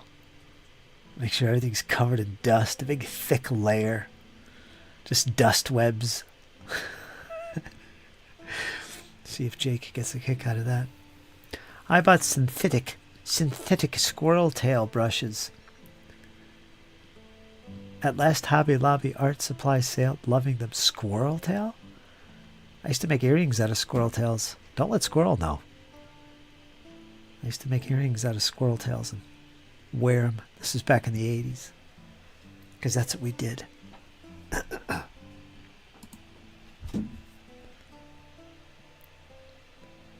Yeah, squirrel tails are soft.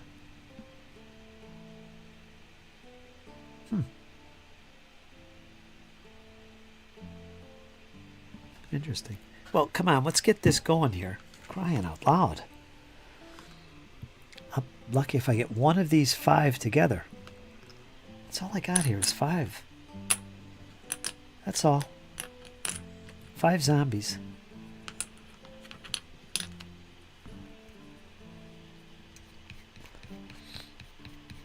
I would seriously rather be using Litgo bases. I don't like these plastic things.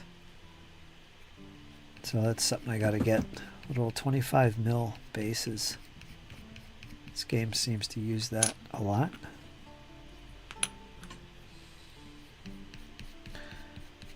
That's alright.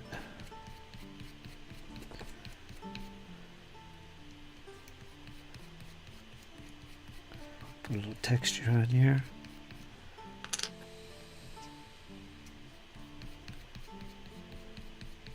Let's get all the legs on here.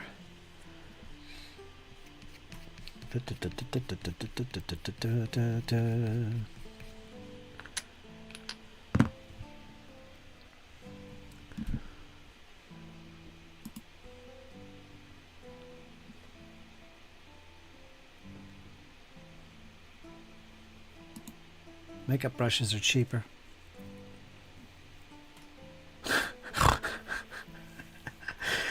Okay.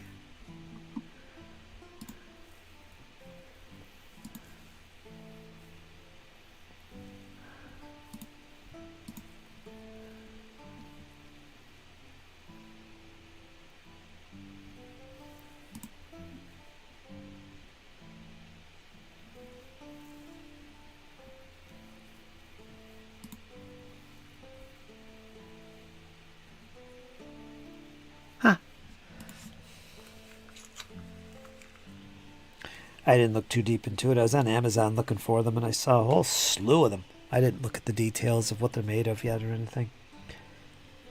But they look pretty cool, and I see people using them. Now we're going to invest in some of those, I think.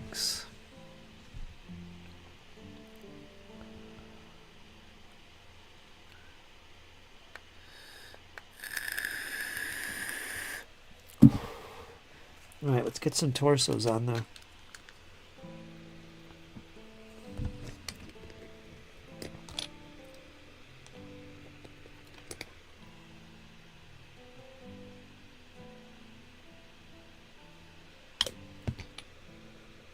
Hopefully I got these properly. This guy's leaning a little, so let's pull him back.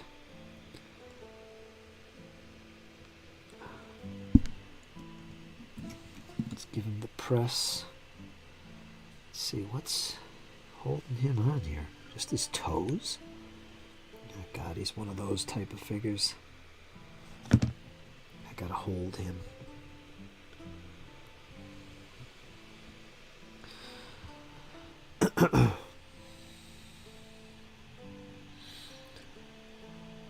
There's GM Cody again. Hey, GM Cody. They're pushing the goat hair dry brushes hard on YouTube. Goat hair? Too stiff for my... Yeah, I don't want something like that. Goat hair. Still hanging out, painting as I watch. Good to see you, Cody. Yeah, I'm going to be here until all 5 of these are put together. A little bit extra long again. 4.5... Jeez, I can't... Last time I did this, I was on here for 6 freaking hours. I can't win.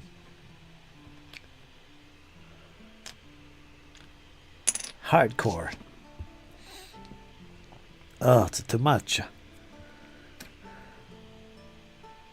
Let's get this guy in here. What are you painting, Cody? What's going on with the Cody? What do we got painting there?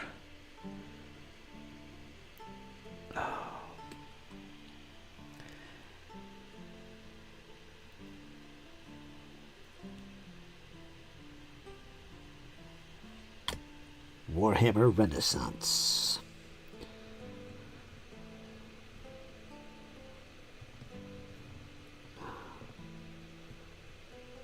I don't know if it was you or somebody else, but that's one thing I'm learning about old Hammer. Is this guy okay? is that it isn't just about the games and the rules, or just playing or painting even. It's about collecting. Collecting is a big part of Old Hammer. You know, it's one thing to, use proxies and new models and 3D prints that look like GW figures. And you can do that, and I'll probably do that too, on top of what I have currently. But another aspect is collecting and hunting down these old figures. My good friend Ars does this. And another good friend, Dan Buman, from the Musty Wargamers. They do that. Getting stuff on eBay, hunting down these old original figures from the 90s. That's part of it too, I'm learning. So there's a lot to be said about it. This Old Hammer. So I'm always impressed by people that have these models. I don't have regrets in life. How many times have I said that? No regrets in my life. And I've got a lot of hardships and pains and sorrows, right? No regrets. But I'm telling you, one thing that comes close to a regret for me is I had all this stuff. I had all these painted armies, Bretonnians and Skaven and Undead and Dark Angels and Blood Angels, Dark Angels, Space Wolf. I had painted armies of these things that were mine, Jesse's, and my friends that gave them to me, plus thousands of dollars worth of unpainted models from back in the day, because I sold this stuff through mail order. I had everything. And guess what I did? 2012, 13, 14, I sold everything. And I didn't think I'd ever play it again. This is back in 8th edition Warhammer, which I played once or twice. Played a couple times. Got a whole painted army of High Elves still from 8th edition. But I had all that. And now, years later, a decade later, I'm seeing, there's people like GM Cody here talking about this old school stuff, you know? I was not an old school gamer. I was the type of GW or role player as well, that when a new edition of something came out, throw it away and get the new stuff. You always go with the new stuff because it's a living game. You want to be with a game that's alive and has a community that's active and is, it's advertised in magazines. It's there. You don't want to play something from 5 years ago that's no one's playing anymore. It's a dead game. That was my attitude until recently, really. Past few years. With the OSR movement role-playing game, I started looking at it and seeing the reasoning behind it and getting into it. And then I started looking at it with Warhammer and 40K and Old Hammer and finding these huge communities built around this. So, I don't know what I'm trying to say. I go into these rants, I guess. But yeah, how crazy it is that I had all that stuff and it's gone. Gone! I had it. How awesome would it be to have all that stuff right now? No regrets, though.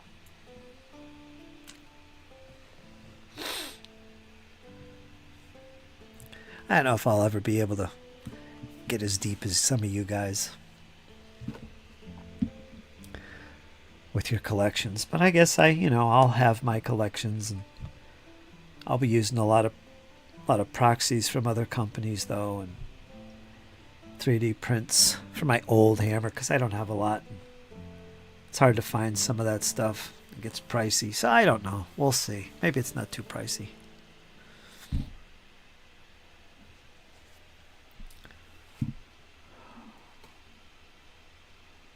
Well, if you buy directly from GW, their new old world stuff, it's pricey. Holy smokes. I looked at that briefly and almost choked and gagged.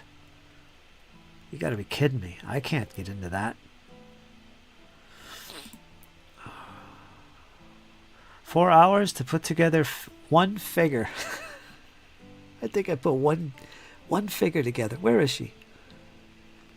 I haven't put anything together.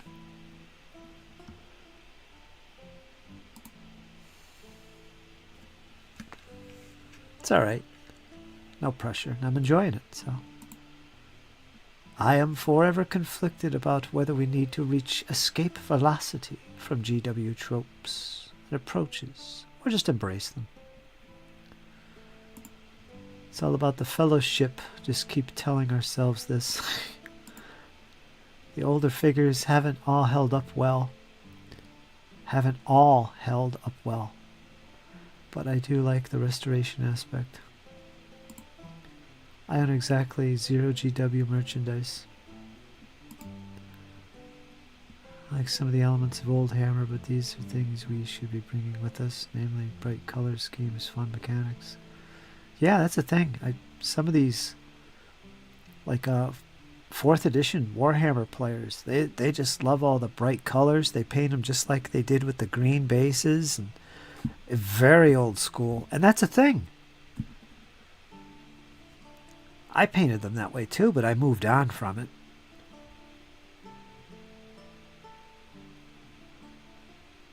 Because GW did at the time. They're starting to do their bases brown and a bit more realistic.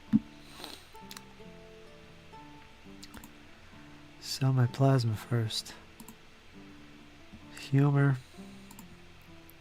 Musty Wargamers. Oh, you watched the Musty Wargamers too? Awesome. Awesome. I love those guys.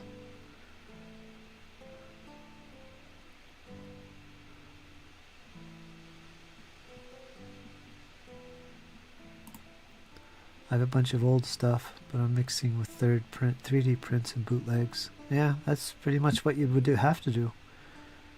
Yapping is good. The minis get done. Eventually. Eventually do, Zadarak. I get so caught up in the chat and the discussions here that I get nothing done. I mean, what am I going to do? What am I going to do? I see all these beautiful recipes of foods and talking about pastries and cakes and cornbread and chili. How could I not be distracted? At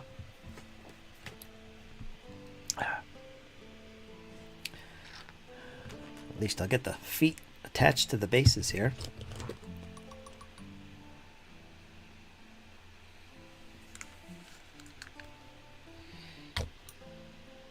Barefoot.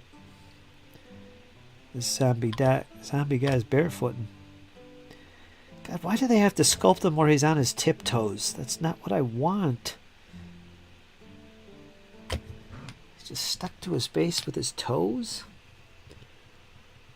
Let's see, right there should be okay for this guy. It looks a little bit too far back. There we go. Give him a little press and a squeeze and a squish. Get that melting going on. Yeah, he's too far back.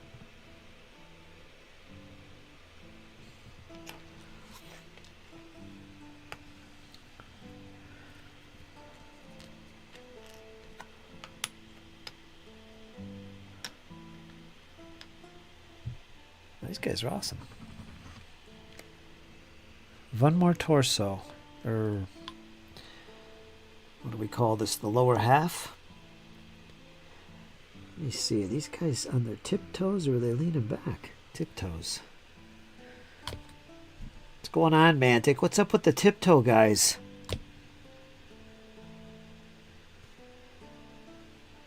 Not giving me much to work with here.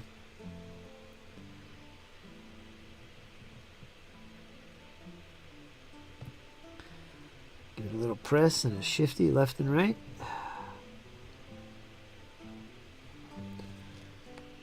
That looks about right. Okay, let's let them dry. This glue is slow.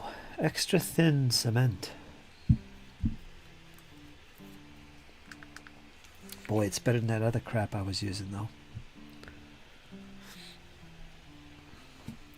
Pork tips and noodles are good. I don't know what I'm eating tonight. I've gained weight. I've gained a little bit of weight. Past few months. Past couple months at least. A little bit is packing on. Too many potatoes. Too many potatoes, I think. A little too much of the pasta. Too much of the ramens, too. I think so.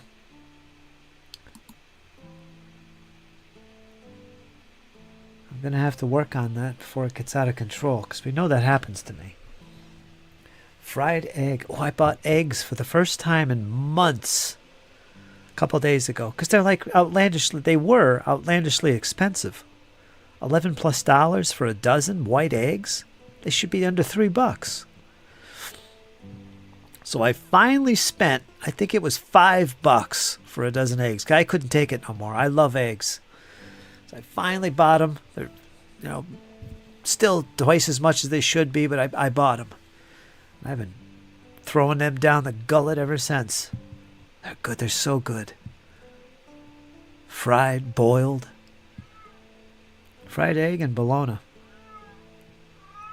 I gotta watch that processed food. Percy, watch out. Processed bologna. The grocery store has been out of reach this week. Oh, fried eggs and bologna. Okay. Now it makes sense. That's why I end up gaining weight. My sister paid $7.50 for 12 eggs. Yeah. I won't. I will not pay that much. I was bitching and complaining when they were $4.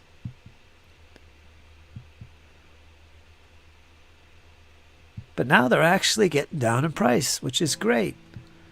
I paid $6.50 for 18 eggs today. That's not bad. You're getting 18. But still. I gotta get me some chickens.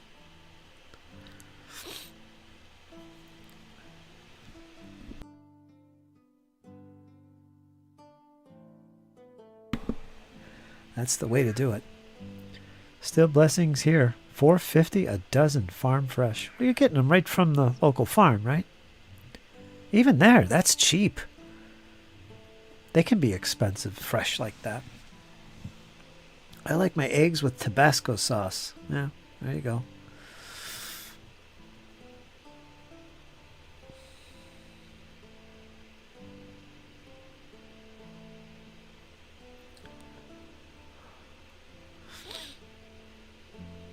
Send some my way.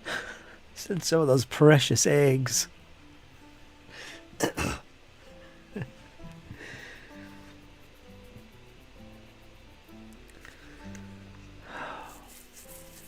going to start working on my mini garden this year. Pretty soon, temperatures are starting to come a little bit easier to deal with.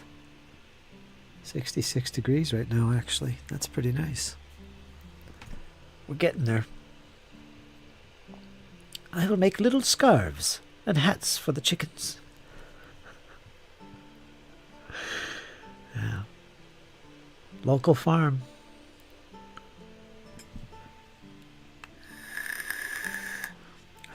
And those are real eggs too. They're right out of the chicken butt. Not sitting under a lamp, I don't think. Yes. Let's get some fertilized eggs, shall we? Nothing worse than cracking an egg and seeing a big blood spot in the middle of the yellow. Oops. Got me a fertilized egg. That's when you're eating. That's when you know you're eating a liquid chicken. You don't want no fertilized eggs.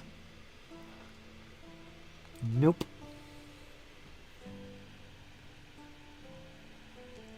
Not for me.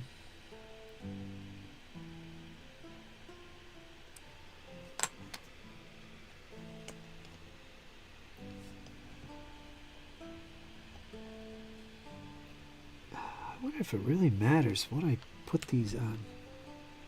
I guess it doesn't. I'm just going to randomly put these torsos on. Screw it. 'Cause I think I'm overthinking this stuff.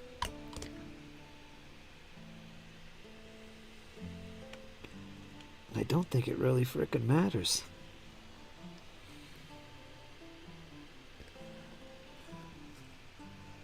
Let's see if I get any regrets from this.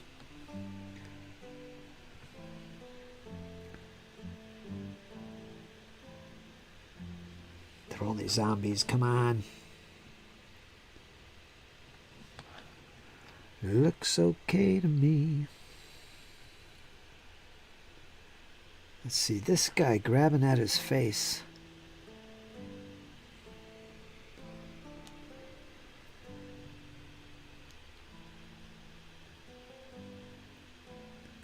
He looks good on this one. I don't want my zombies to look like weird things. Of course they would be weird, wouldn't they? They're zombies. I don't want them to look stupid. Let's give him a little twist-a-rooney, a little lean. And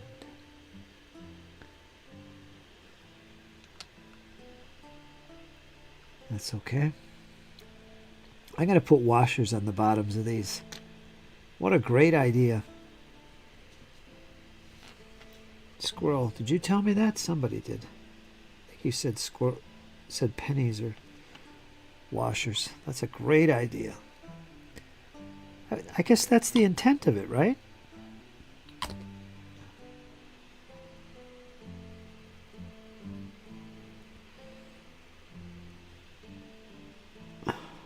This guy don't look right. No, he does. Or magnets, because that's the thing.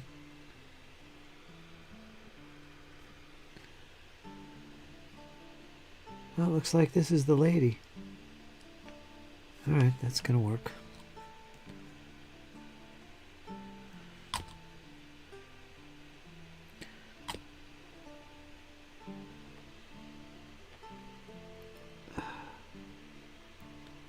Oops, come on, don't give me trouble.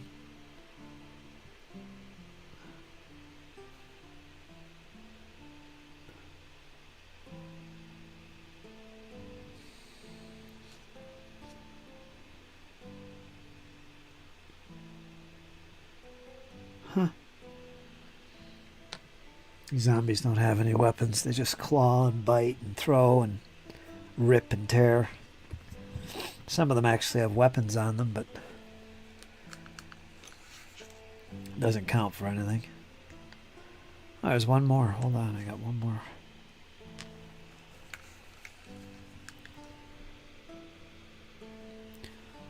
One more.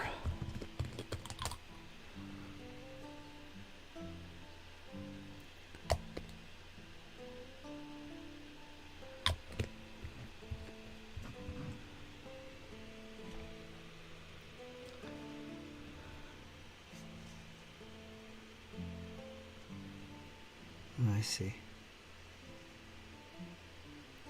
Very interesting.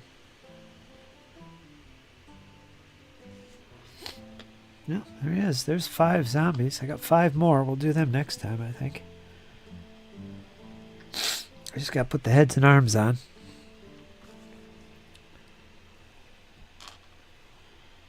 And I think this goes to that guy. 1, 2, 3, 4. I need another pair of arms. Oh, no, I don't. No, what I need... Or do I?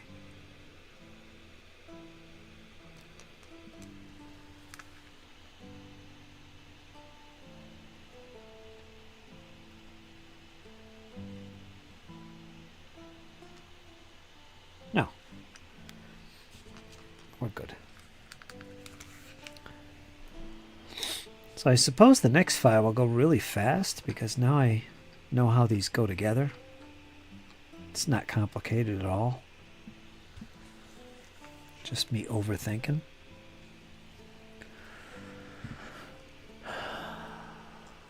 Local farm. Jalapenos are sprouting. Oh, that's nice. Our chickens are not only cage-free, they are well-dressed. I like boiled eggs, where the chicks are about half formed. What? What? I think Thailand actually does that, but with duck eggs. Do they really? That I could believe. stock. Liquid chicken. That ain't right. I'm telling you.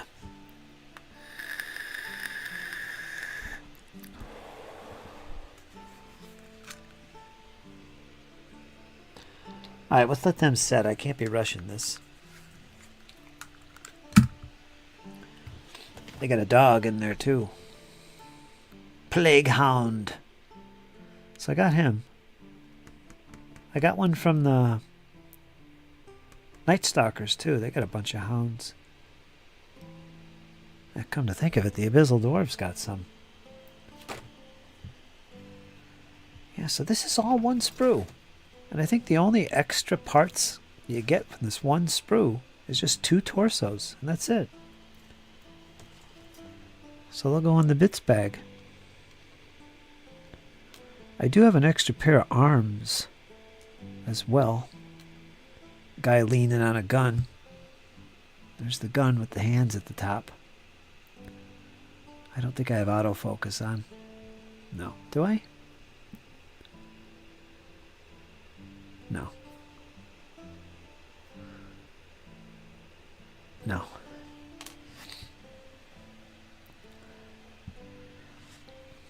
I got a lot of washers that'll fit right in there too. That's a great idea. I didn't think of that for some reason, but it's so obvious. That'll put some nice weight on the bases.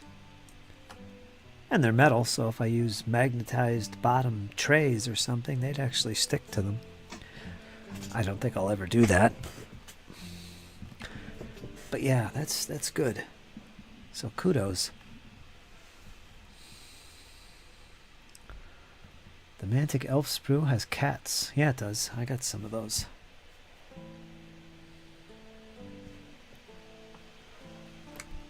Do you like that, James? I really like how he turned out. It's nice and dark, but yet you still got that color standing out. These guys are going to be awesome. They're going to chop some elves for sure.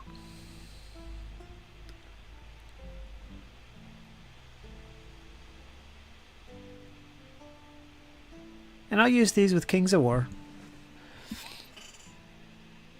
as my entry point, along with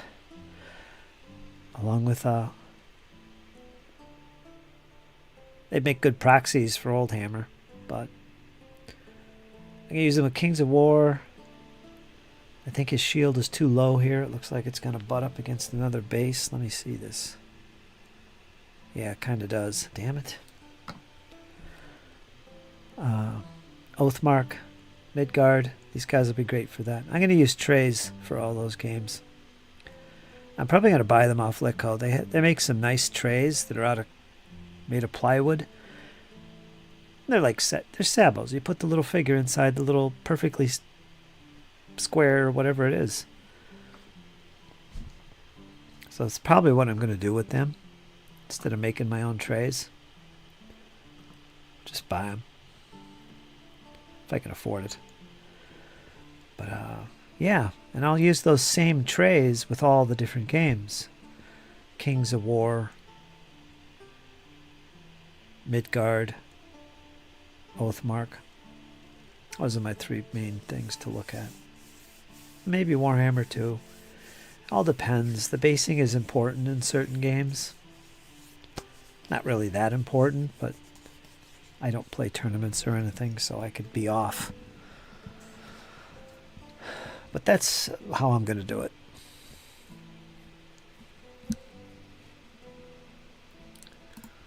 Rainy and wonderfully warm, cool, spring weather happening here. Yeah, it's not bad. What'd I say? It was 66? Not bad at all. He turned out great. Yeah. Like I said, he was really inspiring. Because I wasn't sure about the armor being that color. Unless I could make it stand out and pop like I did.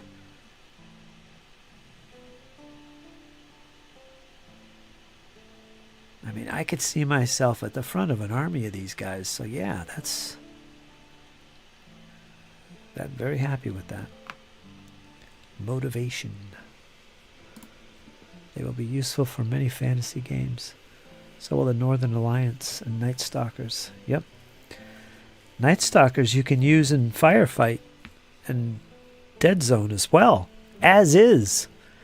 So I'm thinking what I might do is use those guys. And that's the Scarecrows, the Spectres, and those big monster creatures. They're all usable as is in this freaking game. So what I might do is put them on round bases and put them in this game and Firefight. And there I got, to me, they look more appropriate for that than, say, Fantasy or Kings of War. Because some of those armies in Kings of War, I was like, wow, man, these are just too outlandish and silly. Not very classic or traditional. I'm the type of guy that more likely than not would collect the elves and the dwarves and the various man kingdoms and the undead army. Not these weird Night Stalkers, which are great. It's just weird. Forces of hell, and they get a little bit crazy. It feels like I'm playing Warcraft. So they might be more fitting for me in this. So I might do that with the Night Stalkers. These guys.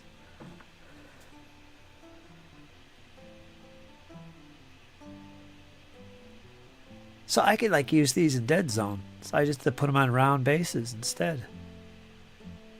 So I'm probably going to do that. And the Northern Alliance, that's going to be a Kings of War thing, of course, too. And then there's another faction in Kings of War, James, called the High Dwarves. No, Free Dwarves. What are they about?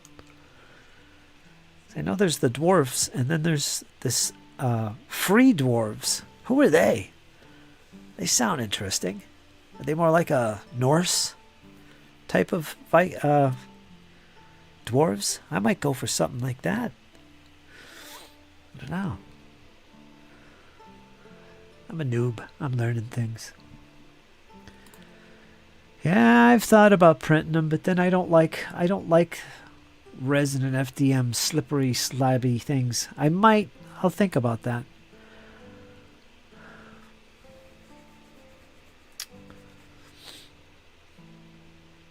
I probably could.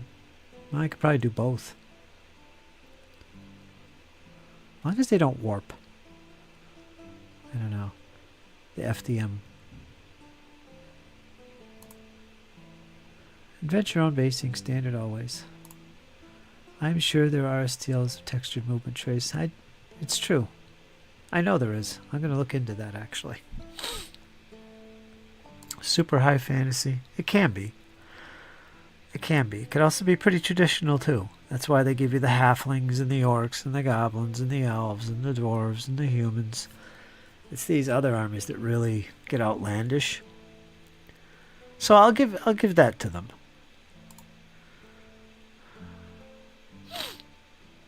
Do what you want with them always. The chaos creatures anyways. Yeah. Thailand does that. Scroll Hermit, yuck. Maybe mercenary like the Free Company. I don't know who I'd have to look and read it, I guess. I just saw it flipping through the book the other day. I said, oh, different type of dwarves here? What's that about? The pictures kind of looked like Viking-like. So maybe they are. That would be cool.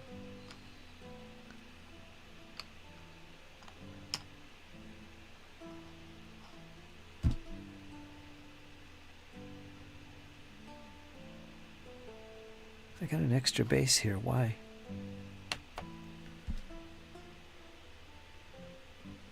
Let's put the heads on next. Or should I do the arms?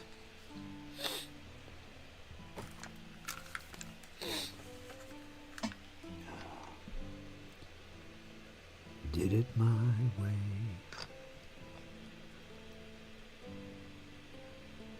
Again, I don't think it really matters, which is a good thing. They're not really holding things, so there's no weapons to put in their hands. So let's try that. Let's just put stuff on and see how it goes. Arms first. Hopefully.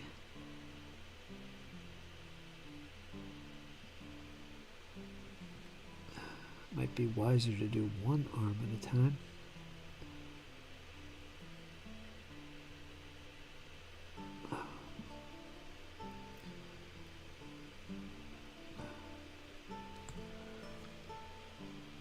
So we don't get...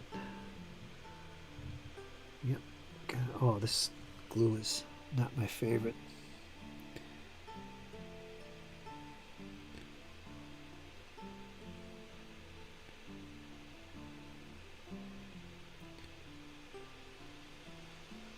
Takes a little longer to dry.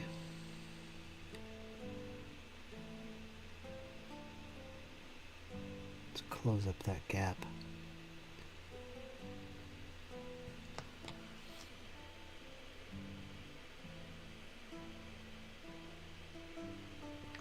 Alright, that's not too bad. He looks pretty good.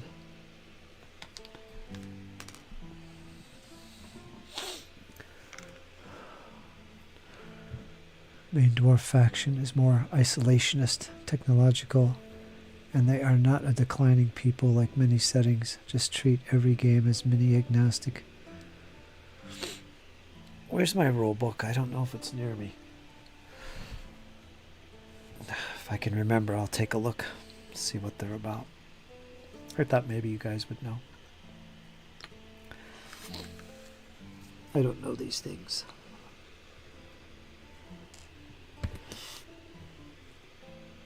Let's do it one arm at a time.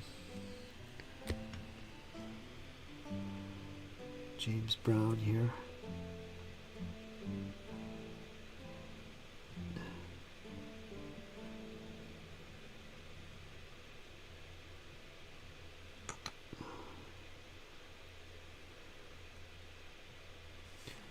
Hopefully gravity will be on my side. She looks like she's about to fall forward from a battle wound.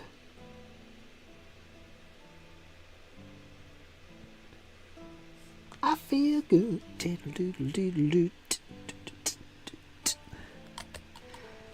That's what she looks like. James Brown.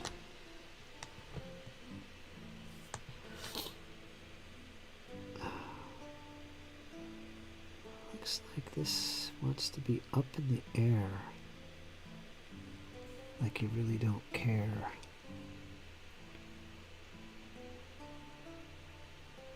Let me see, that doesn't look right to me. Looks like it wants to turn. This looks like she's doing some kind of weird dance. I like it though.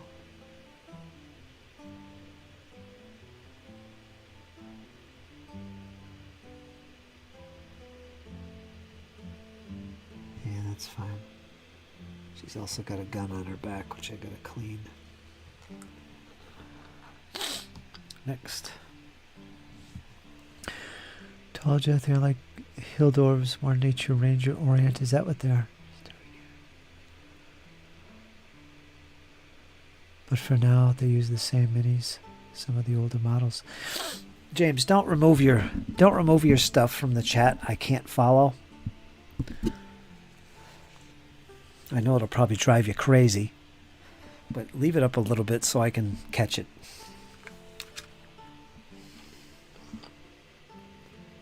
Free dwarves.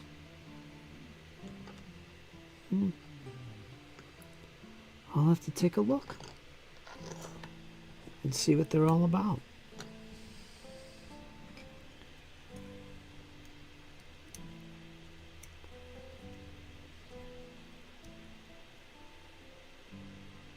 Don't know much about them, actually. dwarves in general. At least the Mantic ones. I saw their undead one in there in the back of the book, and it's like, wow, that feels like a little add-on that they added because of Warhammer Old World people coming over. Because they already have the Dust Legion or whatever they are, which are the Pharaoh-like dudes. That's like the Khemri dudes. So where's the vampires? And sure enough, there it is in the back. Just looks like it was just thrown in there. It's got the vampire count. It's got the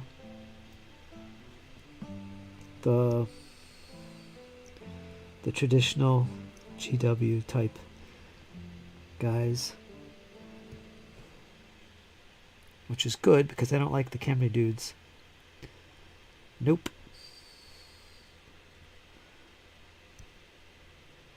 So you gotta have the vampires and stuff. Come on. I used to play a Warhammer Undead army. Talk about annoying.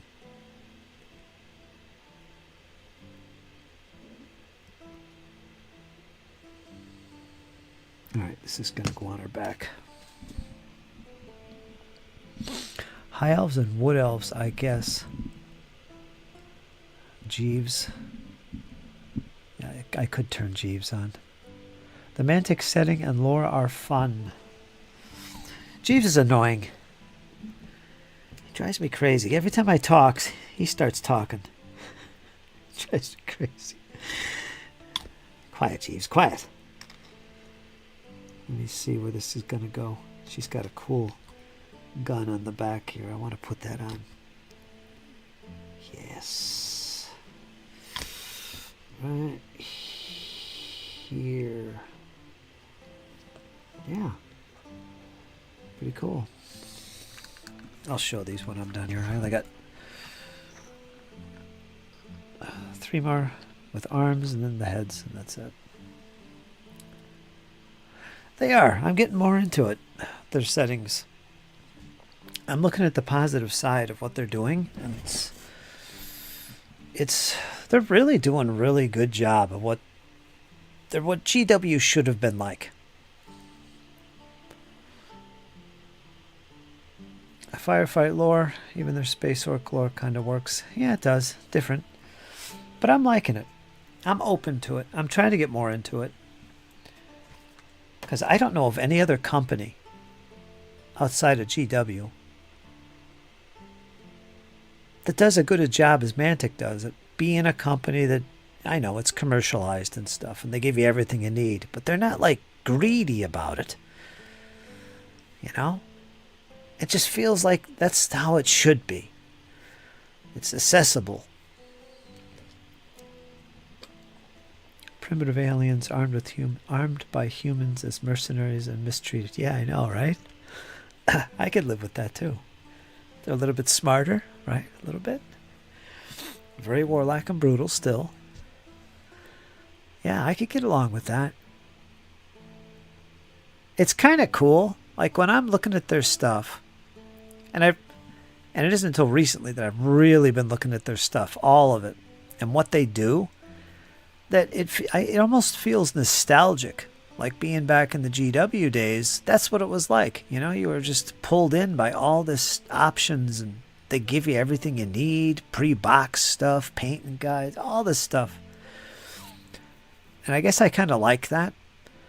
So I don't know many other companies in this genre that do that outside of Mantic. And I know there's others, but I think Mantic does a really stellar job at it. Asterian space elf lore is cool, orbitally controlled. Yeah, I know, that's totally different. I spent like 3 hours sitting there reading their background lore. Some of it had AI read back to you audio, but then you had to read these long text walls, which I did. I got right near the end. And it was very intriguing. Good product at good price. GW falls short. It does. I'll never get into GW current stuff until they totally change, and that ain't gonna happen. They're too expensive. They don't care about their base, which is a shame. But Mantic, on the other hand, there we go.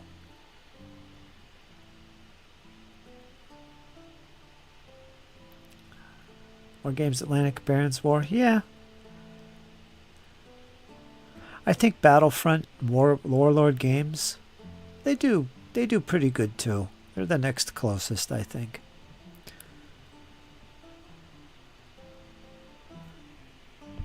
Which for a lot of historical gamers is a huge turnoff. But for fantasy and sci-fi stuff, it actually works, being so commercialized. For me, anyway. I like it. So I'm really liking it.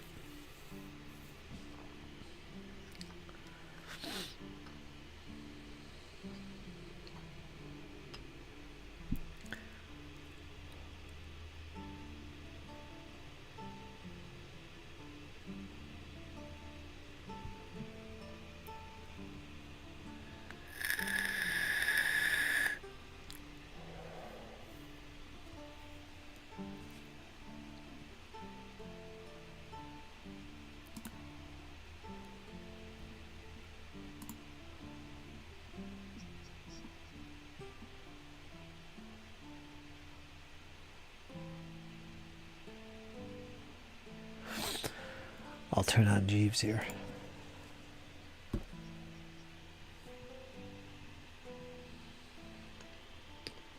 Yeah.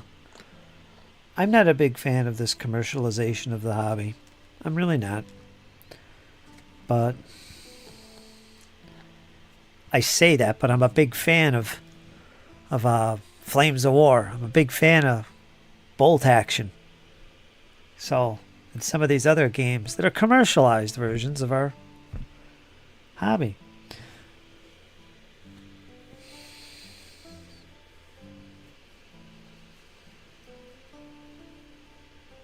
I mean, there's something cool about, just having a bunch of sets of rules like some Midgard, and I don't consider Midgard commercialized. Two Fat Lardies aren't a big corporation. Neither is Osprey, really. With Oathmark and stuff, you can just buy that set of rules, buy whatever figures you want with it, mix, match, do your own thing, create your own setting, and that's great. That's a very personalized hobby, which is what it should be, very personalized. Remember, Donald Featherston.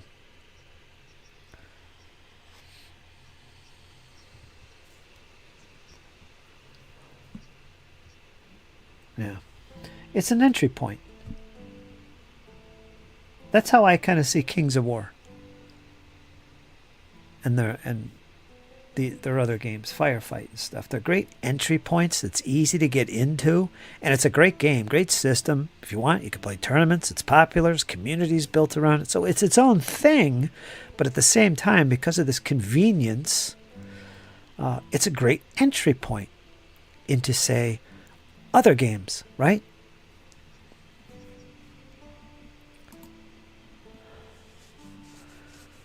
Slave Slingers, yes. So you can explore these other options. Games Workshop hobby, you don't do that. People don't know about these other games. They keep it all hush. GW don't talk about their competition. This is the hobby, period. And that's the negative side. But other companies don't do that, for one. And we know better. We know these things. So, yeah, this is a great entry point to something like 5 Parsecs or Stargrave, Warpath. Not Warpath, but these other games that are out there. I like that side of it.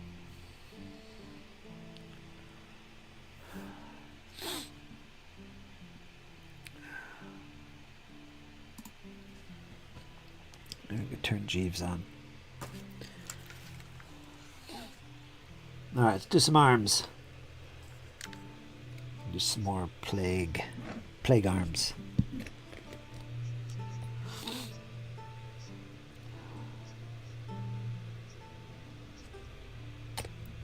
They do.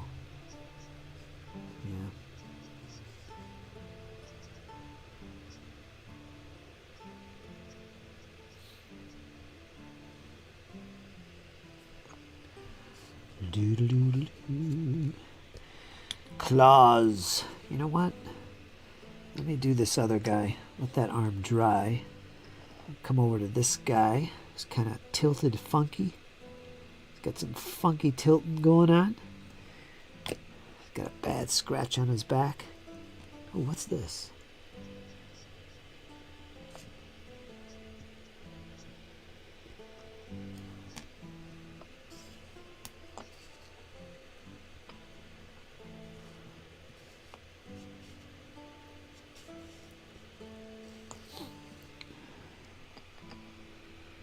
That guy's arm looks incredibly small for his body. Is that right?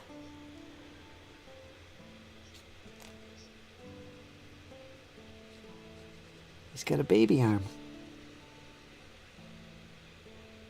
That don't look right, especially when his other arm is really long. Wow, these guys are mutants. Mutant zombies. Now I get it. Now I get it.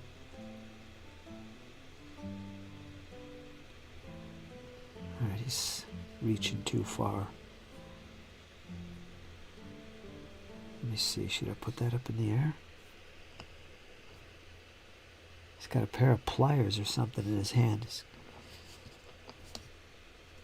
gonna give somebody a good thrashing. This little baby arm, though. What's up with that? I don't like where his arm is going here. If I put it down, it looks totally nerdy. I don't know. It's probably good that way. Let's keep it down. Zombies, they're not smart.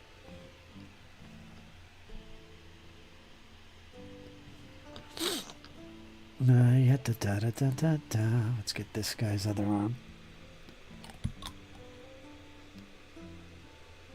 Good points. Good points. You guys are on the ball.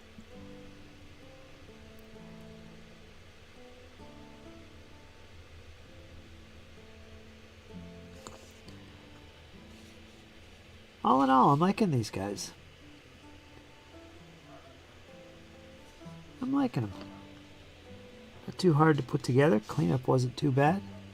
Took forever for me to get 5 guys together like this, but that's because I'm sitting here chatting and having a good time. I think this would take far less time. Oh God, I got all the heads to put on.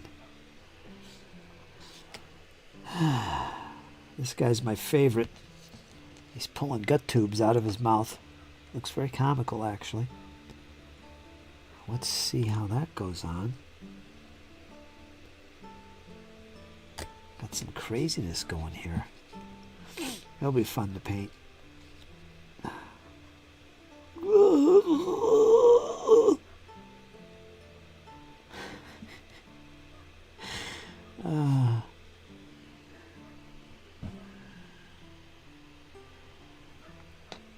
I can't show you until they're done. Let me get the heads. Percy, James behave or hell unleash Jeeves on us.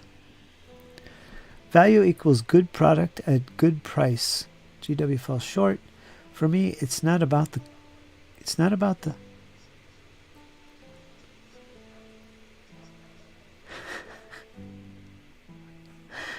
yeah. For me, it's not about the commercialization. It's about, I saw that. If James types fast and deletes quick enough, he beats even Jeeves. I hear nothing. That happens if a lot of people are typing. I see nothing. La da da da da da da. This one's done. She's got her head on. This guy's done. Got the head on. So 3 more. That's it. Now, got some helmets here, and I got some faces. I guess the faces go inside the helmet. Let's do a dry fit here and see what's going on with this.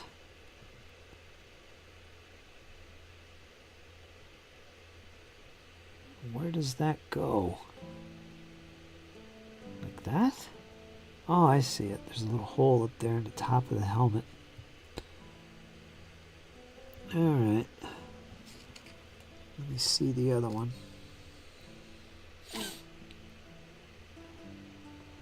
Okay, I got it upside down. Alright, I got it. I don't know if my stream died or it come back or what. Let me see. Successful. I don't know if you guys noticed it, but I disconnected. Should be okay now.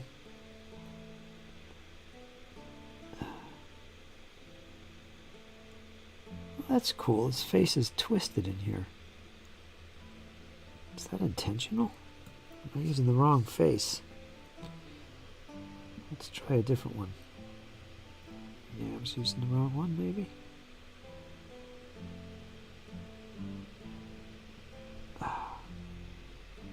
That'll work.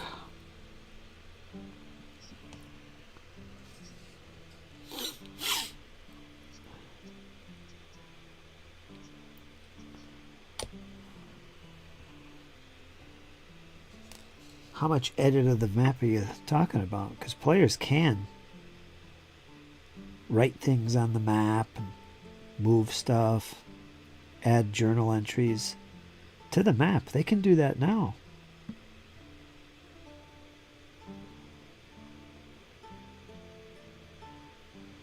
I got this upside down. What is this? I'm confused. All right.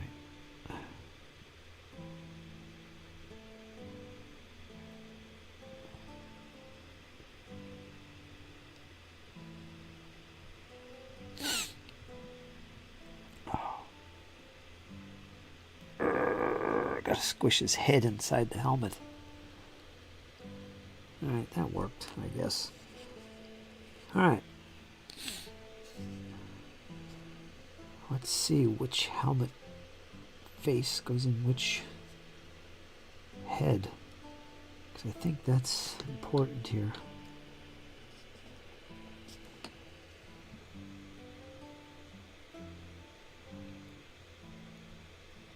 No, I guess that works like that. Let me see. 1, 2, 3. 1, 2, 3. We have 4 heads.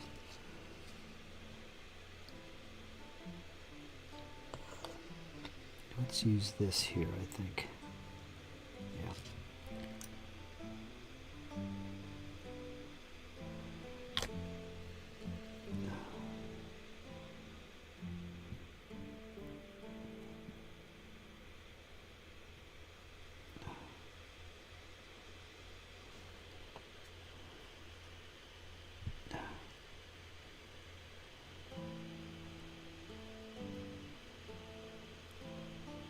Quite animated poses.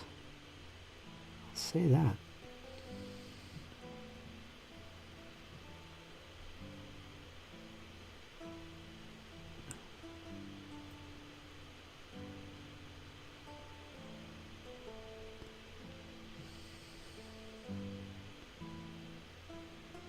All right.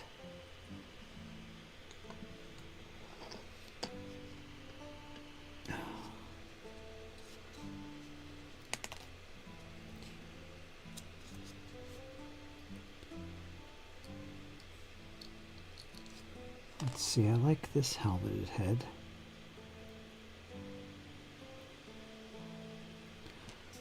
Let's see if this one's better. Oh, flying all over the place.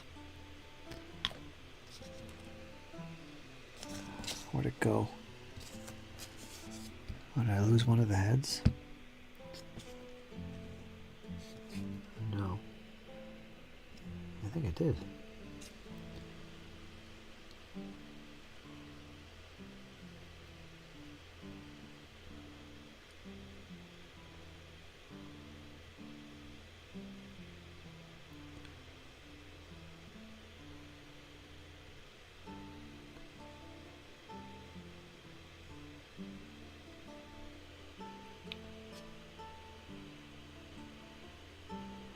can't have that. You can't have it just sitting there. It's got to have something to set on. I think.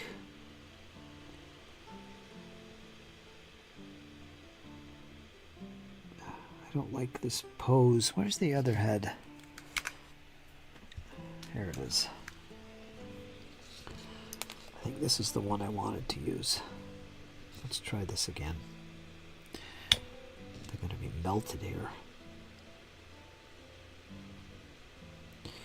Set it on there, a little twisty.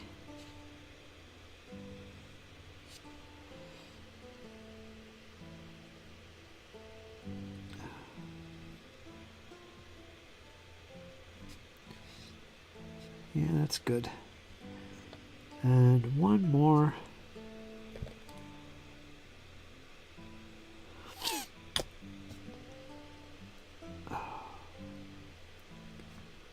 Bald guy.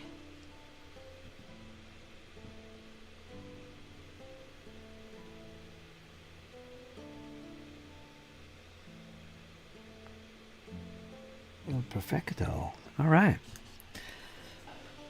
Yeah, we'll call it there because I'm getting hungry. My cats are losing their mind. I got to get up and move. Things are getting risky here. We're going to see you folks tomorrow. I appreciate all the views today. That's pretty mega. I appreciate that a lot. And we'll be back again, maybe tomorrow. I don't want to do these too often, these streams. I tend to get wore out. But maybe tomorrow because I want to get my next batch of 5 plague zombies for Deadzone put together and ready to go. Tomorrow I'm going to start painting these guys. We're going to break out the speed paints. And we're going to see how these guys turn out. So I'm pretty excited about that. Right? And I've got about a dozen of them to do. Then I'm going to do the Asterians, the elves, whatever they're called. And they'll be next to put on the tail. There's about a dozen of those. And we'll work on the terrain. Take a little break and then I'll add some new factions. We'll see how this game plays. Get Jake in here. Get Jesse in here. See how it goes. Fantasticals. So with that, folks, I'm going to leave you guys. You have an awesome, amazing evening. Thank you, everybody, for joining in the chat as well. GM Cody, appreciate it. Check out his channel, folks. GM Cody, he's doing some Warhammer Renaissance videos. Talking about old Hammer. James, of course, for popping in all the way from down under. Good stuff. And Squirrel and Zadarok, you take care of yourselves, and I'll talk to you soon. Folks, hang in there. You know why. It's only going to get better. Talk to you soon.